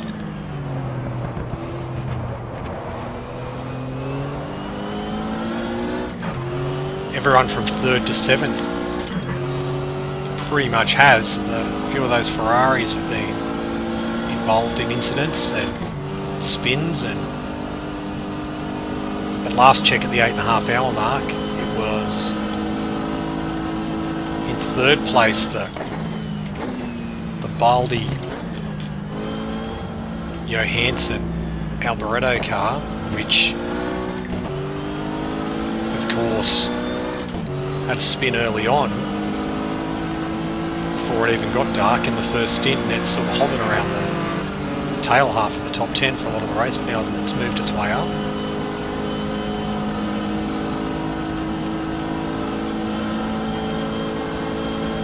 Come down, a couple of Porsches ahead of us. There we go. Champion Porsche.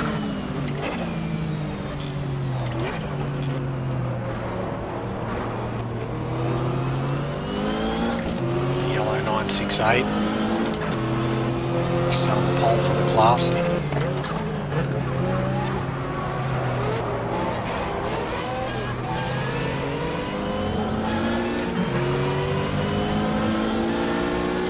Real gaggle of cars up here through the kink.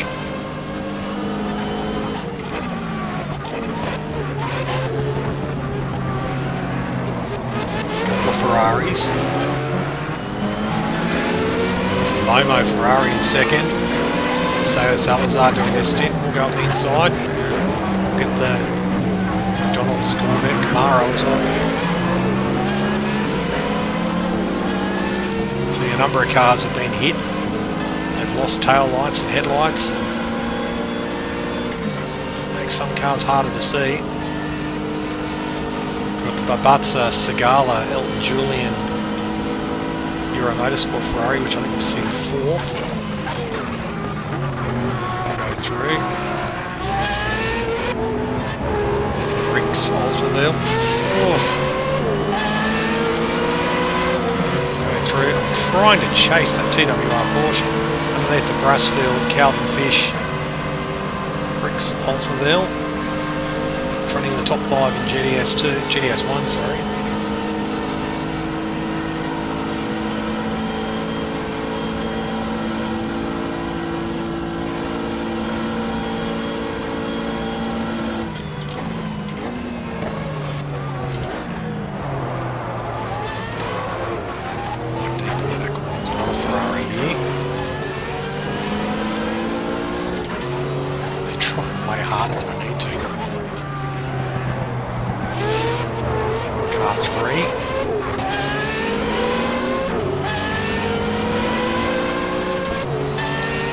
Evans, probably around about having a stint now.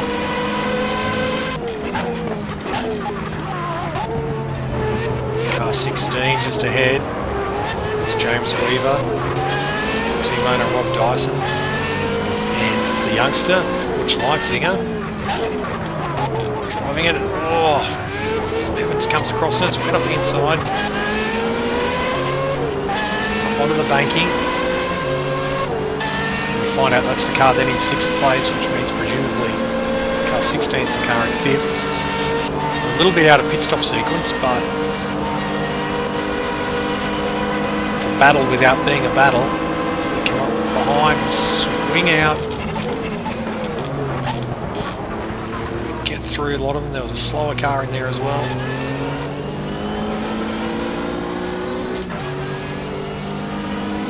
The chase is on.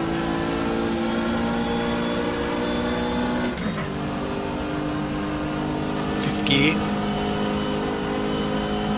Around the bowl.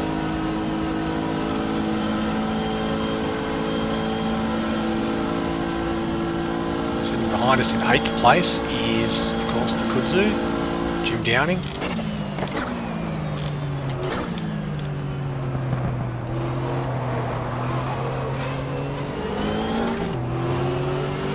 Ninth place after starting off the back of the grid, Derek Bell, Andy Wallace and Jan Lammers.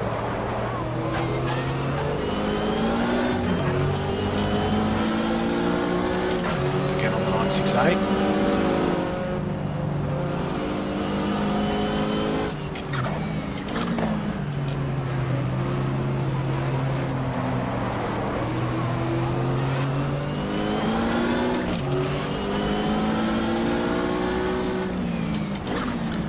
Goes the yellow Mustang. 75 Nissan. So we go through, pick our way through the slower cars. The 75 Nissan, of course, battling for the lead of GTS1 with the Newman, Rockfield,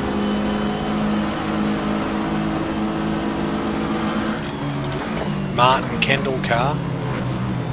People's favourite in this race. So we'll go around her. Touch the curb.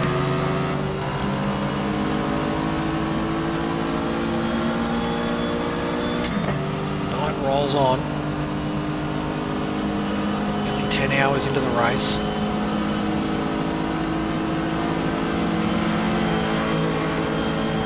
I should say nearly 9.5 hours into the race, but we're gradually making our way towards the 10-hour mark. Valvoline BMW, here we are. It's dominated GTS2 pretty much from the off. Not necessarily what you would have thought in terms of car specs, given how it compares to the Porsches, but in driving talent, team preparation, given it's a factory car.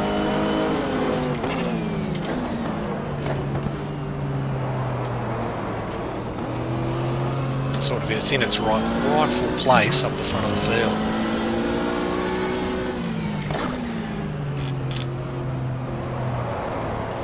Come around now onto the oval.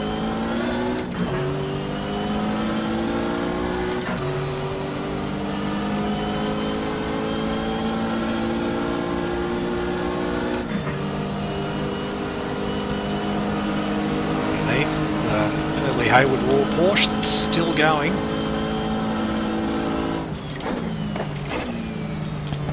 Back to 3rd gear.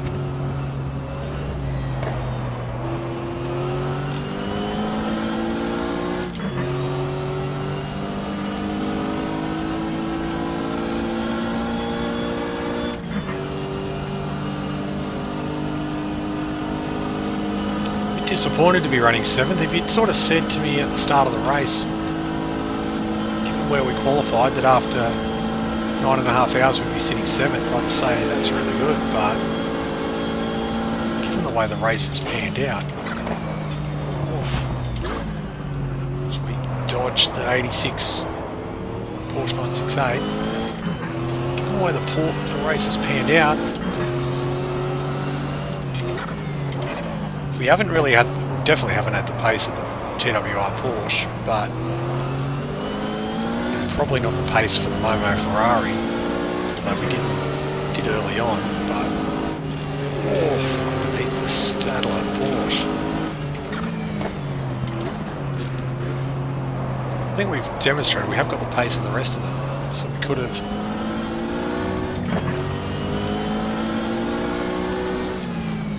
been at least having a crack at the Momo Ferraris. Momo Ferrari rather. Onto the banking, we'll go around. Champion Porsche.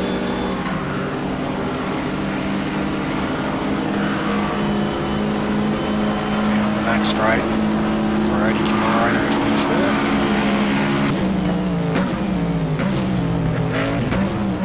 Over the curb. Nobody's full Mustang. Go to the inside.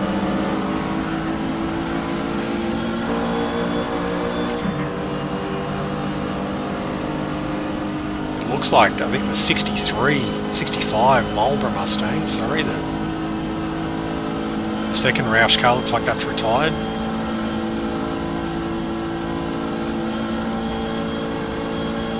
Which was one of the Callaway slips off at turn 1 as well. The AI seems to battle the transition off the tri-oval down into the road course. A number of these IROC Camaros have dropped out. Might be the only one left actually. There might be another one out there, but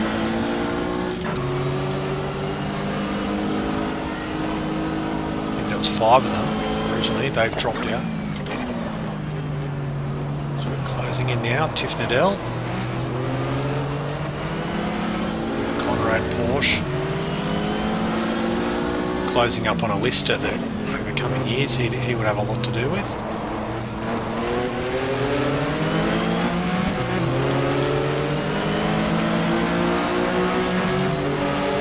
High line, try and go around both of them.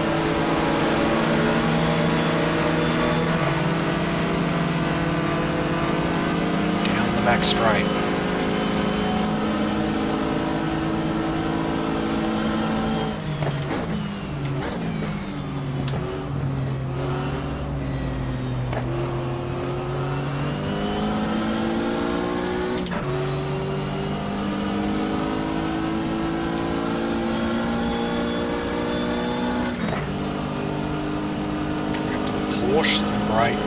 Porsche, which is sitting 5th actually in GTS2 at last check.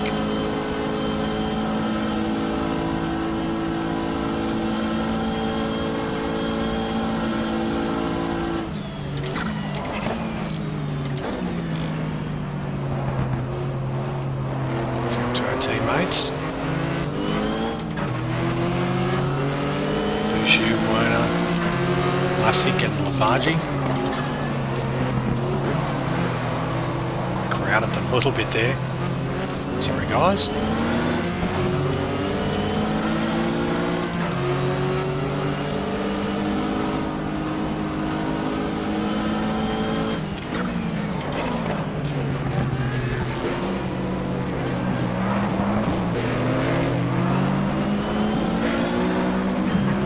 To the overback Camaro.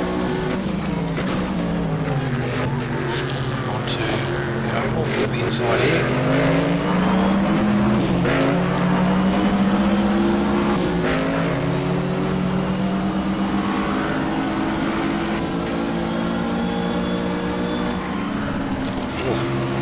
Haven't done that for a while.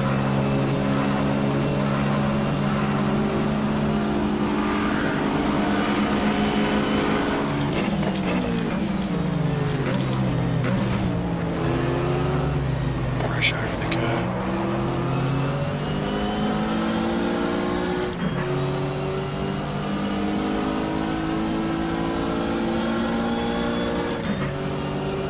High line.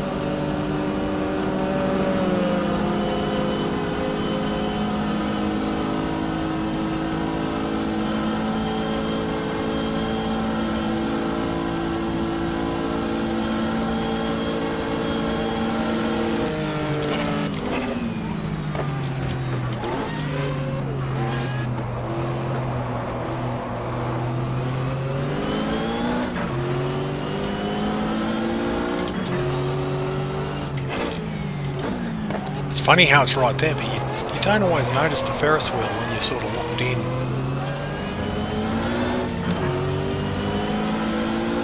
There it is, still going around, still lighting up the night.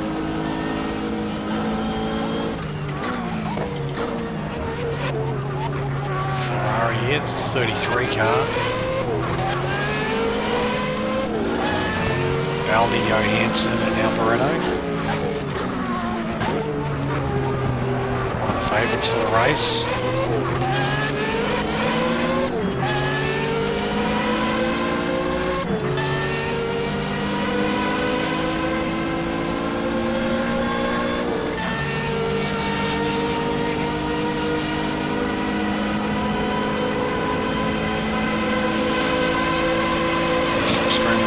Dive into the bus stop. I think we should. We're there.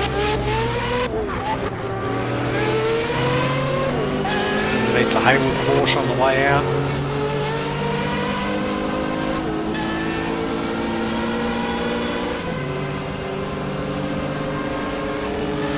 So we're carving a bit of time out of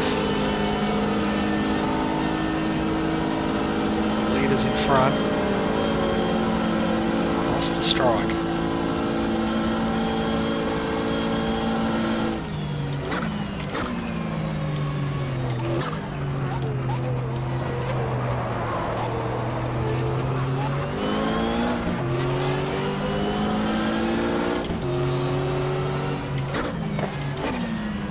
little bit of clear track.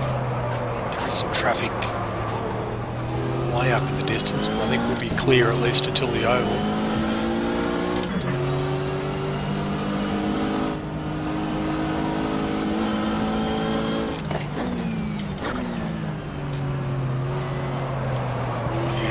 Brisk evening here at Daytona.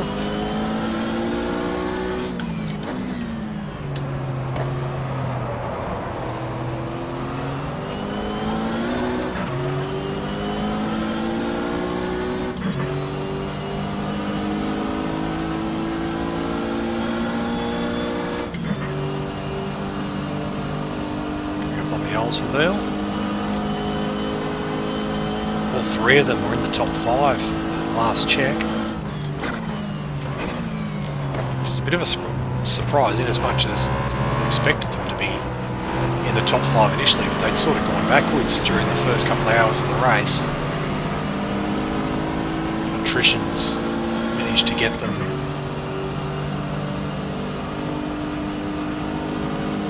back up there with the loss of a couple of cars. The Lister was up there early as well. It sort of drifted. These Porsches have been sort of nowhere in GTS1, which in some ways I guess was to be expected.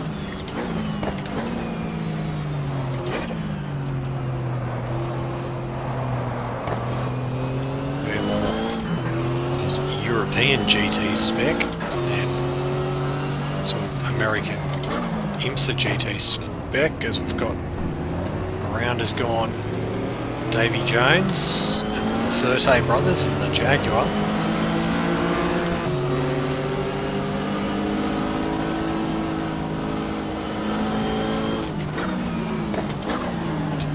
Let's go up again to the Questa Paul Junior BMW. Paul Junior split his time in 1995 between BMW Works Drive and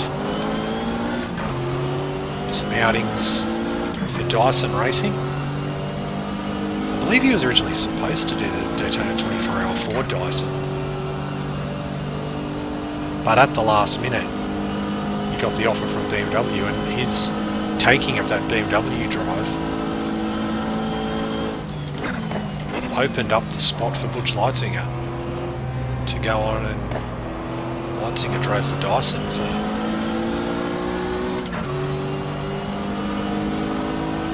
long, long time.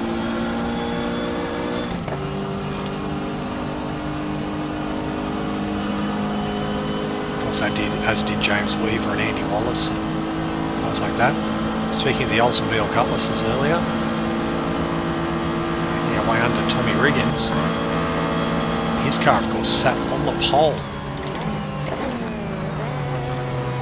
for GTS1, and pretty much, although I haven't seen obviously much of the race of GTS1's perspective, in terms of when we've checked the results, he hasn't featured at all. So we get underneath the Kudzu, which is sitting 8th, so we're now 2 laps up on 8th place.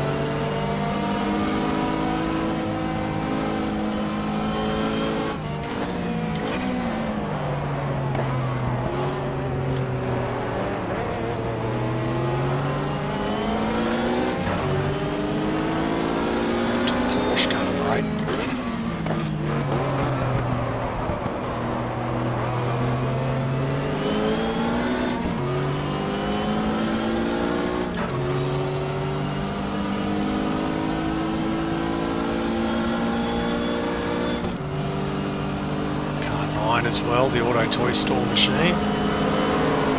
From that, the slow cars up the back straight here. Oh, Momo Ferrari. Walked by the Porsche. We'll go to the high line. It's another spot gained. Well, another lap gained back on the Momo car anyway.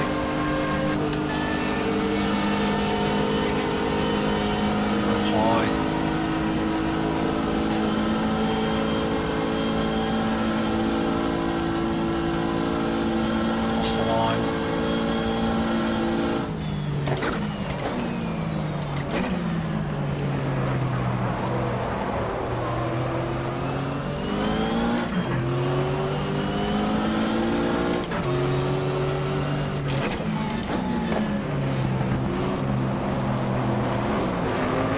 Right up behind.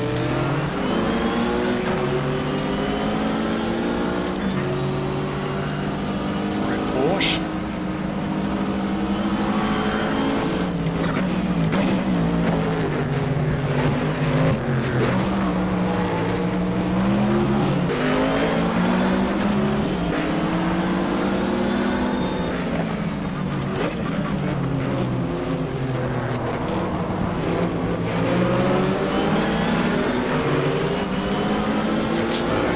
Motorsport Ferrari ahead of us.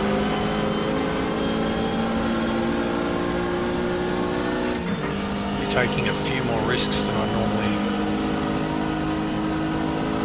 want to, which is not a good thing.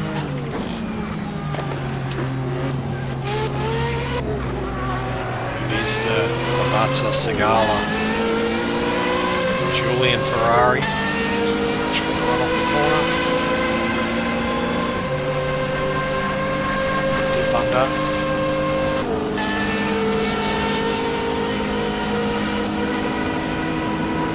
To the Callaway. Lister, which seems to be going quite slow.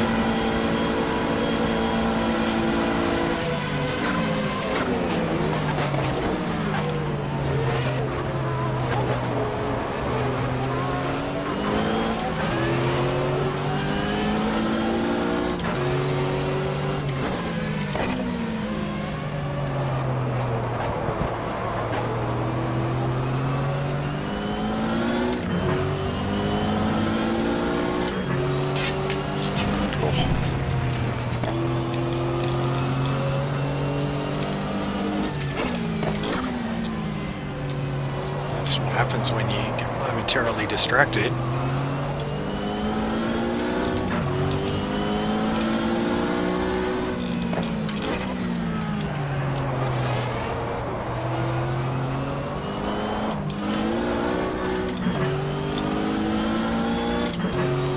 We are eating into the lead though, only 8 seconds now off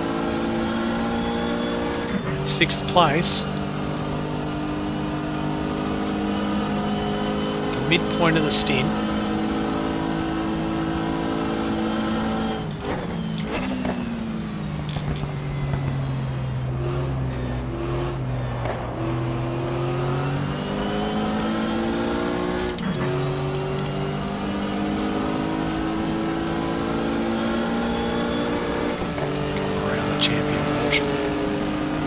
imagine later in the race, as it goes on, we'll be pulling some more double stints.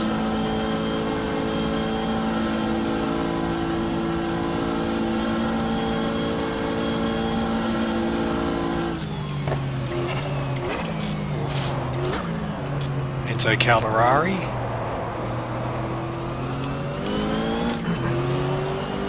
Lose down at turn 1.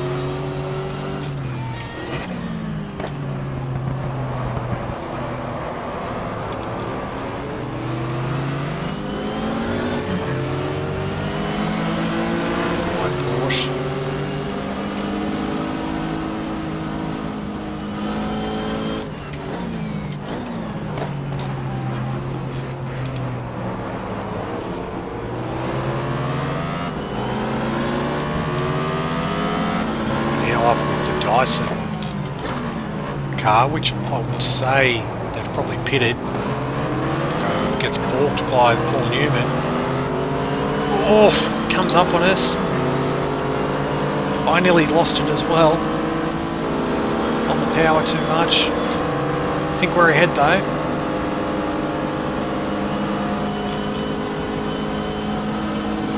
Just.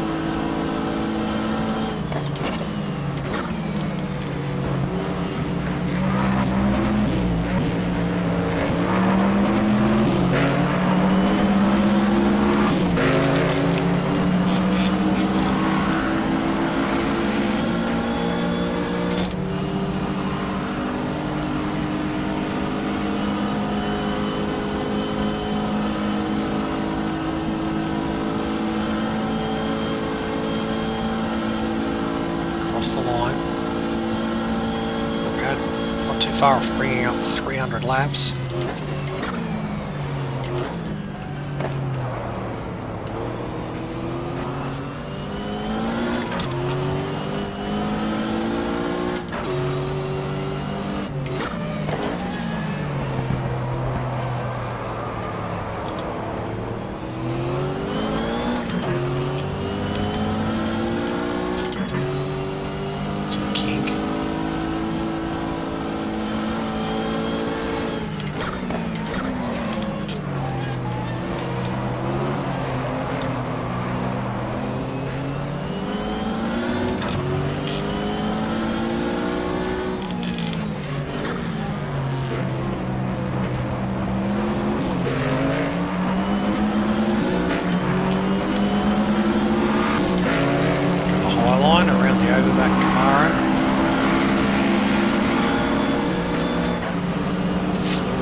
Mustang. Move to the inside, car 11.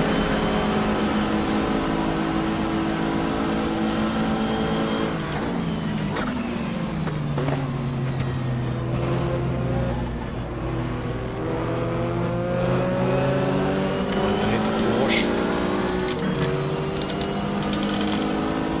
Be about to crack the top 5, I think.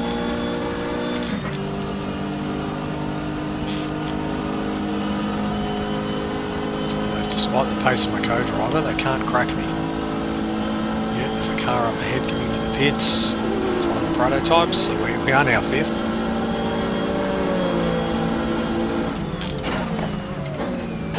Oh, there's a Porsche. There's the Momo Ferrari back in front of us, must have pitted.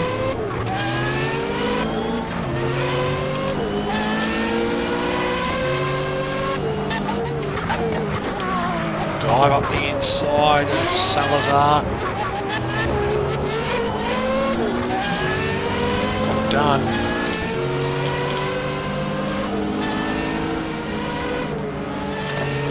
Oh, red Porsche had a moment.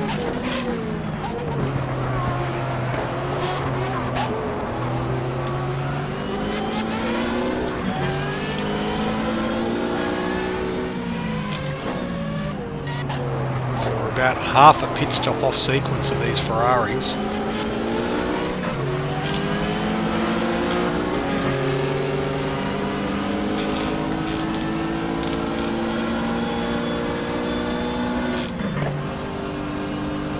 To 5th.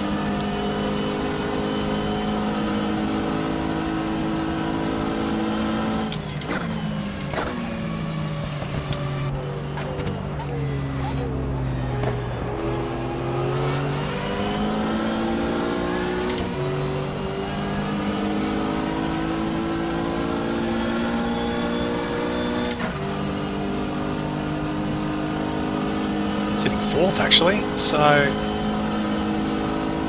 there's obviously someone else in the pits. Gained another spot.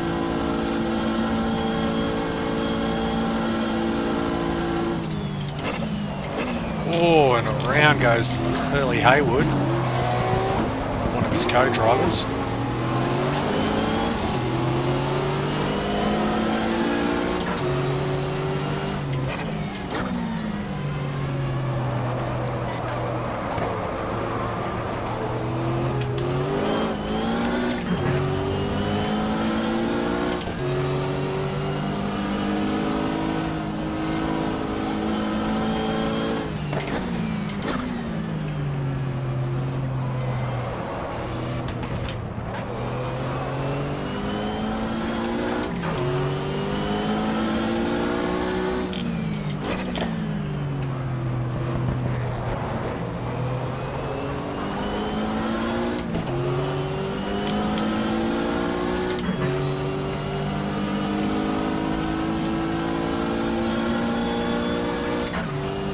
Of course, you'll notice that there are some patches of the stints in the races where I'm making a lot of easy time up on the other cars.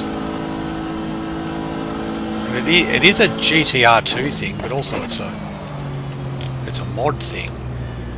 Not that a lot of these cars are from a specific individual mod. It's sort of a collection of a lot of people's different cars for an event like this. But the AI, obviously, the more cars you run into and things like that, and the more you damage your car, slows the cars down. But it's only at a certain point they'll repair them properly in pit stops. So the cars sort of get slower and slower and slower, and then when it's at a certain threshold, they'll repair them in the pits, and then they're back to full fitness. So that's why. Squirrely there. There's some cars at the moment, the Ferraris, like for instance, there's a car ahead of us. We're not really cutting time into third place at the moment. It's because they've probably got a full repair at their last pit stop.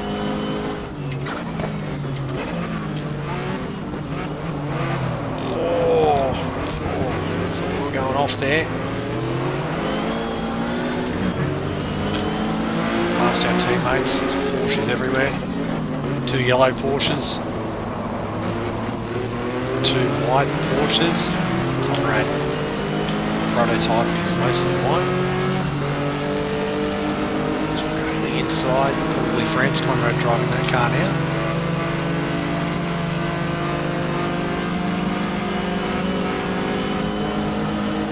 We are on lap 300.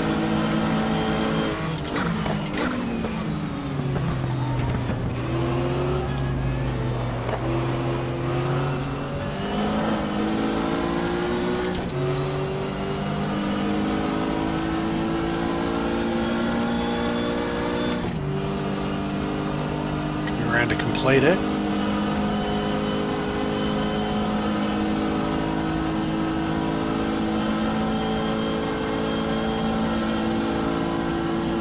Cross the line.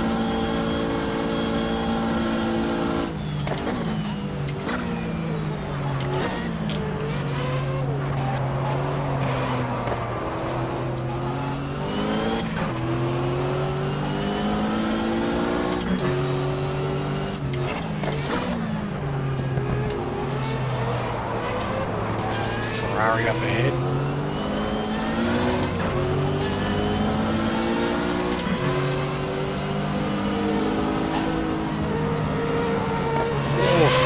It's one of the Scandia cars. Oh, and Darren Brassfield gives us no room. Runs us off. Callaway holds everyone up. So we'll sneak through.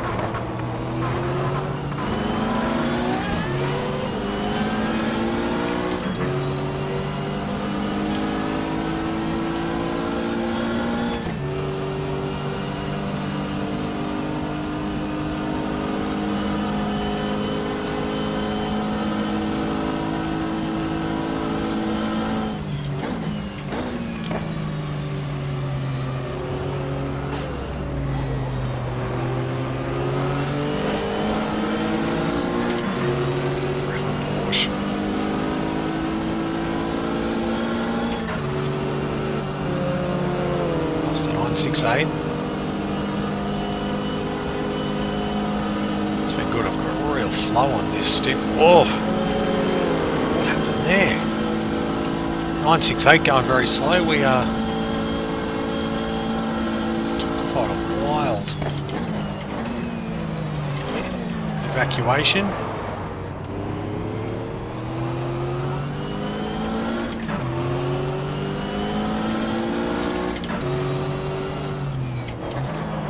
Oh, locks the brakes.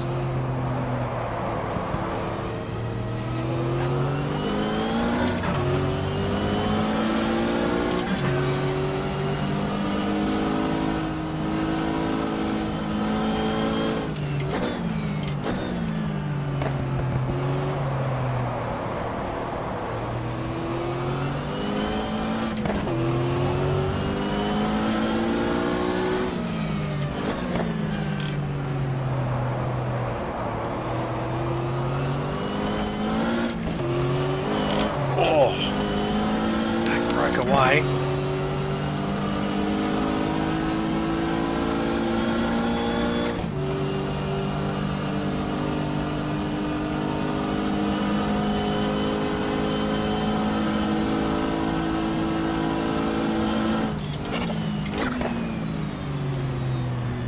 Up to one of the Alex Job Porsches, number 25.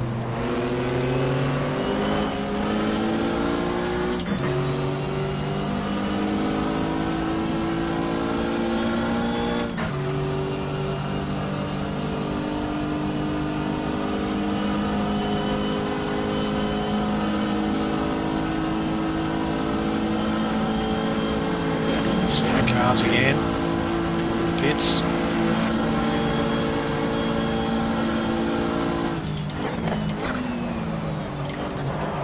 Oh! How did we save that?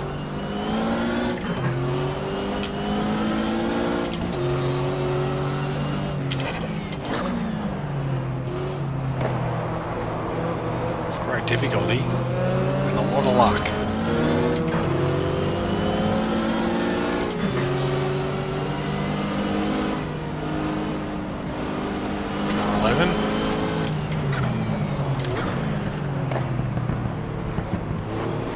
Car 9 ahead of us.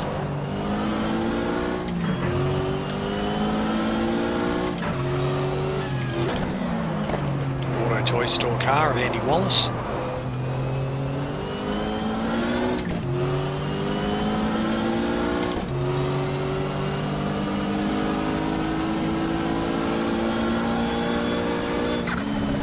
Oh.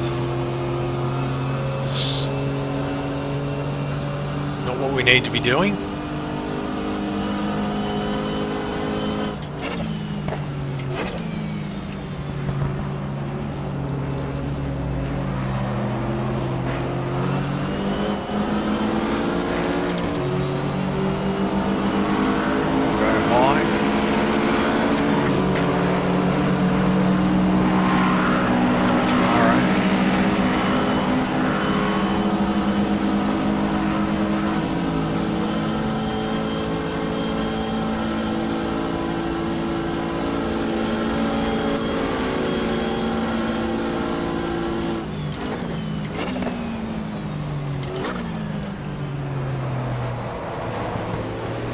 Mr. Storm ahead of us again, Jeff Lees. Going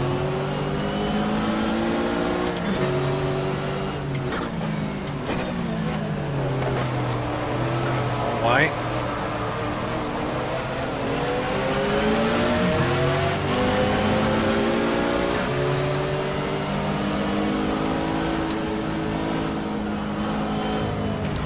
Oh, in the grass. Just held it.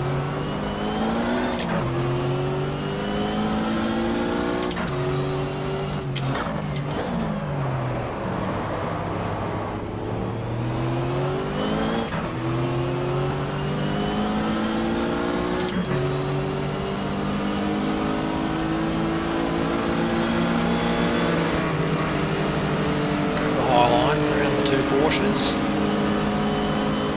Behind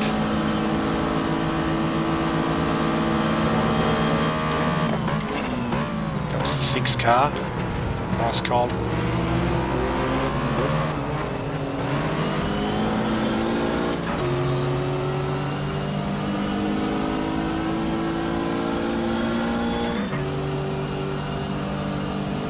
So we sit 4th. Maybe 2 more laps before we'll need a fuel stop.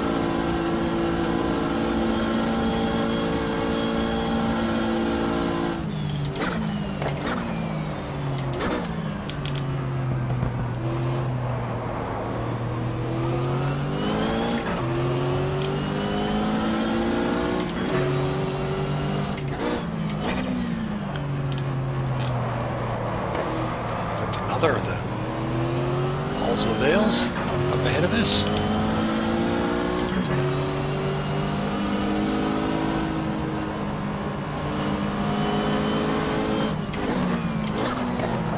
Come inside. Oh. Barged our way through. I think that was car 6 actually, so it must have been the her car. I got through at the bus stop. It was definitely car 6, so I wheel bang with there.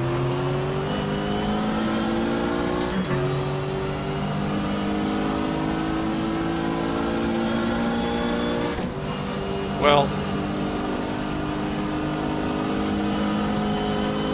it's been quite a fun stint, this one. I've had to pretty much pushed for the whole thing.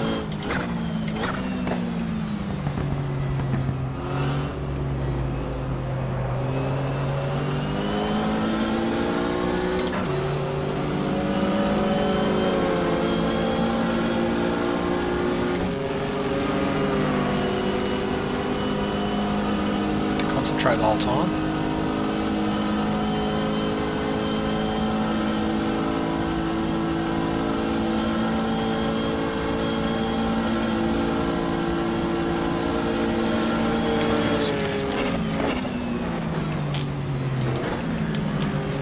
I might be able to eke another lap out of it.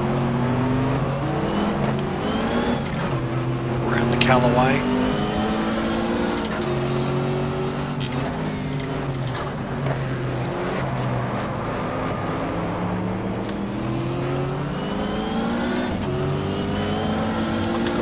There, messed up the down change.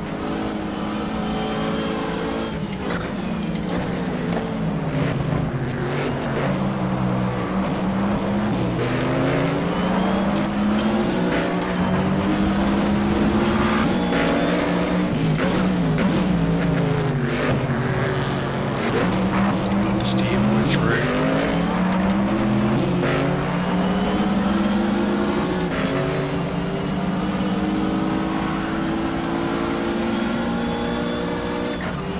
Play it safe, pit this lap. Oh.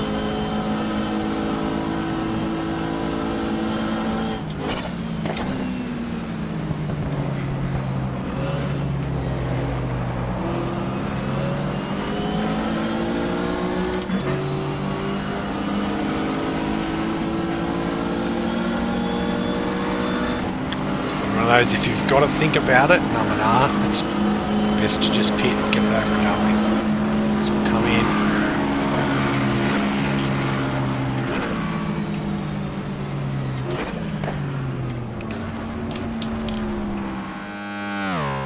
So, over 10 hours into the race, we've settled into around the top 5 as Ross Bentley and then Eric Batchelor do their stints. Hopefully our 2 co-drivers can keep the car in amongst the top 5, as we just see an errant Lister spinning off there as Ross Bentley sneaks through. He hands over to Eric Batchelor, who coming on the banking nearly gets caught up with a Porsche 968 and the Nobody's Fool Mustang. Managed to stay out of trouble. One car that didn't stay out of trouble though, the number 36 TWR Porsche, Hanstock, getting involved in an accident during the 12th hour, and they're out of the race after leading for so long.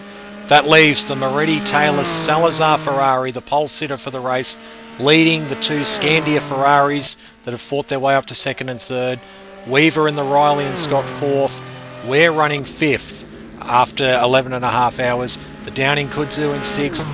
Wallace, Spell and Lemmers from the back of the grid in 7th, ahead of the Conrad Porsche. The first GTS1 car, the Nissan, is now 9th outright, ahead of Lavaji, Werner, Bushu and Lassig in the Kramer Porsche.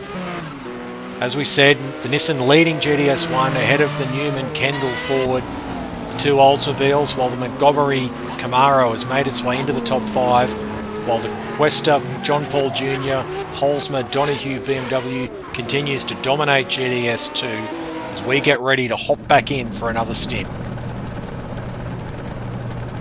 11 hours and 44 minutes into the 95 Daytona 24-hour, and the race has come alive again. As you just would have seen in the update, the race leader has dropped out. As we come out of the pits, cold tyres, we don't want to make a mistake.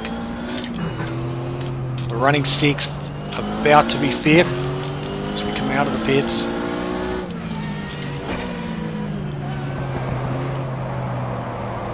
The leading Porsche TWR entry, car 36 of Jeff Brabham, Thierry Boutsen and Hans Stuck.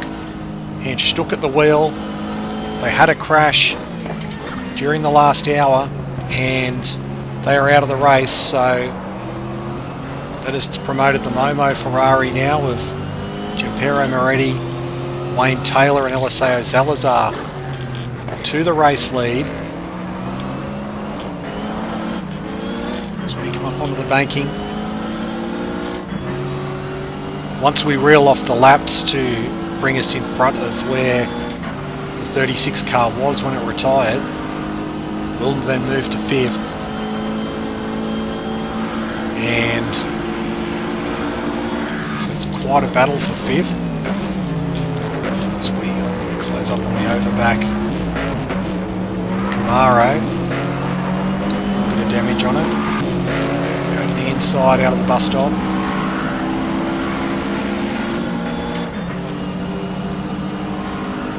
So it's all to play for. We've got a real chance in this race now.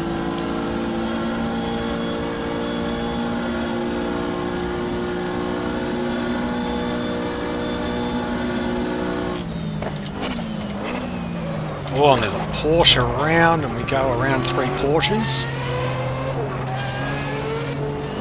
1 around, and 2 are taking avoiding action. Closing in on a Ferrari. Probably one of the Scandia cars because the Momo Ferrari is a little bit different. Delivery at the back. Oh.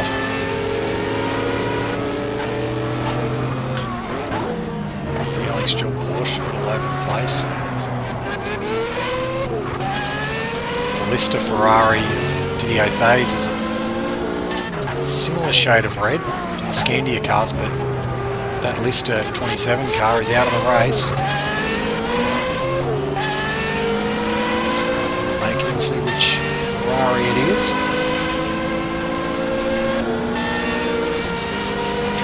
The slipstream coming up on another Alex Job Porsche. Actually, I think that was the Jorge Trails car, 55, which is running towards the front of GTS 2. So nearly cleaned up the Ferrari. Didn't get a chance to see which one it was. So we flew with the banking in the apron as we come around to end the 363rd lap. Down the front straight, we tuck into the slipstream. R3.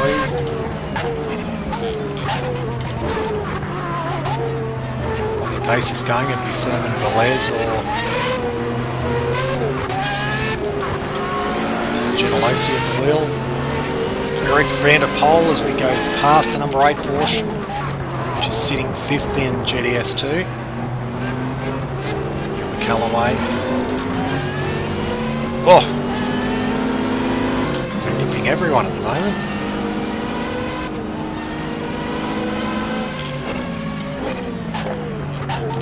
We do now sit 5th, so we've overtaken the retired Porsche.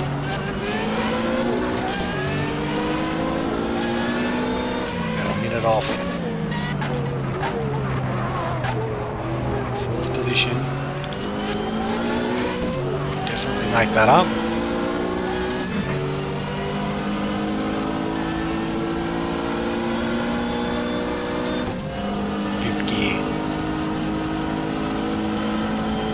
Back straight. Similar gap.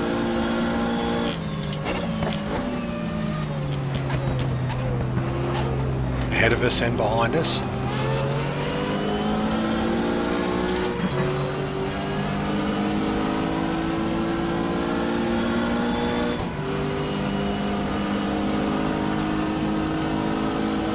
To the overback Camaro.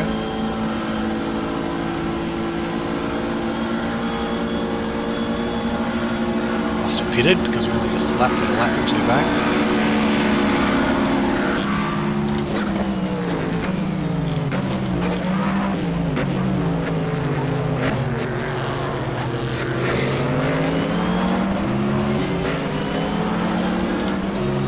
Run behind the pits.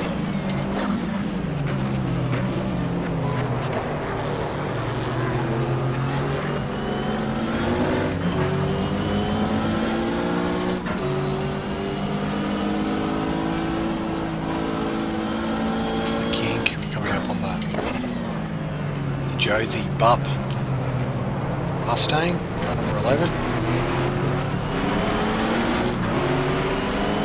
Slide through.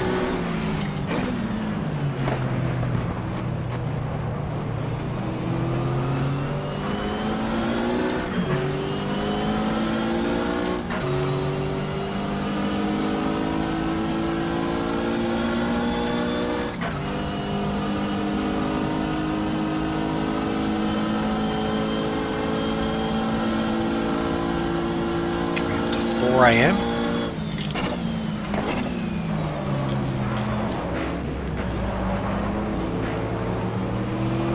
Braked ourselves there. Just let it hurt our run for the banking.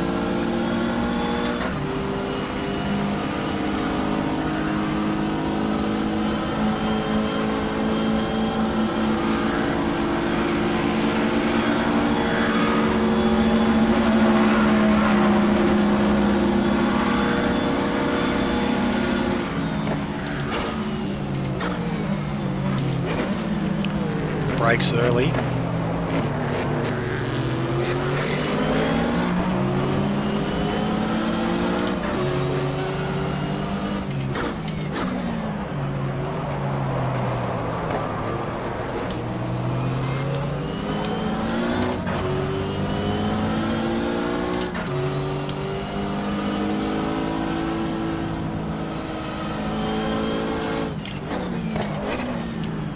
Looks like in the pack ahead, as well as a couple of Porsches, we've got the Auto Toy Store World Sports Car. Go around. Derek Bell, of course, in that car.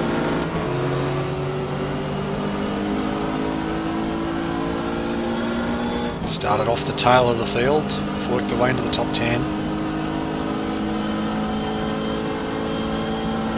Back straight up to the bus stop.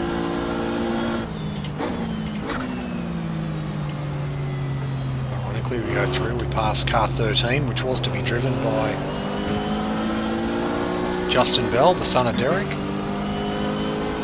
with Rennie Minor and lead driver Boris Said. It was Said in the car when it had its crash in the opening hour of the race.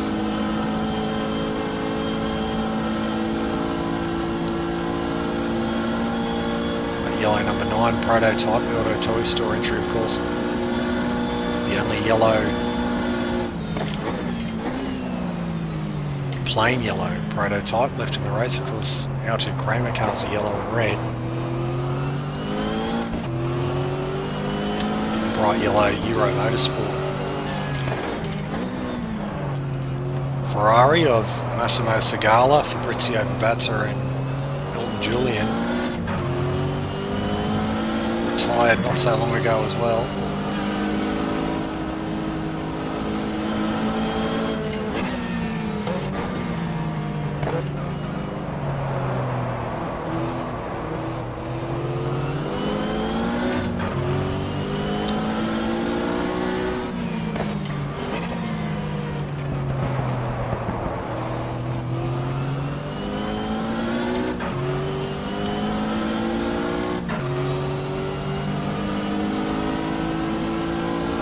Riley and Scott Ford of Weaver, Leitzinger and Dyson can take it to these Ferraris. It's in the top 5 and it's been up there or thereabouts all race.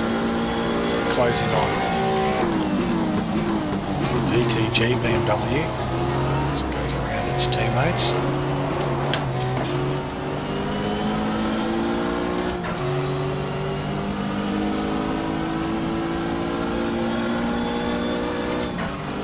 Came around then, behind it.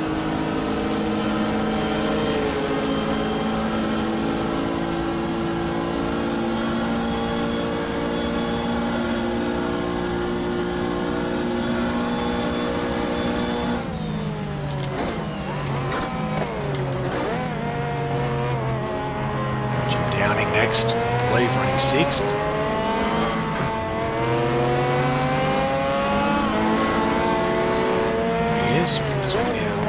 The timer in the top left ticks over to 1 lap in front of 6th.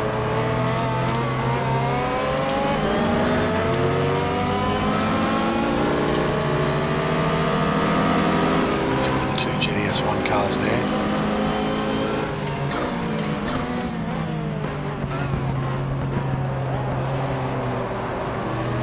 And next up the Lister Storm, still going. Should still be going right on the halfway mark.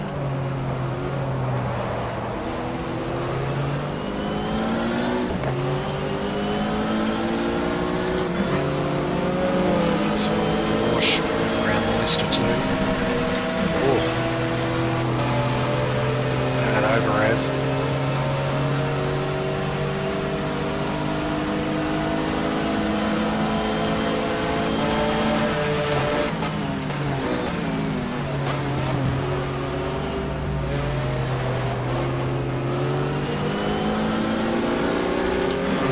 The 8 Porsche.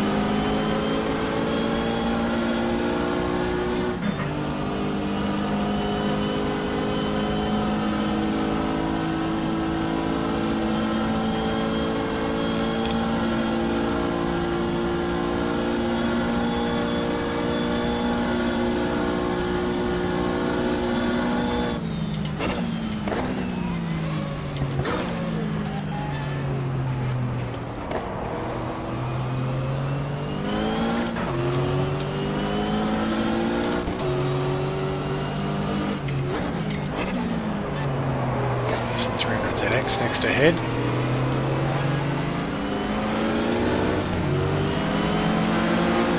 Around the Porsche.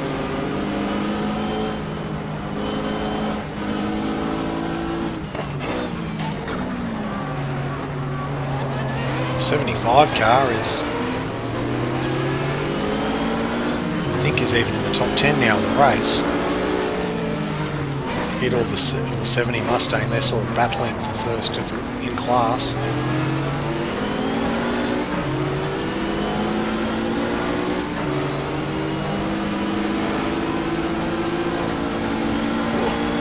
Bit of a nudge. Make it way around. Go down the back straight.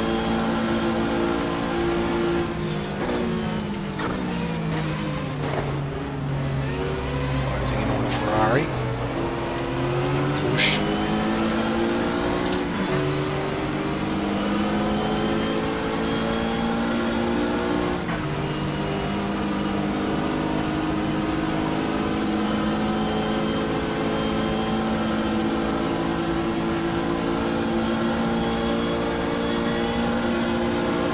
Flag out. There's a Ferrari. There's the other Scandia car, which got balked.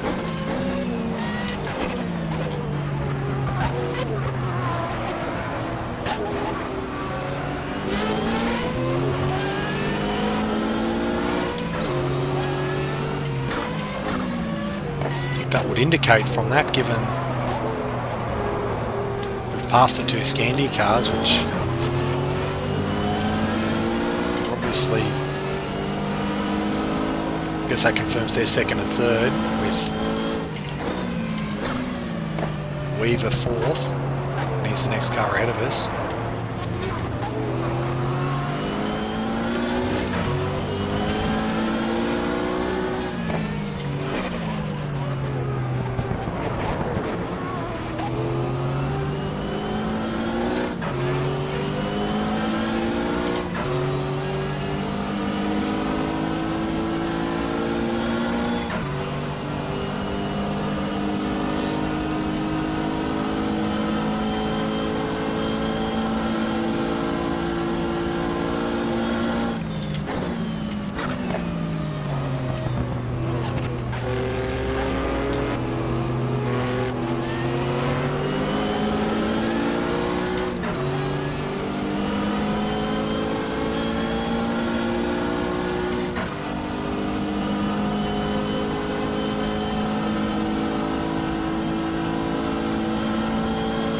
Down the front straight, we're going to go across the tri-oval, near enough to halfway, 11 seconds shy of halfway.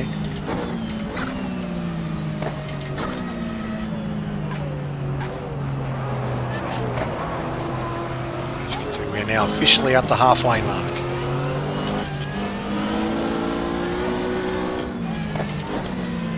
Hours down, 12 hours to go.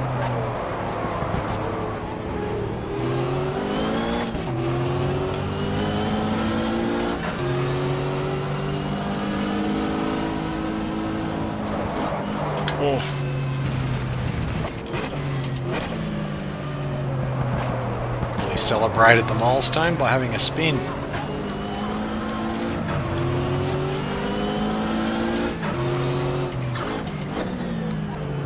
Just kept it on track. Up to the 968 Porsche.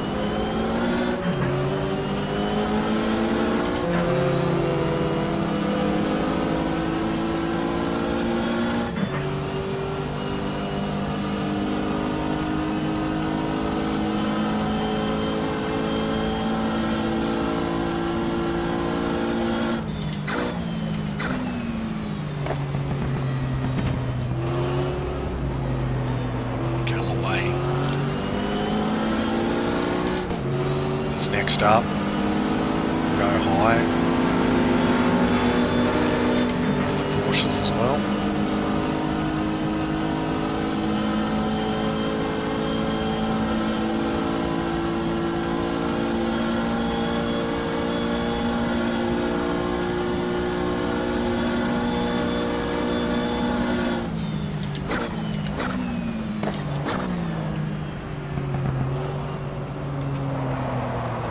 Steer.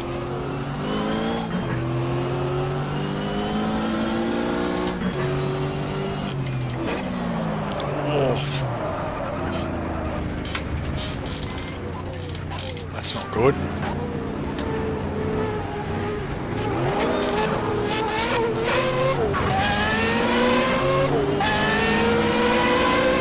All we need, and Kaylee Alperetto gets alongside us.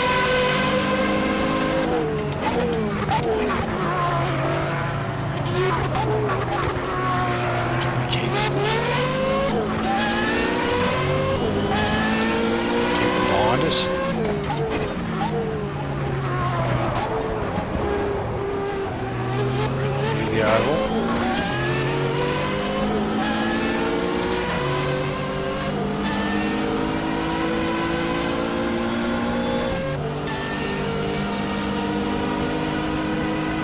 Sixth gear, fifth gear rather. Getting delirious.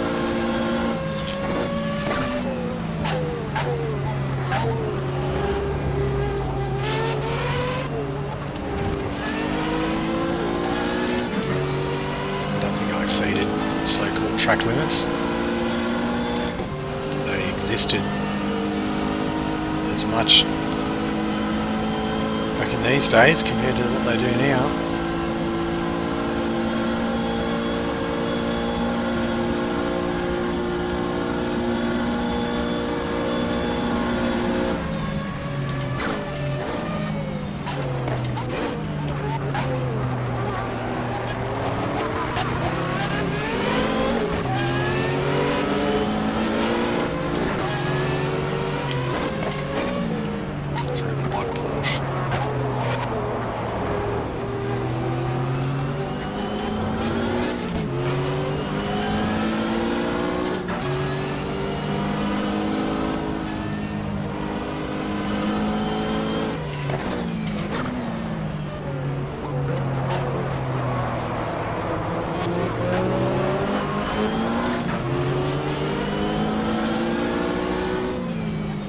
Oh, and off goes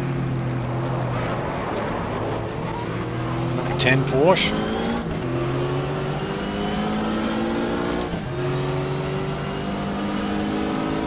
Which must be flirting with the top 10 by now.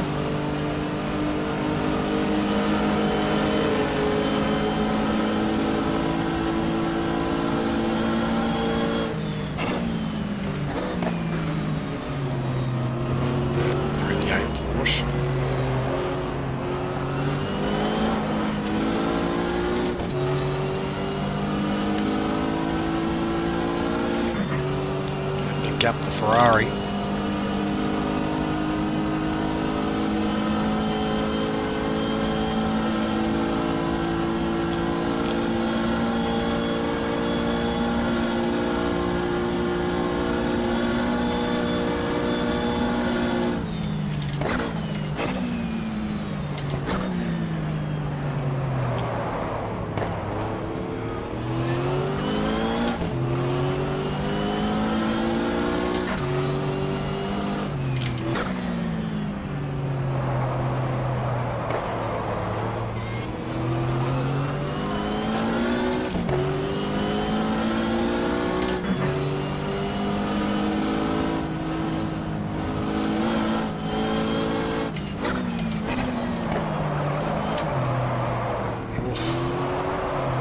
Spinning out there.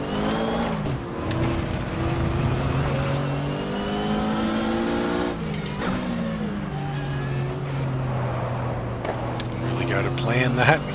Drifted it almost the whole way around the corner.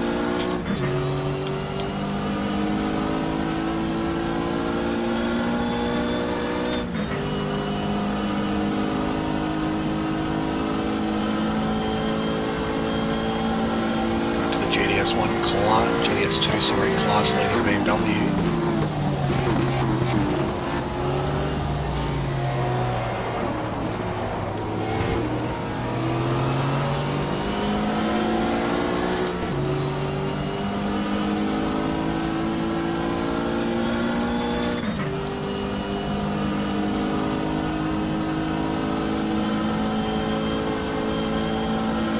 Nearly halfway through the tank.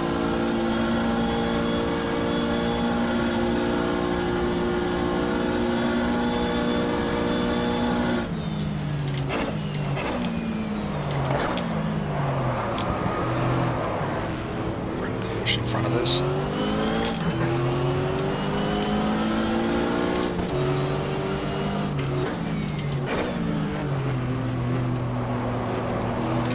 Around 55.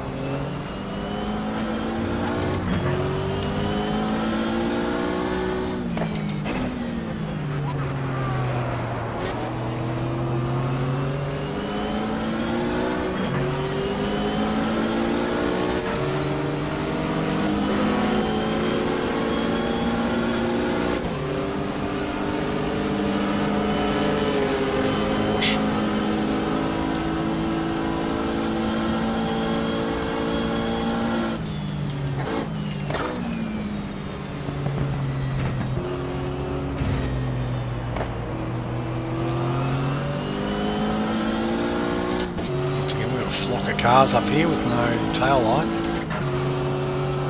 Looks like a flock, it's probably two of them. The Porsche.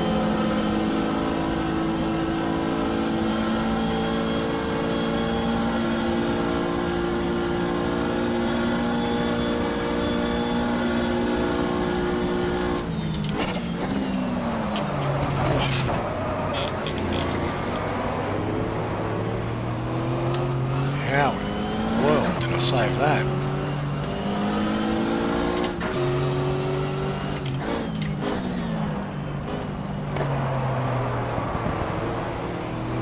Car in front of us looks like the Conrad Porsche, similar one to ours.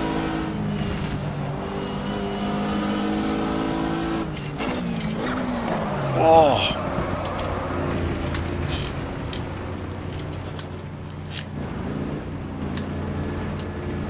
Couple of errors creeping in this stint.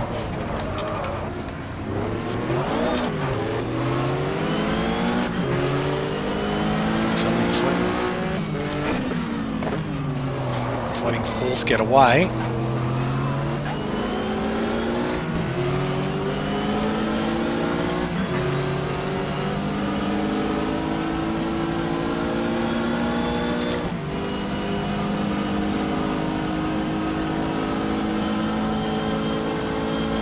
Letting fourth place get away and fifth catch up. Any time I'm making on those Ferraris,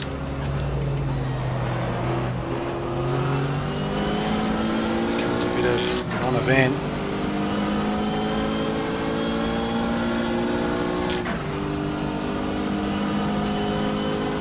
Around we come.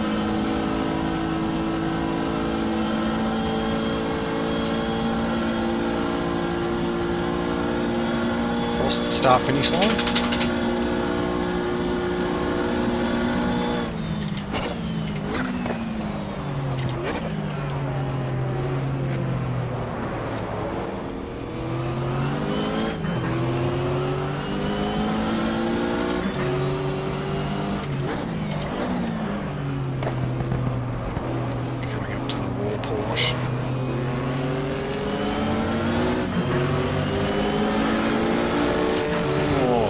Squeeze around it.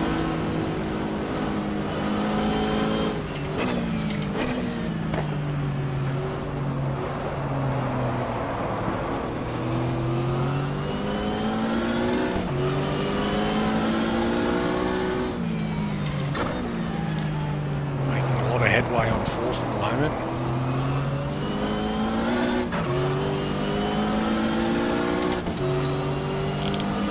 Around about a minute. Couple of little moments haven't helped.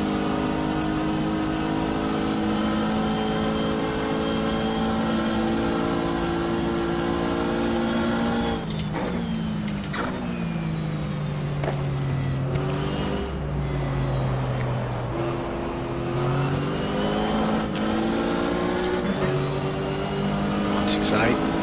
Get around then a 9.11. It's Enzo Calderari.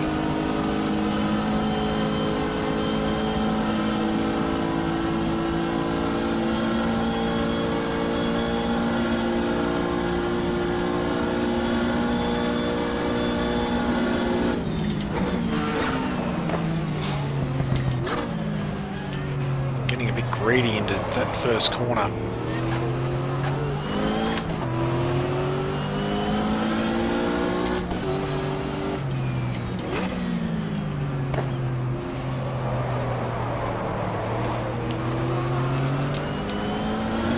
Yellow Mustang again.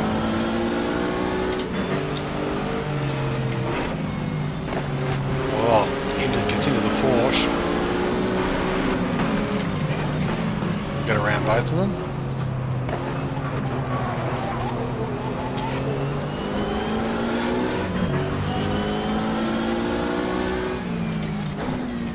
To second gear.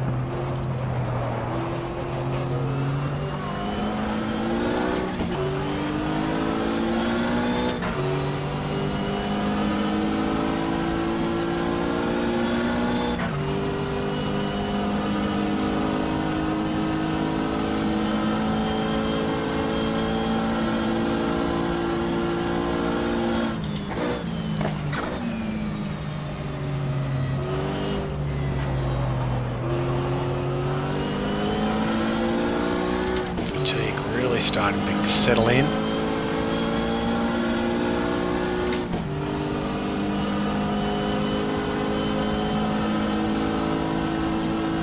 Down off the banking, down across the tri-oval.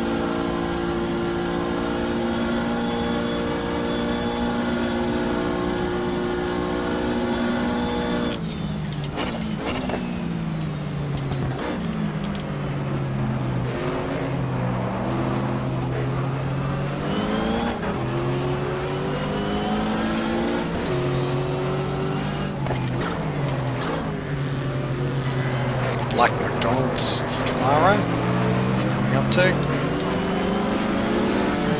Inside of the Porsche. He's up in the top 5 of GTS1. Kind of surprisingly, the 49 car, which we're coming up to.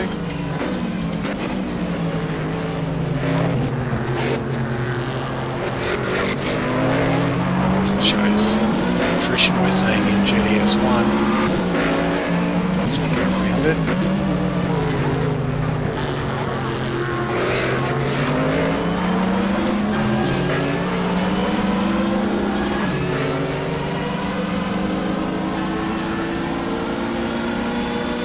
Down to 50 seconds, 51 seconds.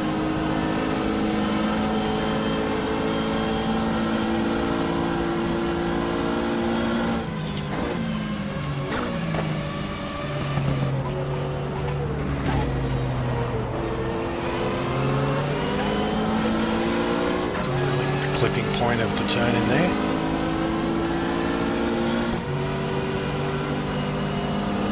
Come on, we'll go the highway around the Callaway.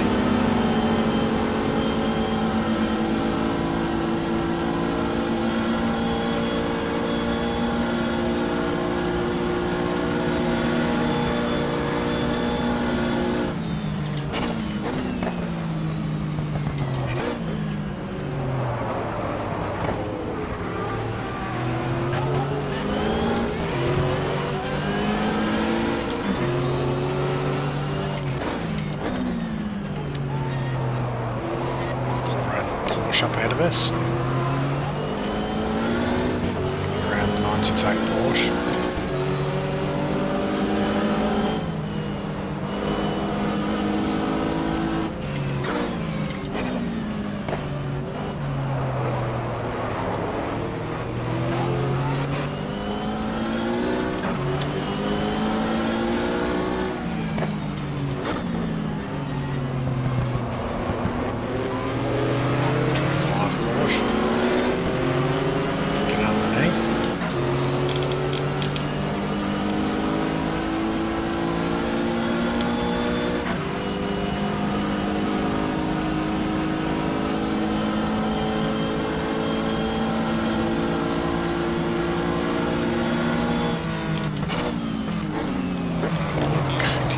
It's a bit of a late cut there on the Porsche.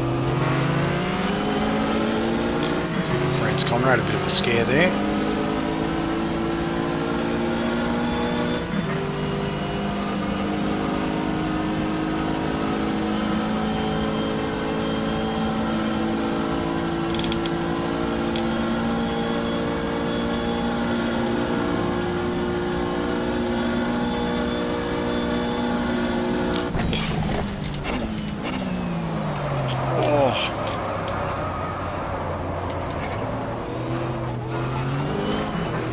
That shouldn't be able to happen. How did we hang on to that?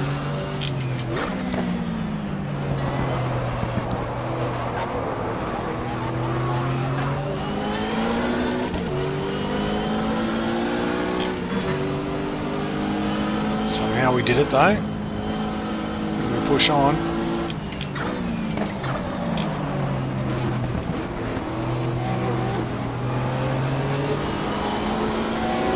BMW, which we get around.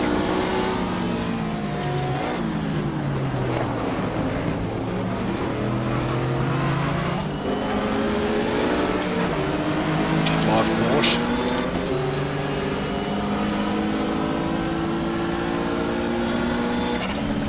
Oh, the bad over rev.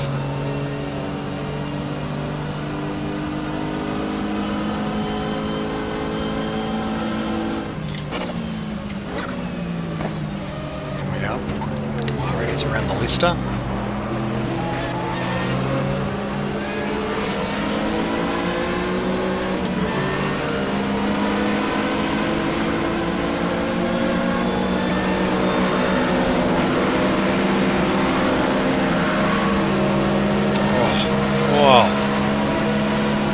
Happens when you touch the wrong key.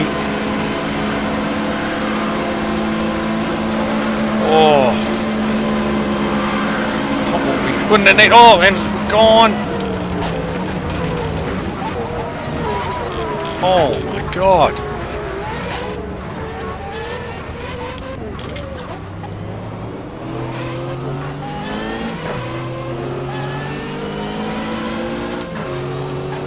Right in amongst the battle pack there. Oh, and the round has gone. Oh.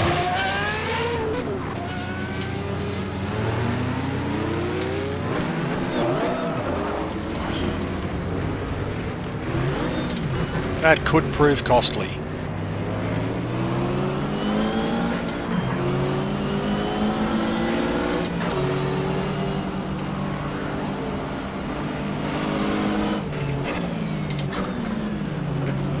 Talk about it. Eventful. Just playing with some settings on the keyboard, hit the wrong button. And then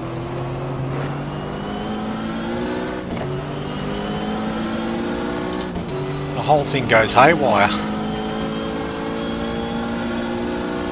Which results in us having a big spin.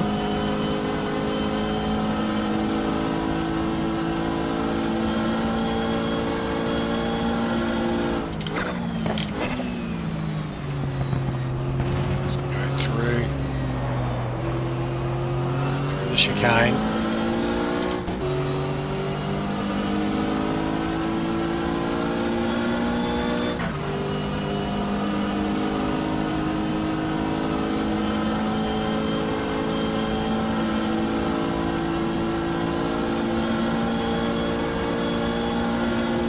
Across the strike. Just a lot of time in this. It's a very poor lap.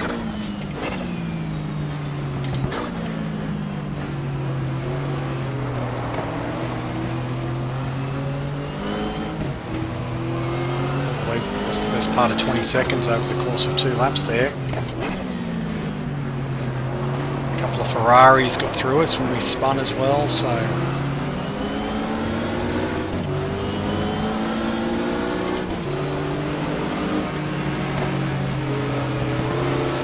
Champion Porsche.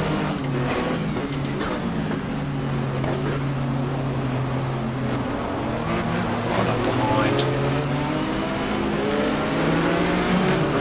Conrad. Oh, sort of cut him off a bit with the Lister now in front of us, right ahead of the Lister. Around the Nissan.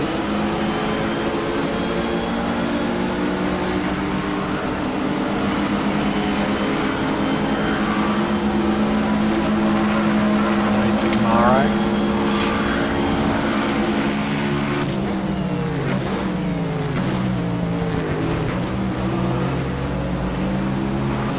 Desperate driving or not a lot of sleep does to you, unfortunately.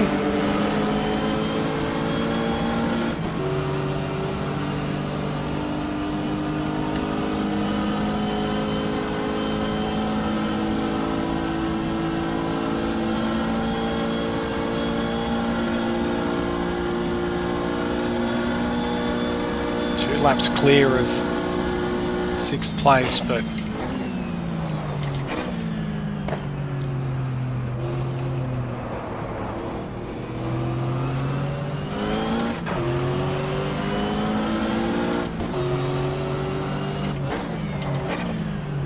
we're starting to lose our grip.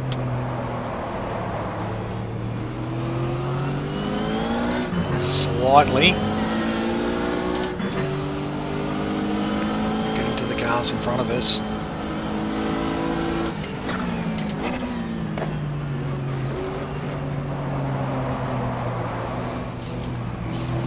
Oh, and there's a car on its roof.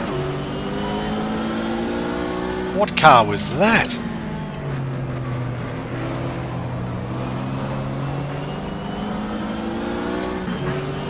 Had the look of a Porsche, but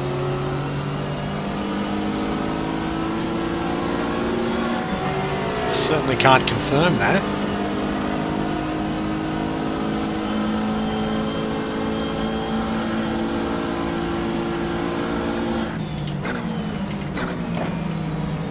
Not a sight we're all that accustomed to seeing.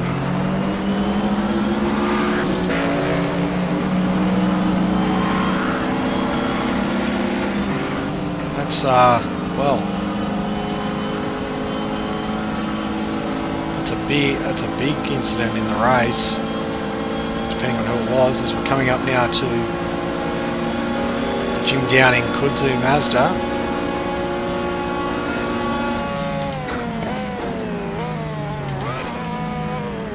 Take it easy through there. It's going to put us now 3 laps up. The 6th place car. Up the inside, we'll get them in the lapped brake Porsche.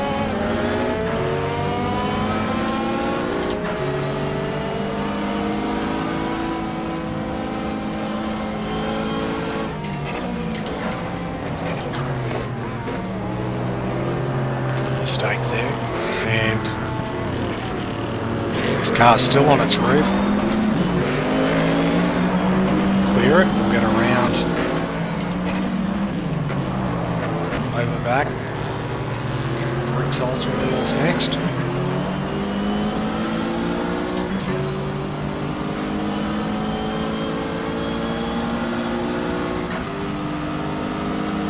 we're getting close now to pit stop. So we go around Bricks Oldsmobile to the 25 Alex Job Porsche. Now if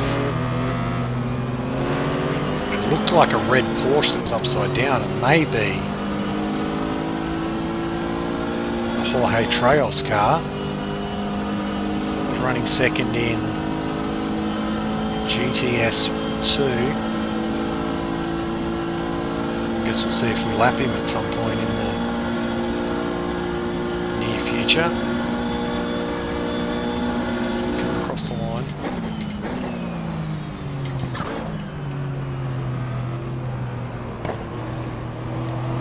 As relatively poor as our stint's been, we're still making time up.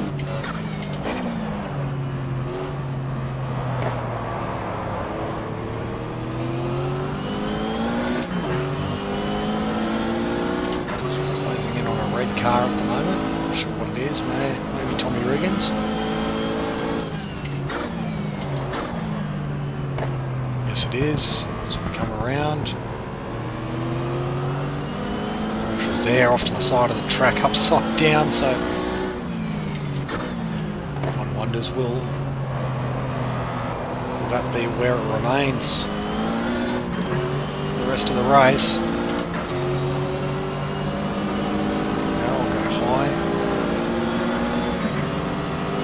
Porsche. There's Tommy Riggins up the inside.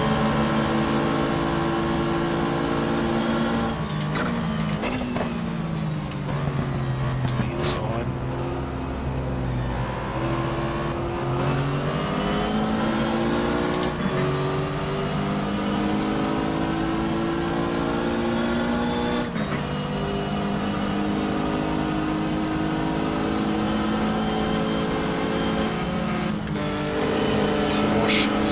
Down a bit.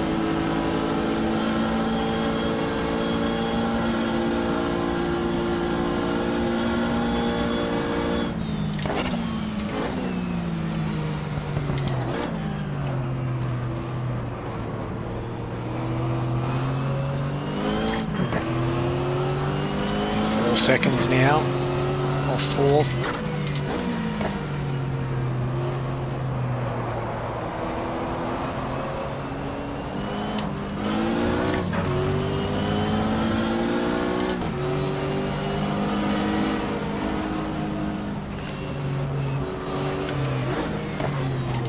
Champion Porsche.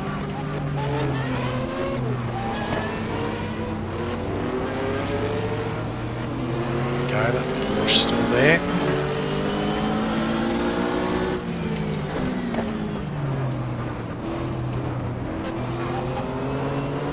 So, right in front of us is 4th place.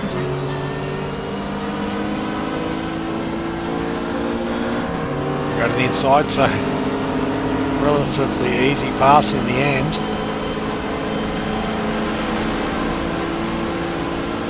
onto Butch Leitzinger. Ferrari now in front of us. I think that... Oh! And we've just made the spot. And we nearly drop it.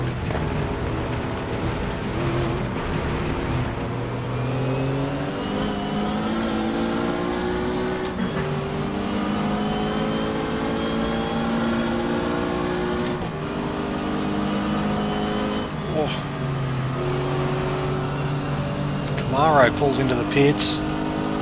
Sorry, the Mustang.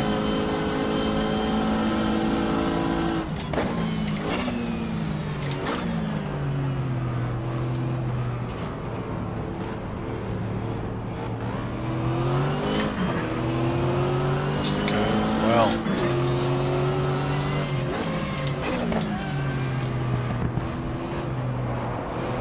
I was on the verge. I'm pretty sure that was the Momo Ferrari we were up behind.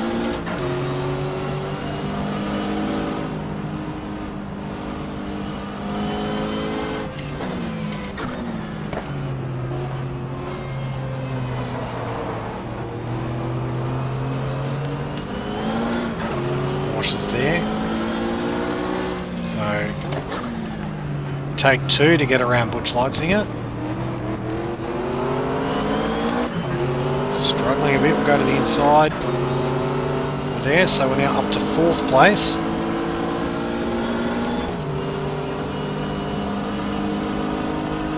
Much larger gap now to the car in front.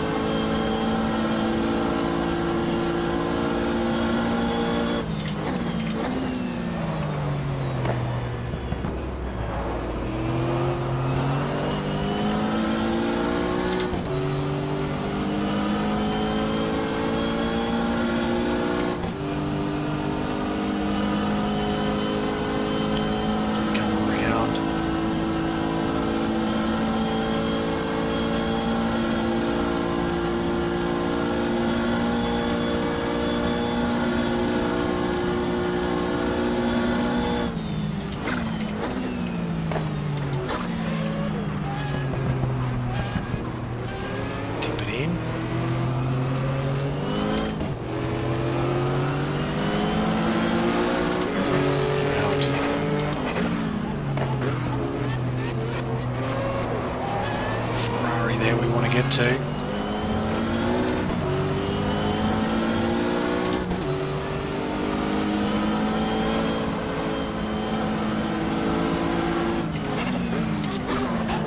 That's 55, that's Jorge Trejos, so that car is still going. So I'm not sure what that red car was that's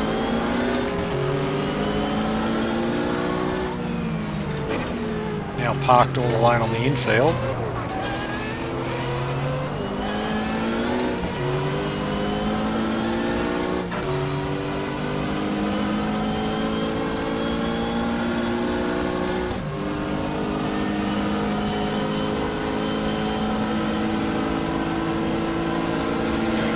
Straight.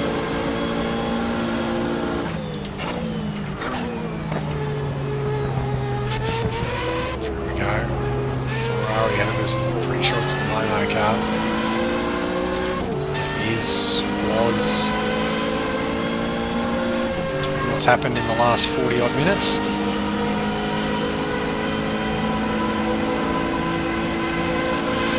Leading the race. So we'll do one more lap.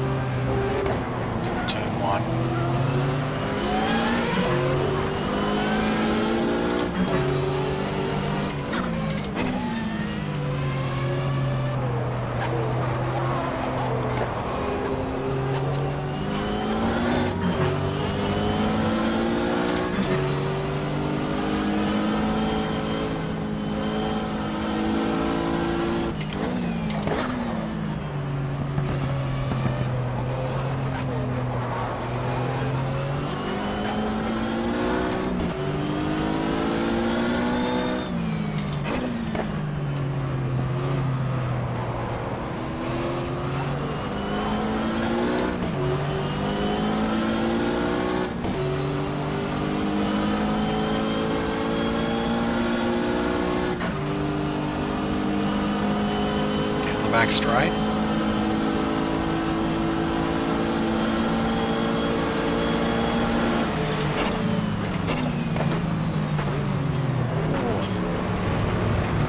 It's a bit rough.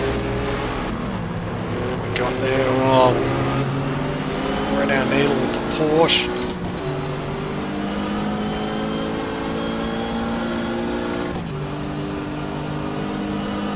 Come into the pits.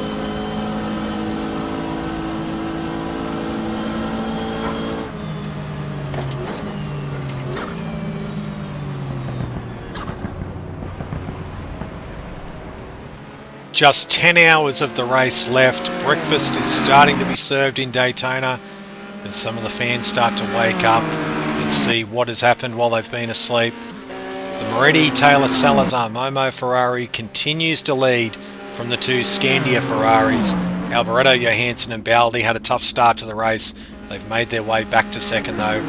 Weaver, Leitzinger, Dyson and Sharp are still running fourth, while we're entrenched again in fifth place. The Downing Kudzu still running sixth, ahead of Wallace, Bell and Lemmers in seventh, Needell eighth. The two GTS1 class leaders have now made their way into the top 10 outright. The Miller Nissan and the Newman Mustang rounding out the top 10. And they of course are the top two in GTS1. Three Oldsmobiles round out the top 5.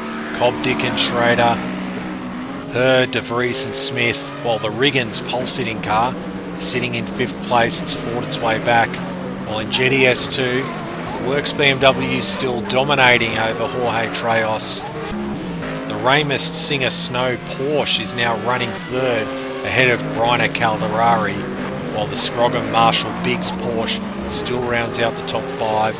As the sun comes up, we're on the run home.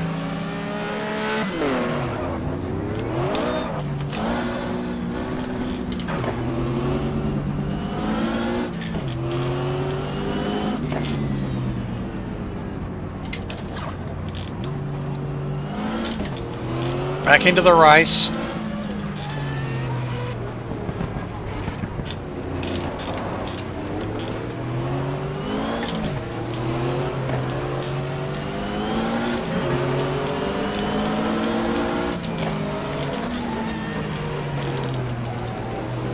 So we come around the back of the circuit.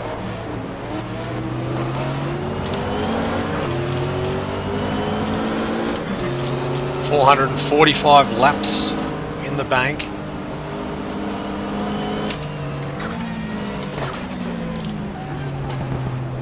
Under 10 hours of the race to go. We sit 5th.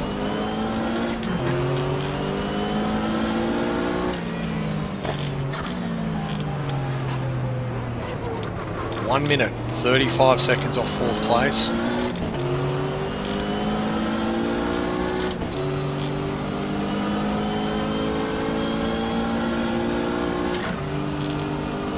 Three laps ahead of 6th place, which is Jim Downing in the Kudzu. Down the back straight.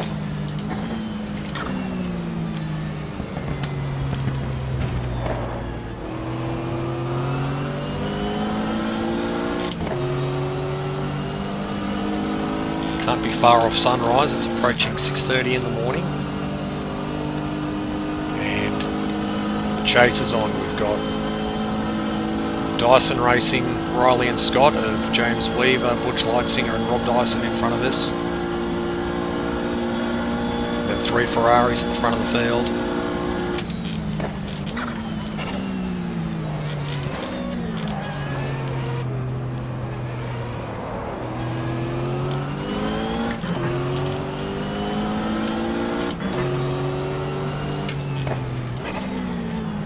It has lightened up a little bit.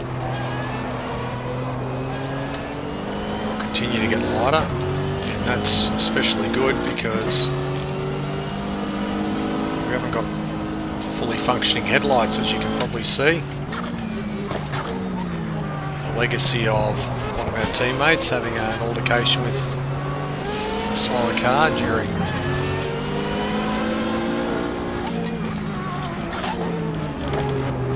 one of their stints.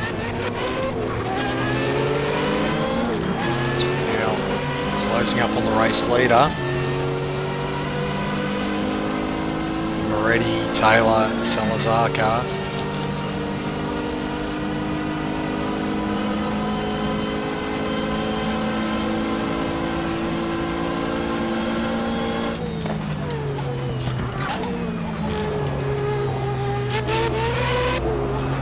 Bus stop.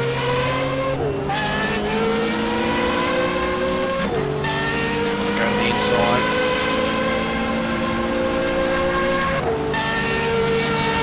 Look down low, get underneath.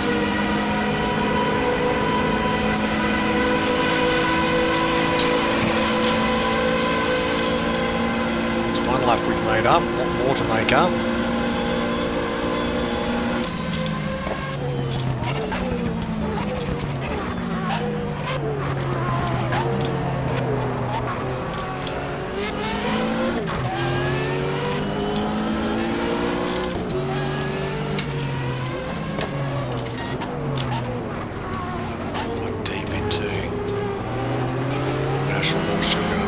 Stadler Porsche. Enzo Calderari still pushing on.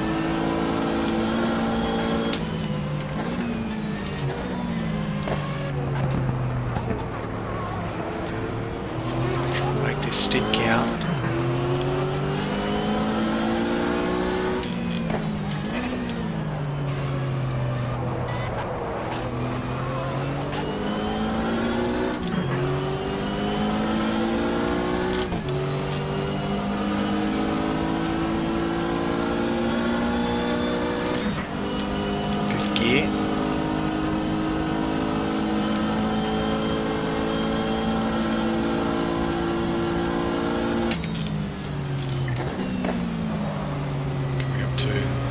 Trails, second in GTS2,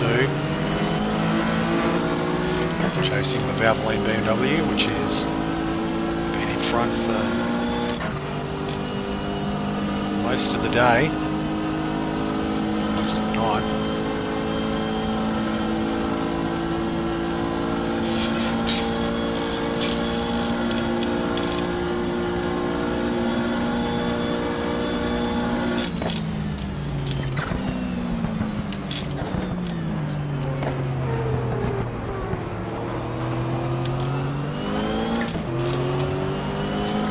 Next up.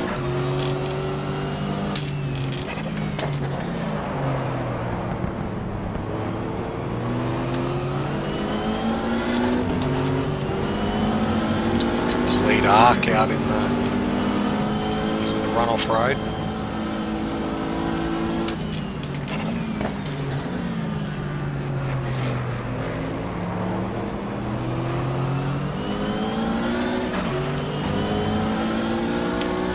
Next up, the Briotti Camaro.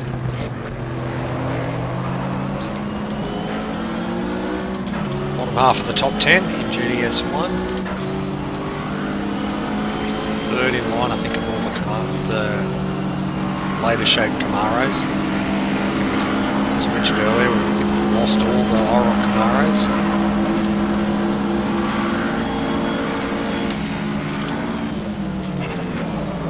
Off, and we can't be doing much more of that. We've drilled the 968 Porsche.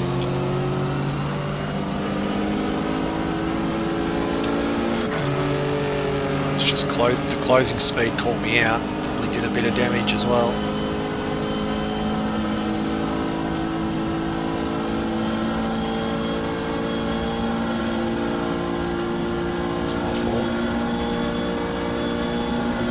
Done any damage.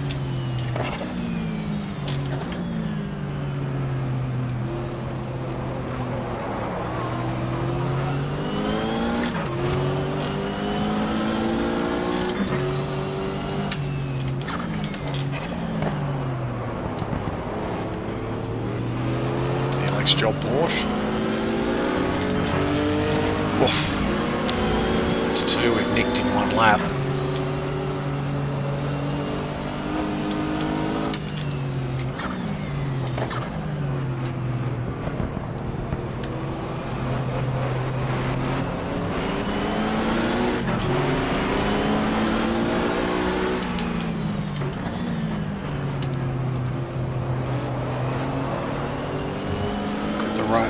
race where I need to take some risks so the leaders don't get too far away, to enable us to have the chance to have a crack somewhere near the end.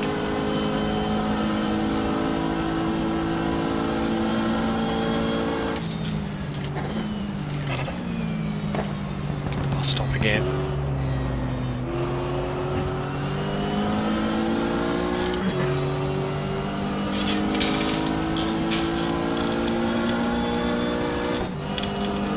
Fifth gear, whilst running fifth out of 55 cars.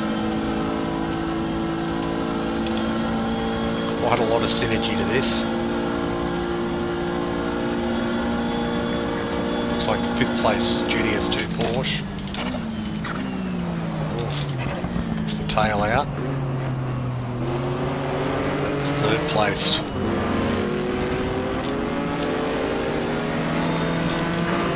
Well, it is.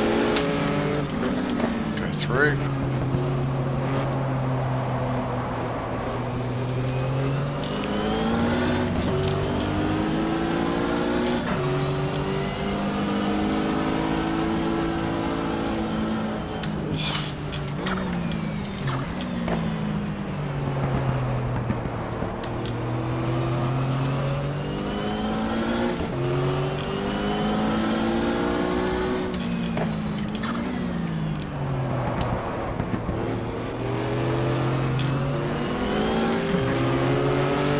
Banking underneath the Porsche, down to 52 seconds.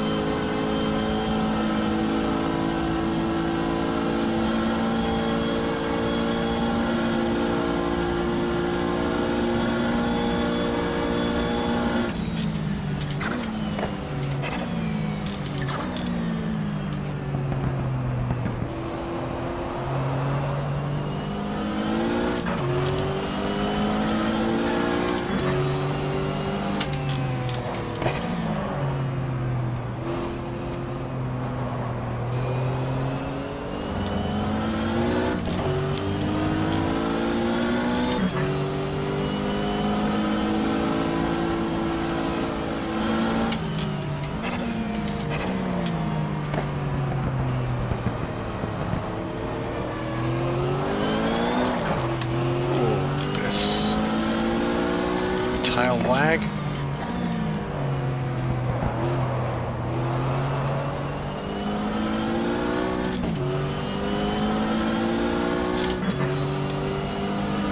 Under 9.5 hours.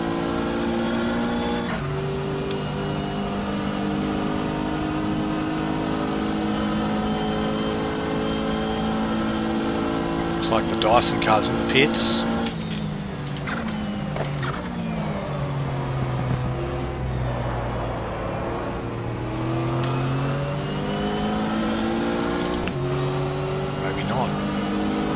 Had to lose or been held up by a spinning car or something, because we sort of gained a bit of time on them very quickly. Turn 4, 2 slower cars ahead of us.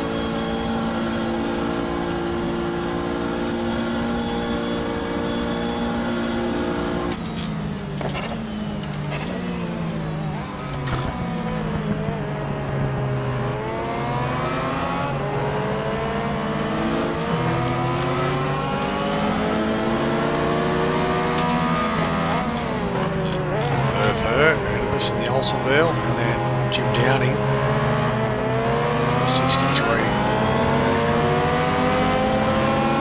Kudzu, which are around, so now our 4 laps are clear.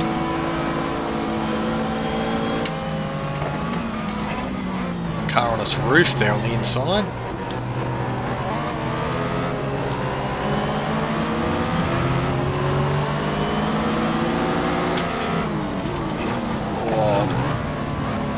Brassfield is overtaking John Paul Jr. while we were overtaking. Brassfield, get around, bit of a drag race. To the Porsche that we dumped off the track not too long ago.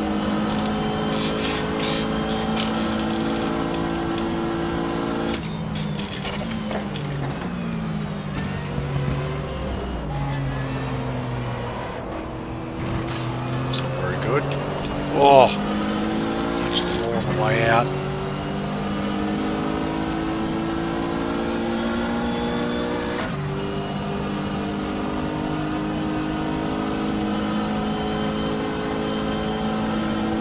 And the Dyson car is in the pits this lap, so assuming it's a regular pit stop, we'll now go to spot, and we've had a Porsche go round. So now it's a 2-lap gap to 3rd place.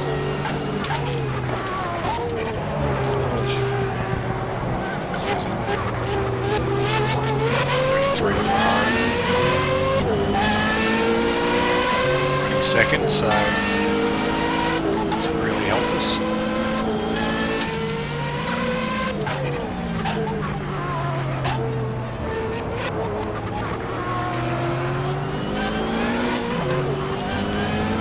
Well, I shouldn't say that. It helps us in the overall scheme of things, but it doesn't help us getting a gap on the car in front.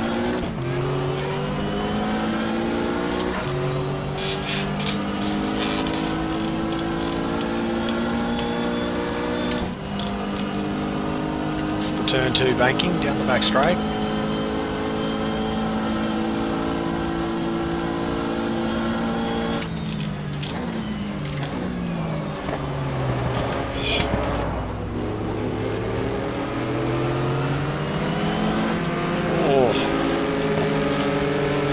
Porsches everywhere.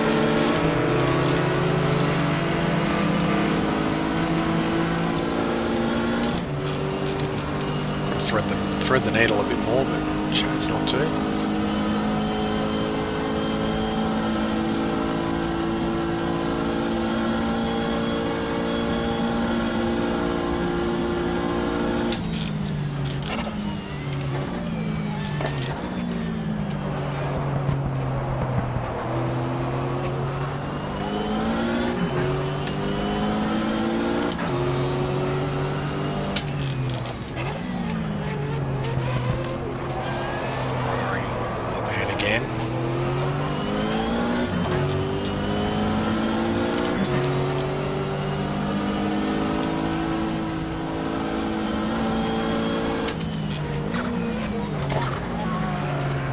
The smoking wreck of a Porsche. Looks like the 968 number 68 car that's parked up. Come around. Now is this the 3rd place? Scandia Ferrari. Oh, yes it is, but we've cleaned up the Alex John Porsche on the way through. Doing a lot of damage to the front of the car in this stint, unfortunately. Cut to the inside of Paul Gentilossi in the 3 car at the moment. There we go. So now just a lap to make up. Oh. Effectively, I mean it is 2 laps, we've got to go around and make another lap. That'll just put us on the same lap as car 3. I don't think they're too far out of pit sequence either, so a lot of hard work ahead of us. Come up to Derek Bell now in car 9. Running, I think it was 7th at last check.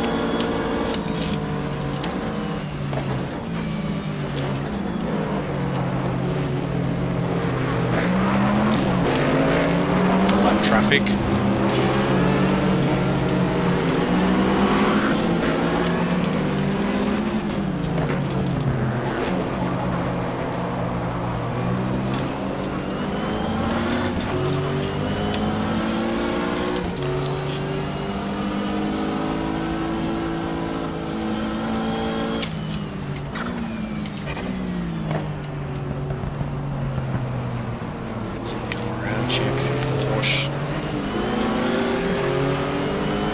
Mustang.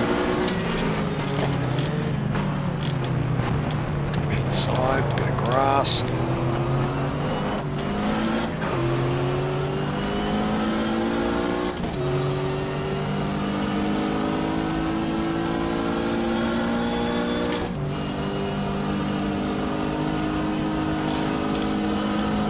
Too low on the apron as we come onto the back straight.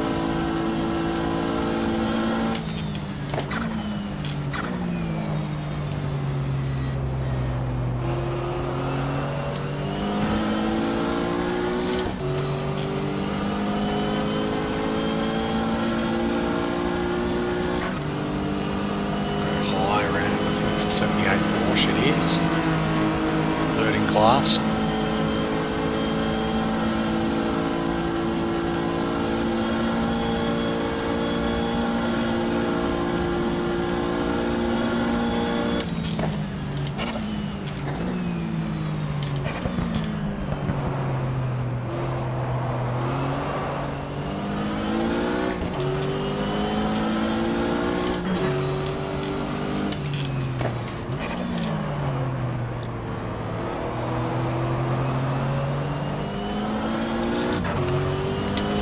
Nice and early.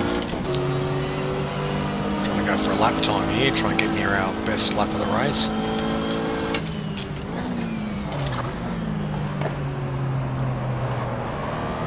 If we get the bricks Oswald on the banking, that'll be alright.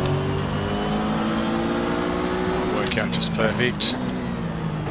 See where those nice two Porsches up ahead. Oh, well, that's counted out this lap.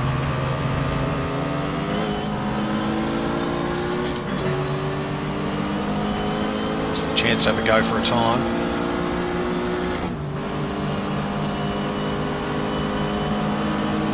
Which of the bricks cars was it? To her again, must have made a pit stop. Gives us a hard time through there.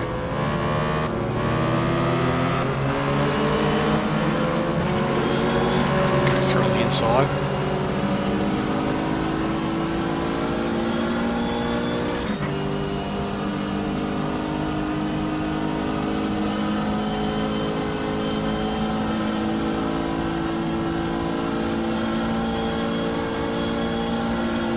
Across the line.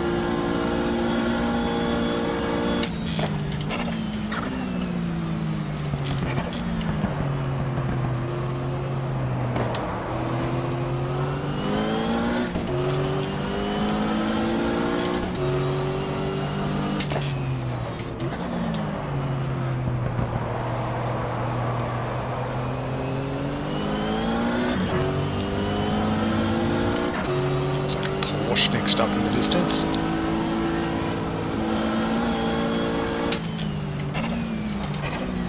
I mean, that Porsche is getting closer. It looks like it's sliding across the grass. It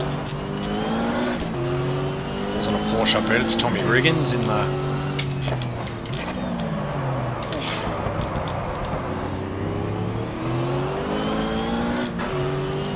Well, we'll have to wait another lap.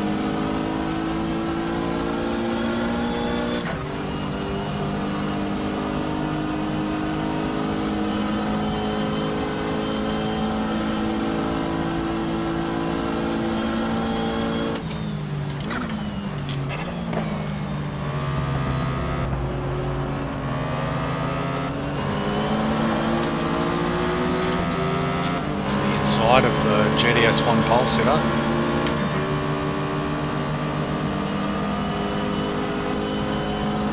Still half a second up.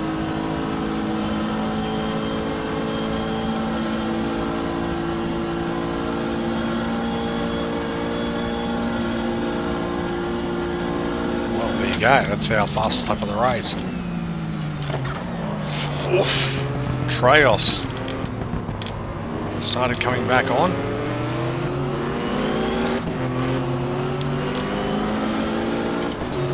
So, fastest lap of the race for us, not overall, set at roughly 6:45 in the morning.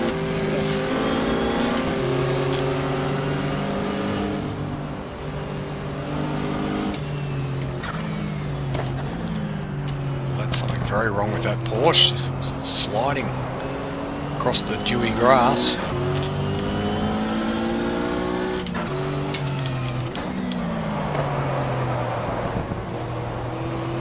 It's one of the little things we love about GTR2. Some of the little odd things that can go wrong.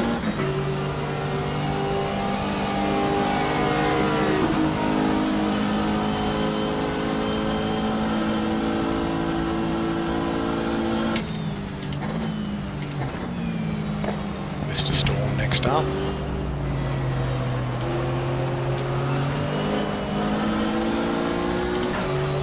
And then looks like Paul Newman's car, the number 70 Mustang. High around Jeff Lee's in the Lister.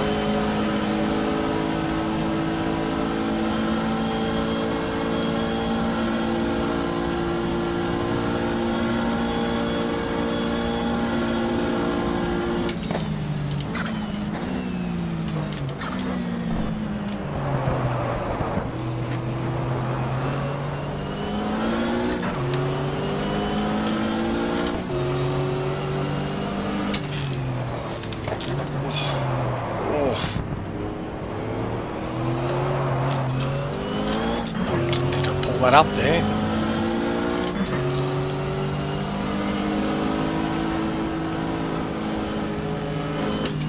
Whoa!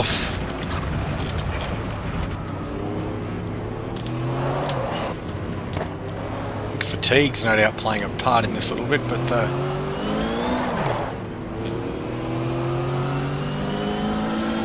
Porsche jumped on the brakes.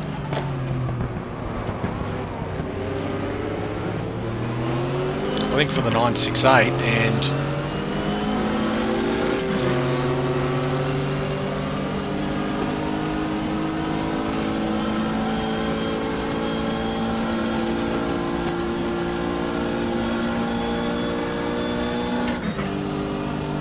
I think we've got problems.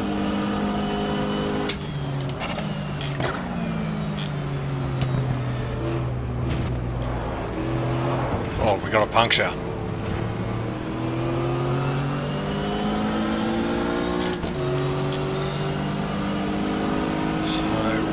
Pits.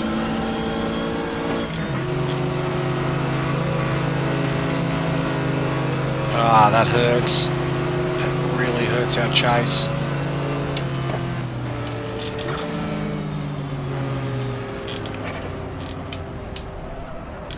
Out we go. 47 seconds wasted.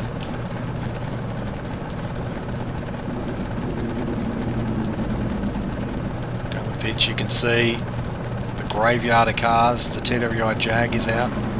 There's the Lister Ferrari. It's out. One of the raw Porsches. Limiter off.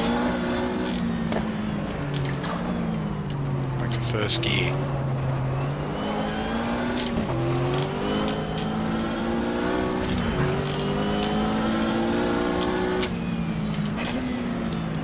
Seconds in front of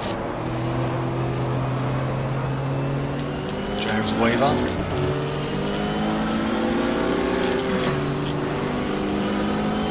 Oof. Oh, oh!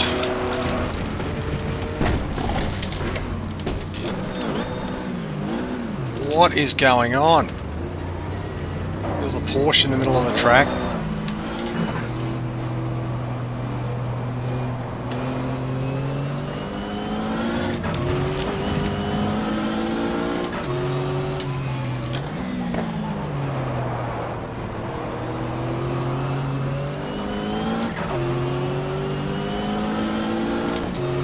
What a hazard that's creating in this race. It's a bit silly hitting the 25 car. I'm just in a hurry. I can really put it down to.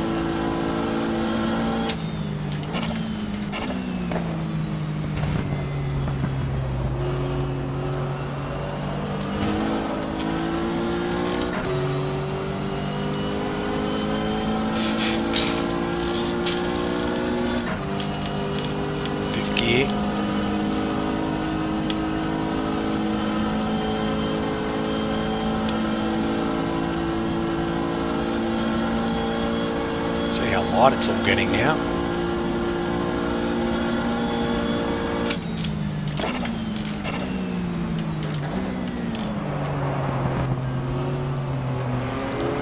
Right up behind 55 Porsche. Round we go.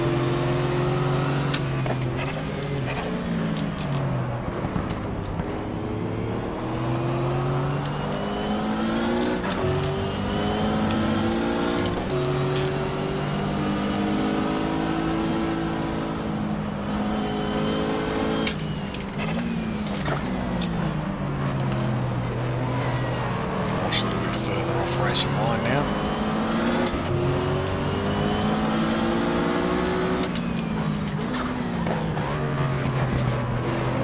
Back up behind Darren Brassfield.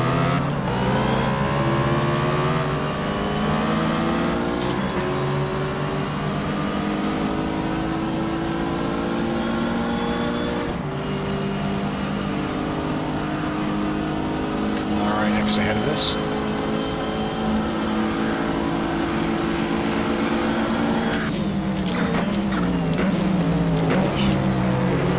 Go. Had to be done.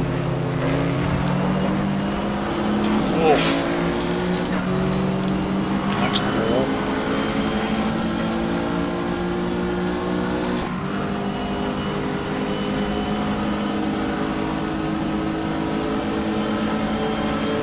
Underneath Hurley Haywood's car. Still plugging away.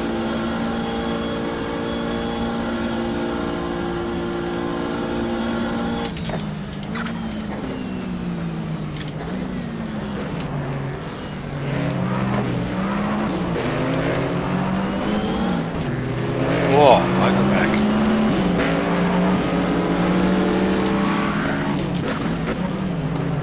Sideways as he came up behind the Porsche.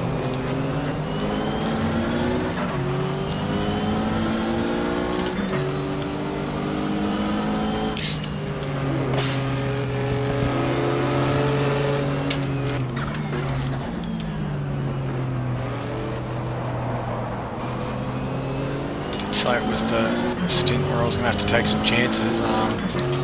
Actually spreading the needle hasn't really worked. Threading the needle rather through the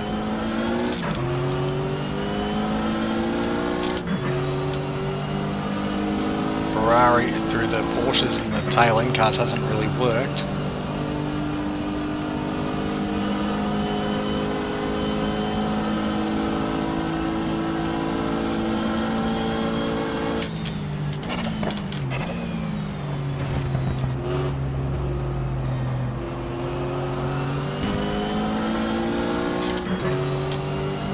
Errors of judgment, which I was trying to blame like asleep, but it's just bad driving. So we come to complete lap 463.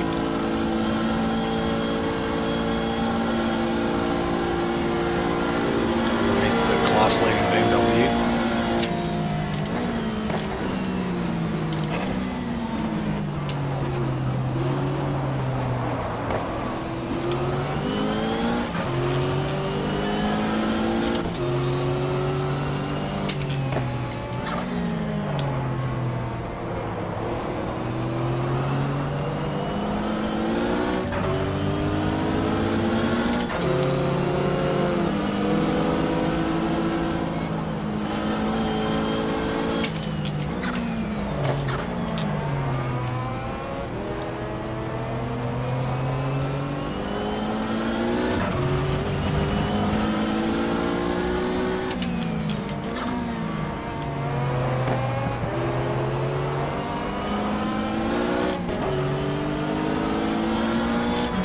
Downing next up again in the Kudzu.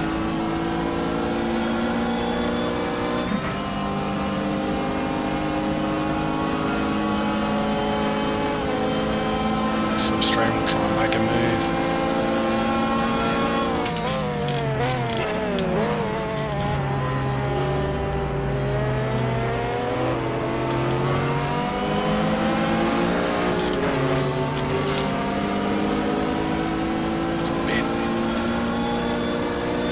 Tighter than I I wanted to go through there, but you can get down to the low 42s.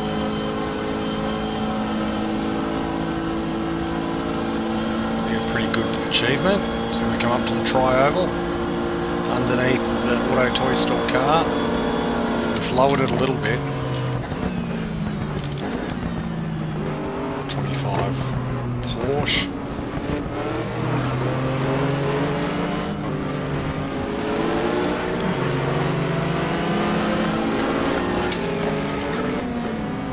Calderari Briner car.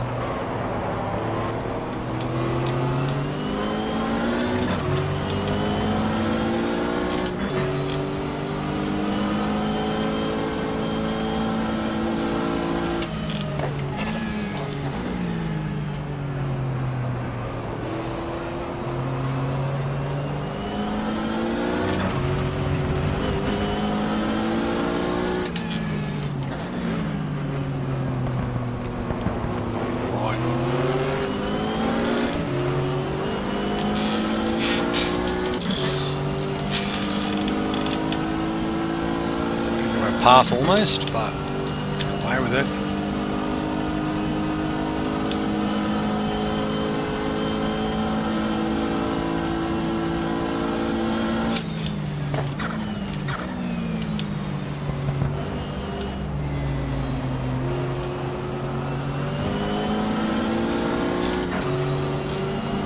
Lights are off on the Callaway, so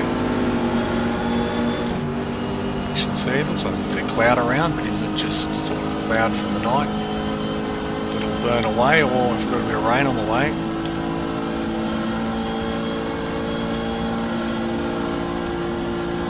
Across the line.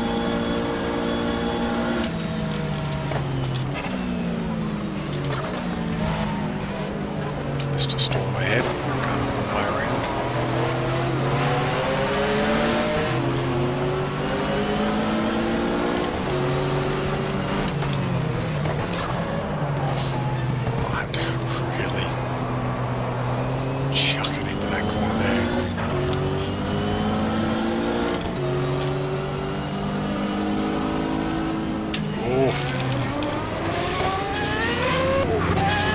Problems here.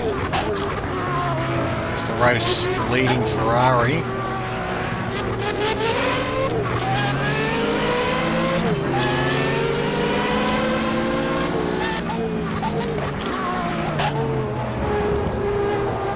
Tiff Nadell in the Conrad car. So that car's well inside the top 10. Trying to get a nose inside Moretti.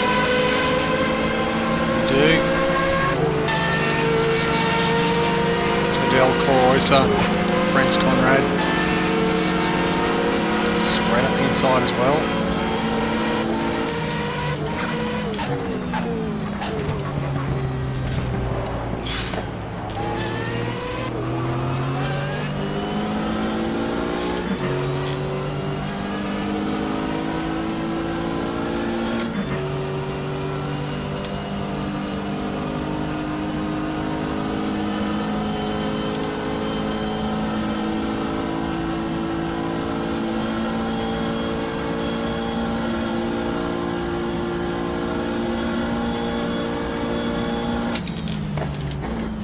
Oof.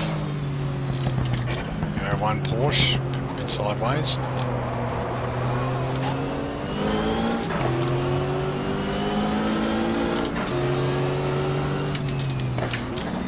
Oof.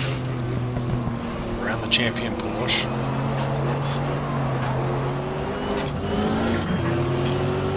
A bit sideways.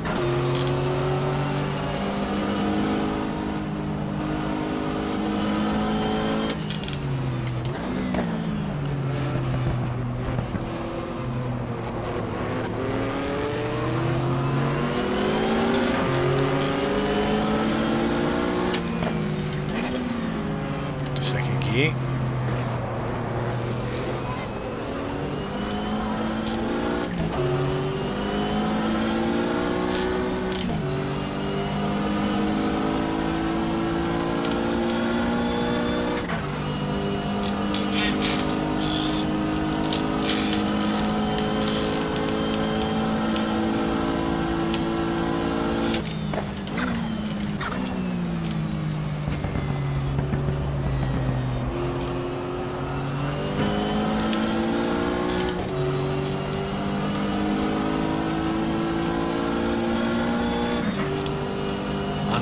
hours to go, so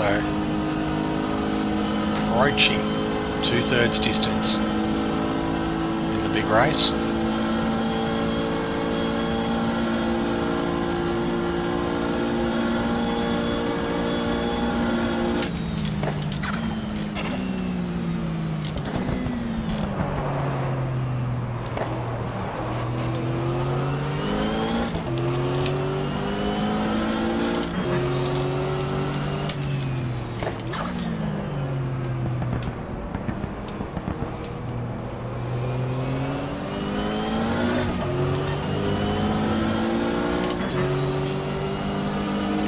Eight.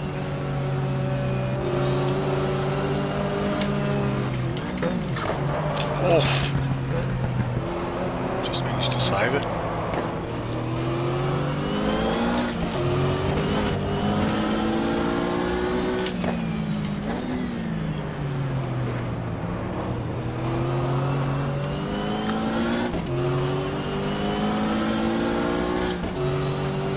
Really wanting to mix it amongst these Ferraris.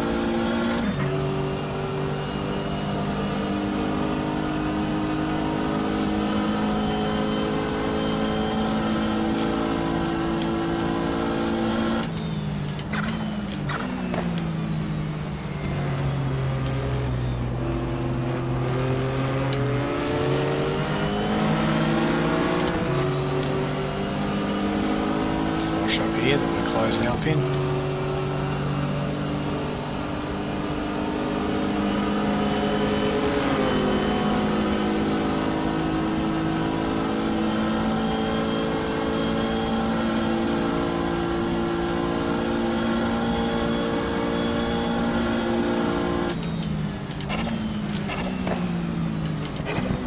Teammates up ahead, they're battling around there outside the top 10, unfortunately. Car 10.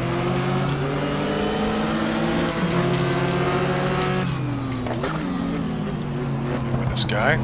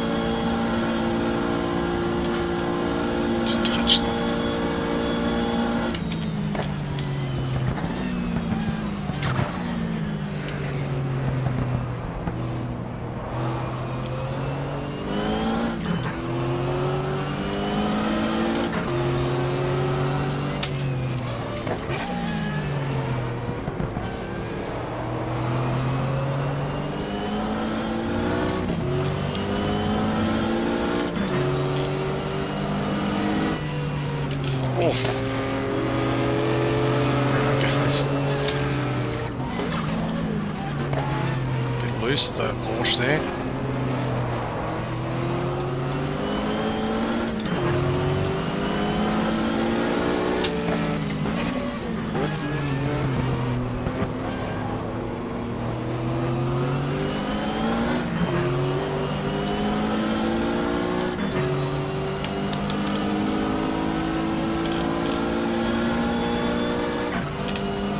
Remnants of the moon just disappearing behind the wall, as you can see.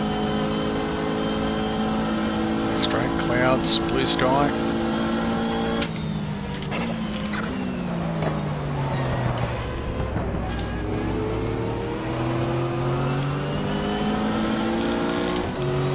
way, and I think that's a Ferrari up ahead. See if it's the third place car.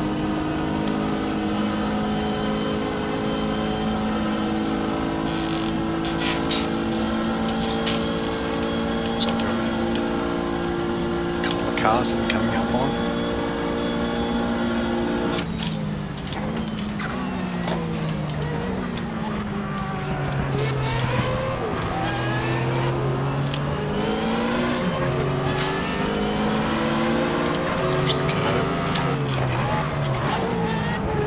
Oh, and there's the champion Porsche off. 2 Ferraris out of us. Back on 2 of them, that could be good. Oh, it's the 33 that was sitting in second, isn't still.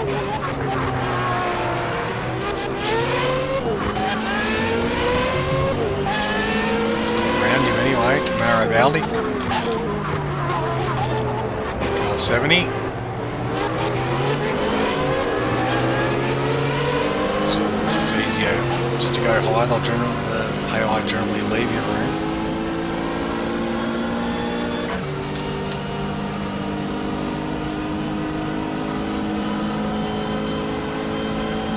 To the chicane.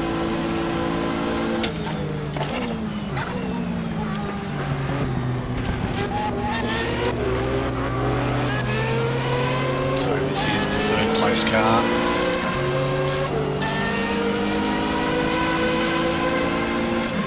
How much life have these Ferraris got left in them? Because they said they do about 12 hours. They're both past it as we switch to the inside, so we're on the same lap now as third place.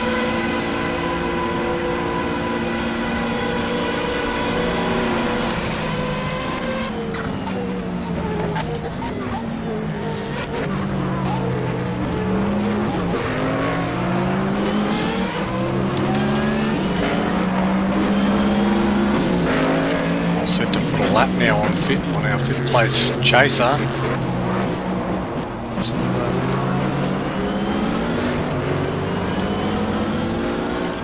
the leading prototypes starting to slow up. Go around by the Porsche. So we're now a lap up on the Dyson car, which has been there or thereabouts all race.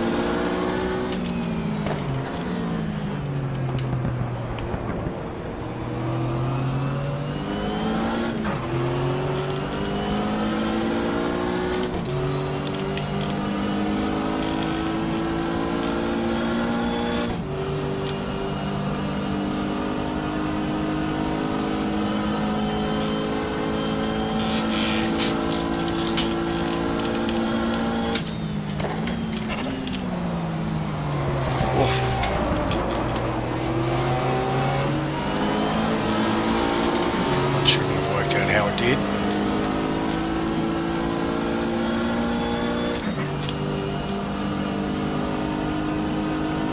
This 300ZX is next up. Of course, both the Japanese GTRs are out of the race. 300ZX is the last one standing from the PTI team.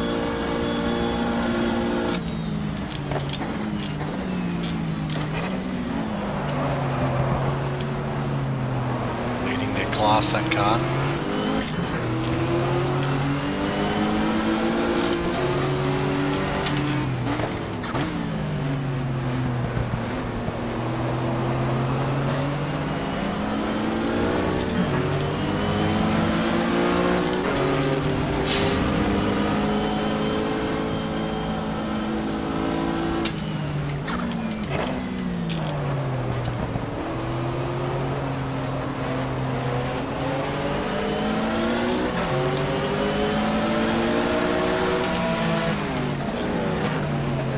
Stuff.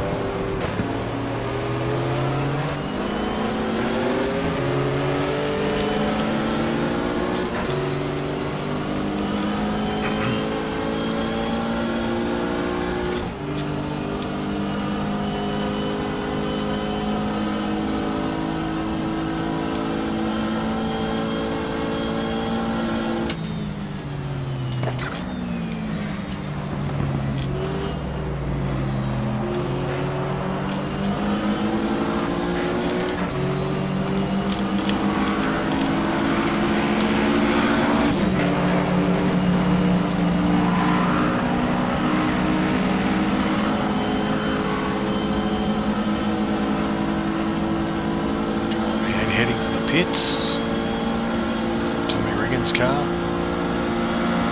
Fly by one of the brake sides reveals.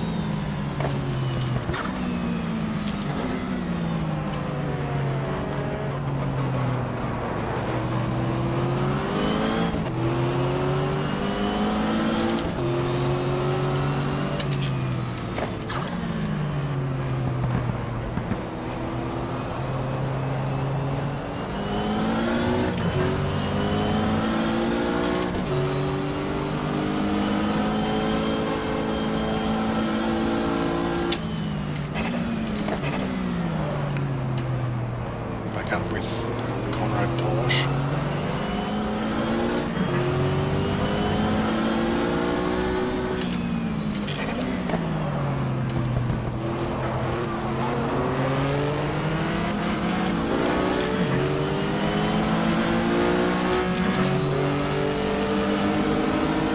Just go up the inside as we go on the back straight.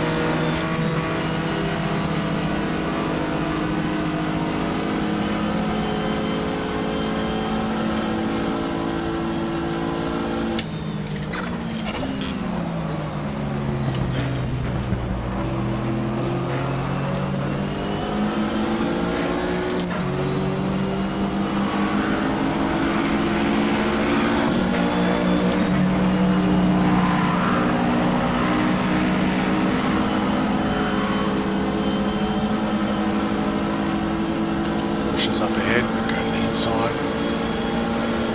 Dicey, but we're okay.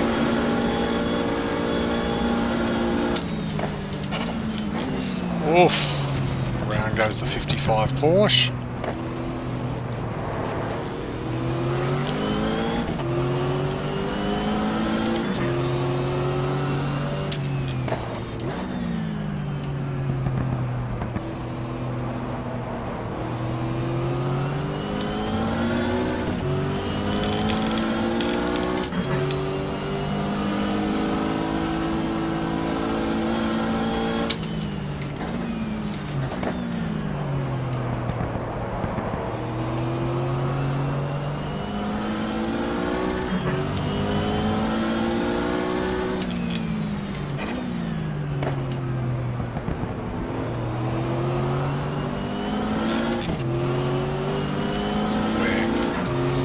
Now at the halfway point of the tank of fuel.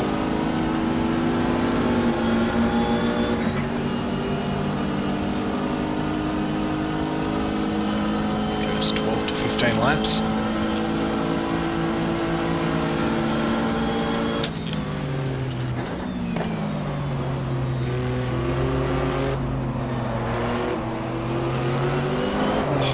Around the 25 car.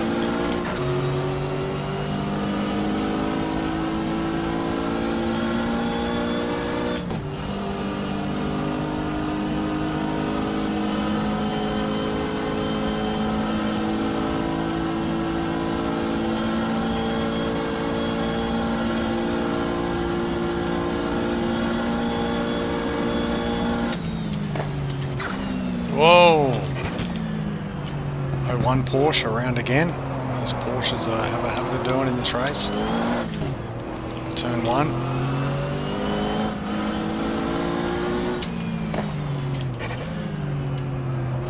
Line 68 again coming up.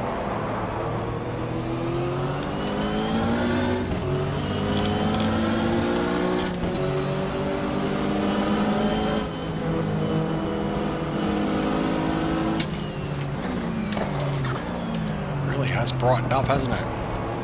Over the course of this stint.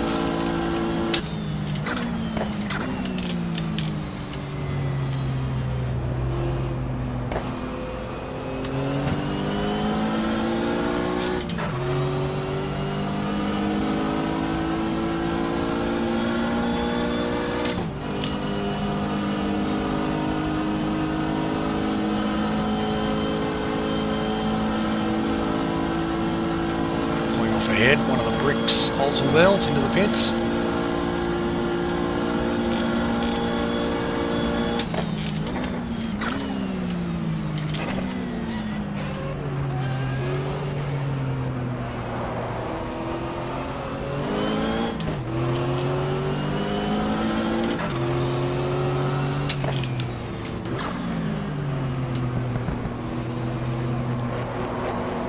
Porsche, wrap ourselves around.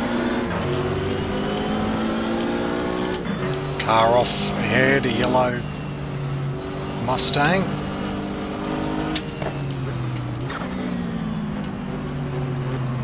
Our teammates again. Go around them. Come on now to the banking. 78 Porsche.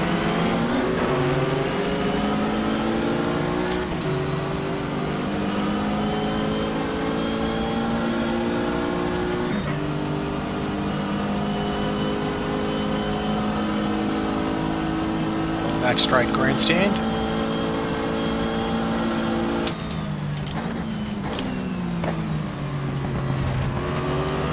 Tommy Riggins again.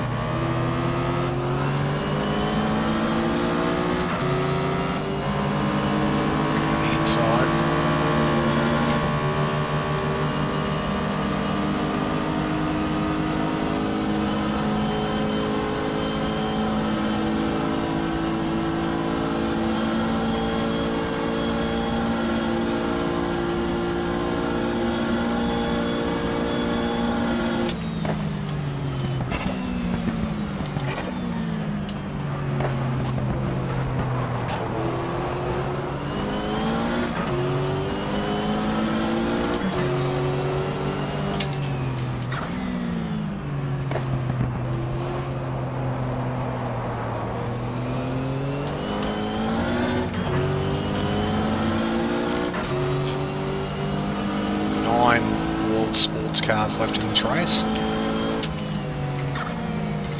8 of them in the top 10. The second Kramer Porsche, our teammate, is sitting in 11th, I think, at the last check, behind the two GTS1 leaders.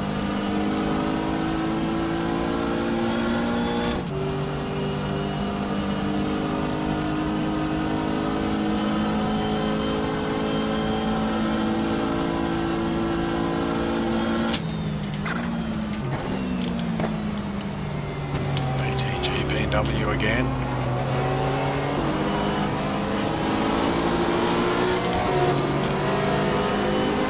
Okay. Ian Lammers in the auto toy store. 9 will go in the champion Porsche as well. There's a whole gaggle of cars. Jim Downing in the Kudzu. Around we go.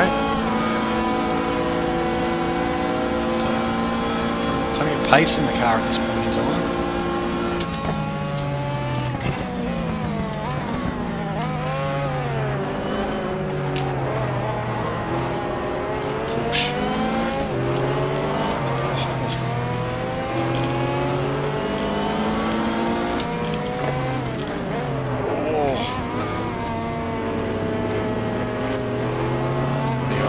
Tracy chrome horn there to get through. The gap down to 40 seconds.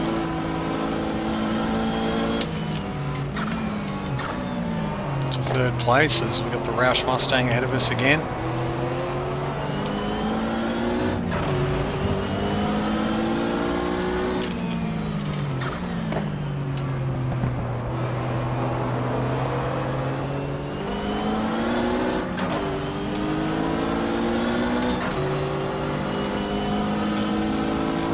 Slipstream, Mark Martin driving that car now.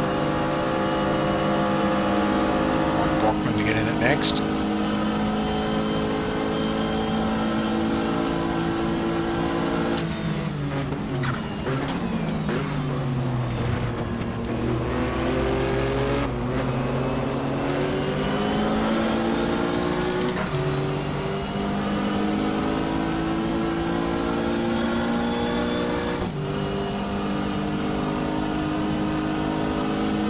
Porsche's back here again.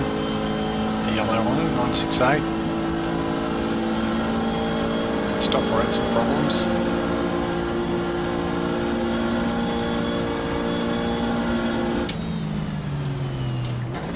Oh! Callaway goes around.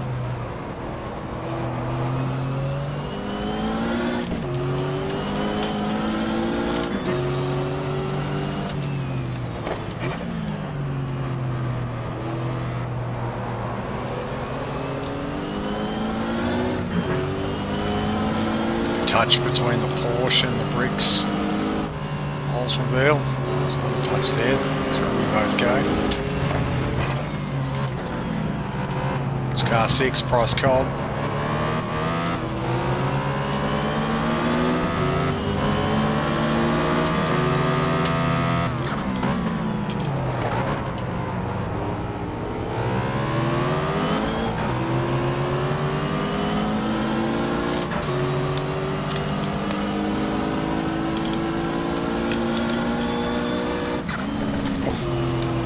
Oh no!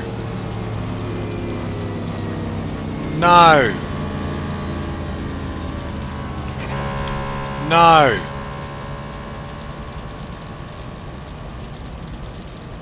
No!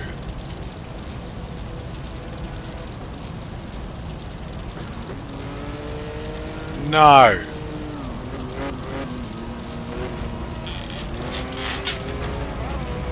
How has that happened? We've buzzed the engine.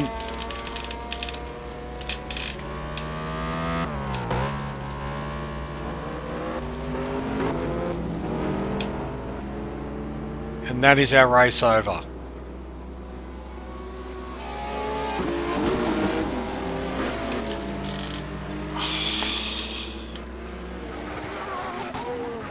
It's hard to put into words the disappointment when something like that happens, especially when it was my own fault.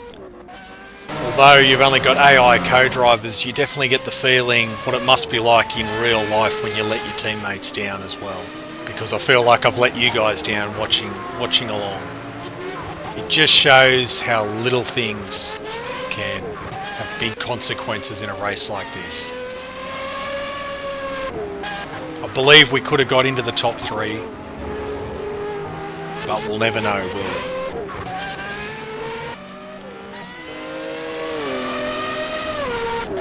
But as ever, the race goes on, and marching on their merry way in the lead, the Momo Ferrari 333 SP of Giampero Moretti, Wayne Taylor and Eliseo Salazar.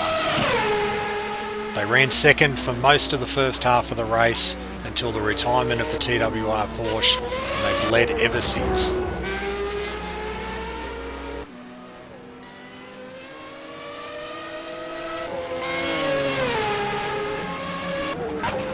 But luck wasn't running with the Momo Ferrari. After 530 laps in the lead for the best part of the last 6 hours, out goes Giampero Moretti, a brake failure on the infield, and they were out of the race with immediate effect, almost taking out the Kramer Porsche of Lavaggi. This left the number 33 Scandia Ferrari of Michele Alboreto, Stefan Johansson and Mauro Baldi in the lead, finally getting back to the front of the field after having an incident in the early hours. They were down in the lower parts of the top 10, but steadily and methodically have made their way back up the order to take the lead in the 19th hour.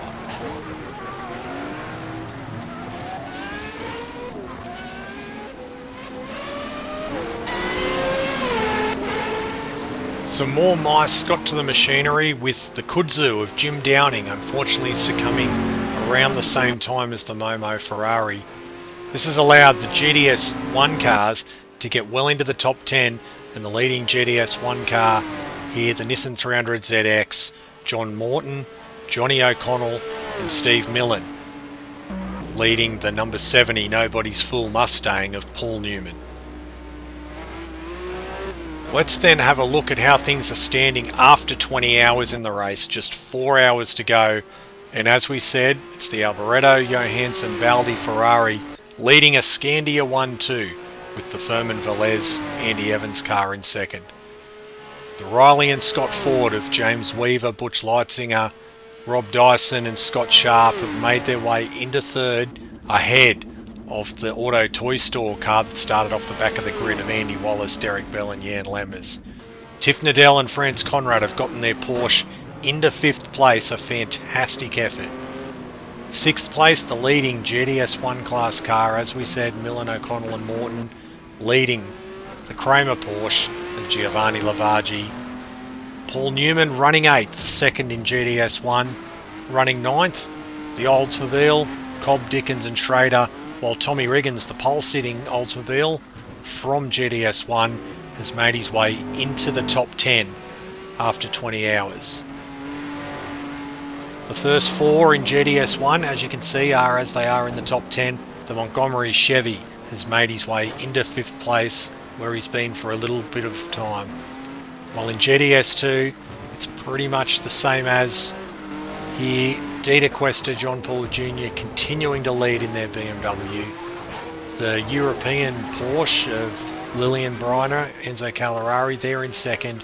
Jorge Trejos in third. Of course, this car was the winning car outright in the 1994 Daytona 24 Hour. The Nissan 300ZX. Morton, O'Connell and Millen will go on to win GTS1 and finish 6th outright. A wonderful effort, especially up against the onslaught of the fresh World Sports Car machinery in the 1995 event. And some deserved focus on the car that has dominated GTS2, car number 12, passing the stricken Boris Said, Justin Bell, Rennie Minor car that had crashed in the early stages of the race, but the team car number 12, the Austrian veteran Dieter Quester, John Paul Jr., former IndyCar star, also a star obviously in IMSA, David Donohue and Pete Halsma, another former IndyCar driver. They've utterly dominated GTS2 in this Valvoline BMW. A brand new factory-backed effort for 1995. And we can expect big things through the season from these cars, which are plenty to get updated as well as the season goes on. But to the victor go the spoils, and after leading the last 5 hours of the race, Michele Alboreto, Stefan Johansson and Mauro Baldi in their Scandia Racing Ferrari 333 SP start the final lap of the 1995 Daytona 24 Hour. The first time the Ferraris had been asked to go 24 hours, and it's a successful outing. They're going to come 1-2. A great job by the Scandia team led by Andy Evans. Andy Evans' car, the number 3 car, partnering with Furman Velez, Paul Gentilossi and Eric Vanderpoel, is going to come home second for a resounding 1-2 to open the 1995 IMSA season, which of course we'll be doing a full series of coming up over the course of the journey. Up out of the infield, about to enter the banking for the final time, and it's Mauro Baldi, one of the development drivers behind the Ferrari 333 SP,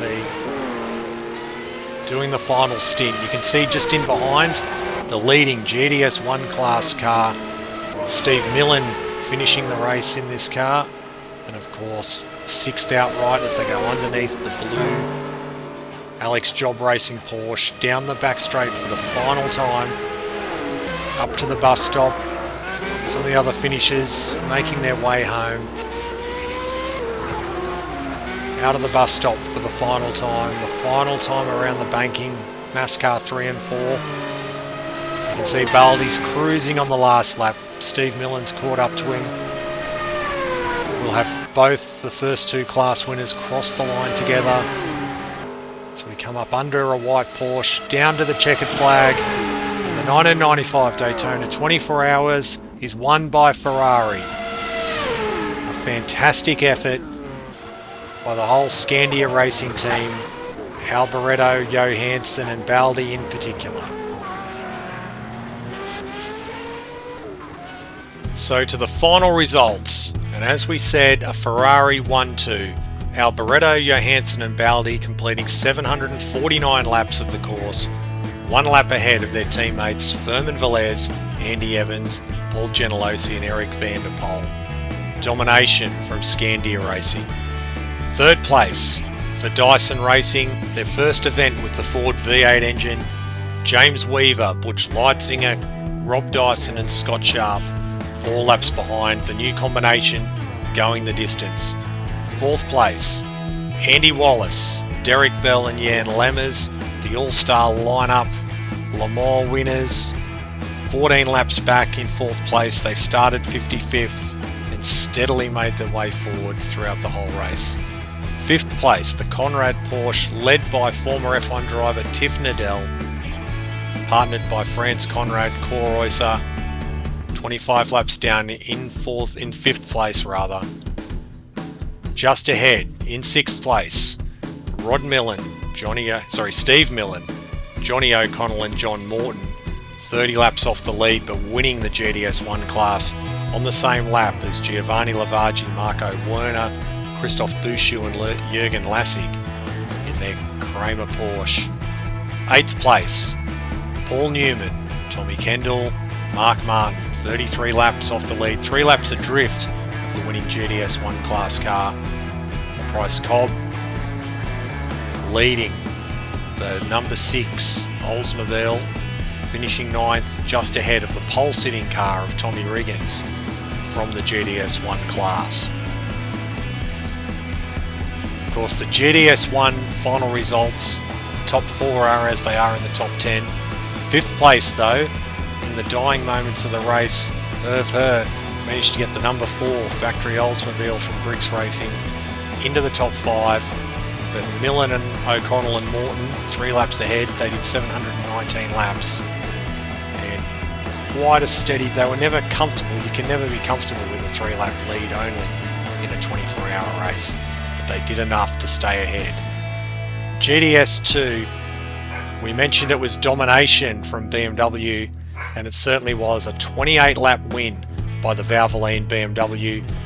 Enzo Calderari, Lillian Briner, Mastro Pietro and Richter finishing 2nd. A great job by the European-based Porsche. Jorge Trejos finishes 3rd. The Ramus Singer Snow Porsche in 4th. And back in 5th, the Scroga Marshall Biggs Porsche 911. So that's where we leave Daytona. Next up is Sebring for the famous 12-hour race, round 2 of our 1995 IMSA series. We'll be hoping to go the distance there. A shame we couldn't complete the race here. That's motor racing. I'm sorry for you guys for watching, but we'll have another go very soon. Thank you for watching, and bye for now.